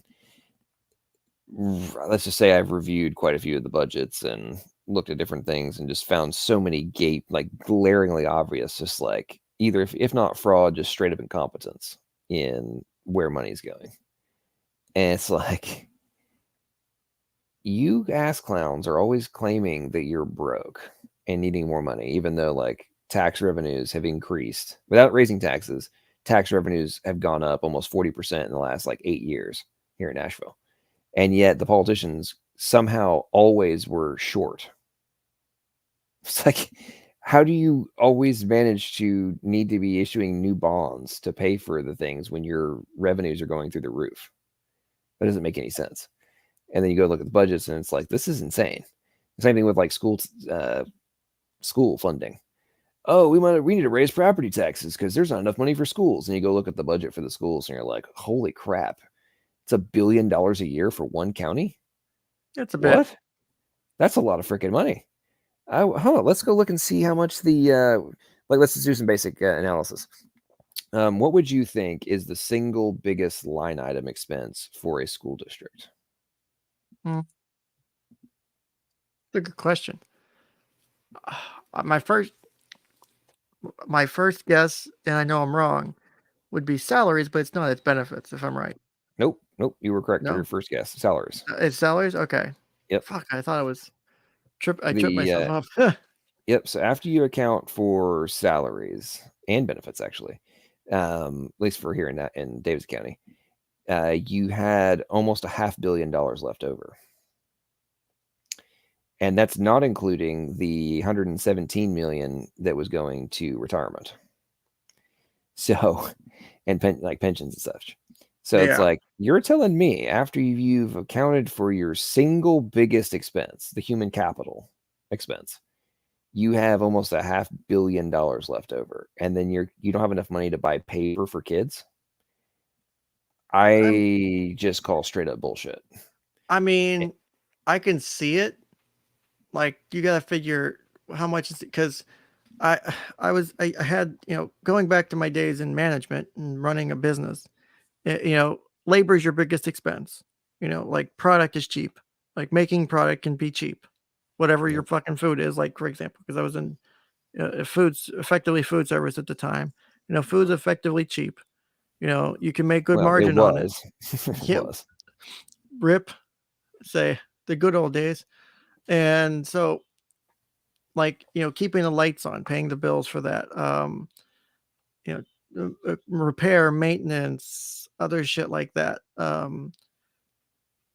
Buildings, building new buildings and structures, any leases or land that you have to pay for. I mean, costs can add up quick. Depending on how many schools you're in your district, how many fucking students you have, like Well, it, I agree with you, but you also got to think about this from a. I agree with you when you're talking about from a business perspective, but imagine think about this from a state entity, right? Um, it's on state-owned land in state-owned buildings, right? So they're not paying rent, which I agree from a business perspective. That would be a huge line item, right? For especially for those big of buildings and all that surface area and such, right? well, But you don't sometimes have they're sitting on like leased land for like well, 99 years and shit, depending on how much. well, here, at least in here, it's not the case. Okay. It's city-owned land. Okay. You have from a business perspective, you have taxes to account for, right? Um, State-owned schools, there's no taxes. They're not paying taxes. No, they're paying like the payroll tax and such, but they don't have any. That's already accounted for in the salaries line item, right? Yeah. So yes, you have operating expenses of lights and water and all that kind of stuff, but you don't have any rent. Like that's that's crazy. And to put it in context, like Nashville, they have ridiculous. It's like 5,000 something acres of currently unused land on top of the other land that's owned. It's nuts. Damn. The Yeah, there's a major like it's a major tipping point for a lot of people are really pissed off about some of the stuff that's going on here. But anyway, my point is that I'm just using this as an example of like stupidity and like incompetence in management. Of it's because you don't have to, unlike a business owner who has to account for all these things and like otherwise they're going to go out of business. Politicians can be completely incompetent fools. School boards can be idiots and waste money or just be corrupt and spend it, and line their own pockets. And then when they run out of money, what do? Oh, parents, it's so horrible. We're running out of money. We need to raise property taxes. Otherwise, your kids we're not going to get them books next year. And then they frame it from the perspective of, well, if you're against raising property taxes, that means you don't care about the kids and you don't want the children to get a good education. Therefore, you're a horrible human being who doesn't care about the children. Oh yeah, it's clear. I mean, they do it everywhere. It's not just here. They do it across the globe. This is done. They use kids as a lever to continue to just keep being corrupt. It's freaking nuts. I mean, to put it in context, there's only about 1,000 publicly traded companies on the planet that do $1 billion a year in revenue. Okay, that's gross. That's prior to expenses and all that kind of stuff, and they still manage to maintain a profit. And you're never going to convince me that a publicly traded $1 billion a year company doesn't have a hell of a lot more expenses than a school district whose That's true. major line item expense is freaking human capital and like books and such. Like that's not yeah, that's not even in the same context. Like, oh, we have to have our lights on. We have me too is the business, right? Like, oh, I have to pay salaries. Yeah, me too as the business. Oh wait, well, I don't have to pay rent. Well, I do. I don't have taxes. Well, I do. Like think about it.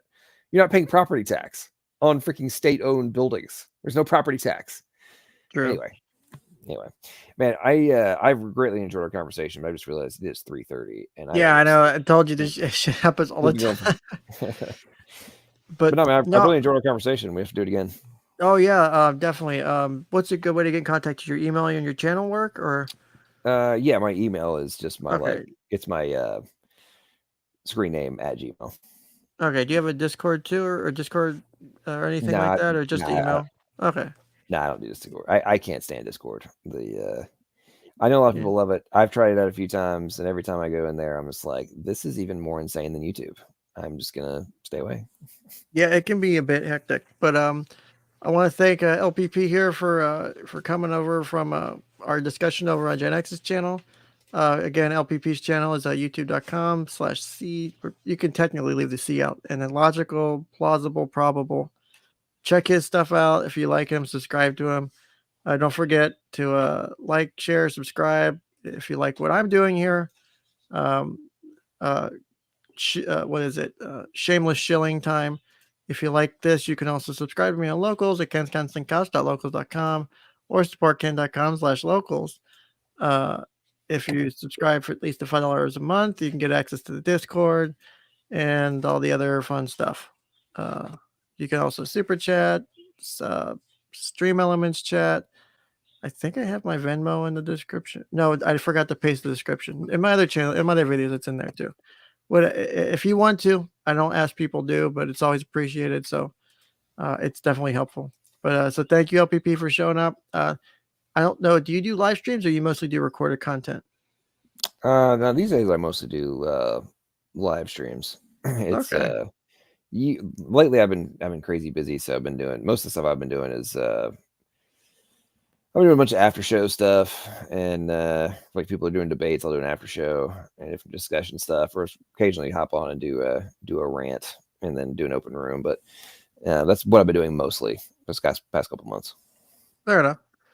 But thank you for showing up. It was a pleasure to have you. So I'm gonna go ahead. I don't see any comments or anything from people, so I'll go ahead and do the outro here. And so I'll pull us off. We'll do the outro. And then if you need to go now, that's fine. If you want to hang and talk for a minute, that's fine as well too. So let me find my stupid button that takes me to my outro. So I think I got it. Okay, perfect. Thanks everybody for showing up. I hope you enjoyed the evening here, this fun discussion with LPP. So take care, everyone. Have a good night. Get some rest. And let's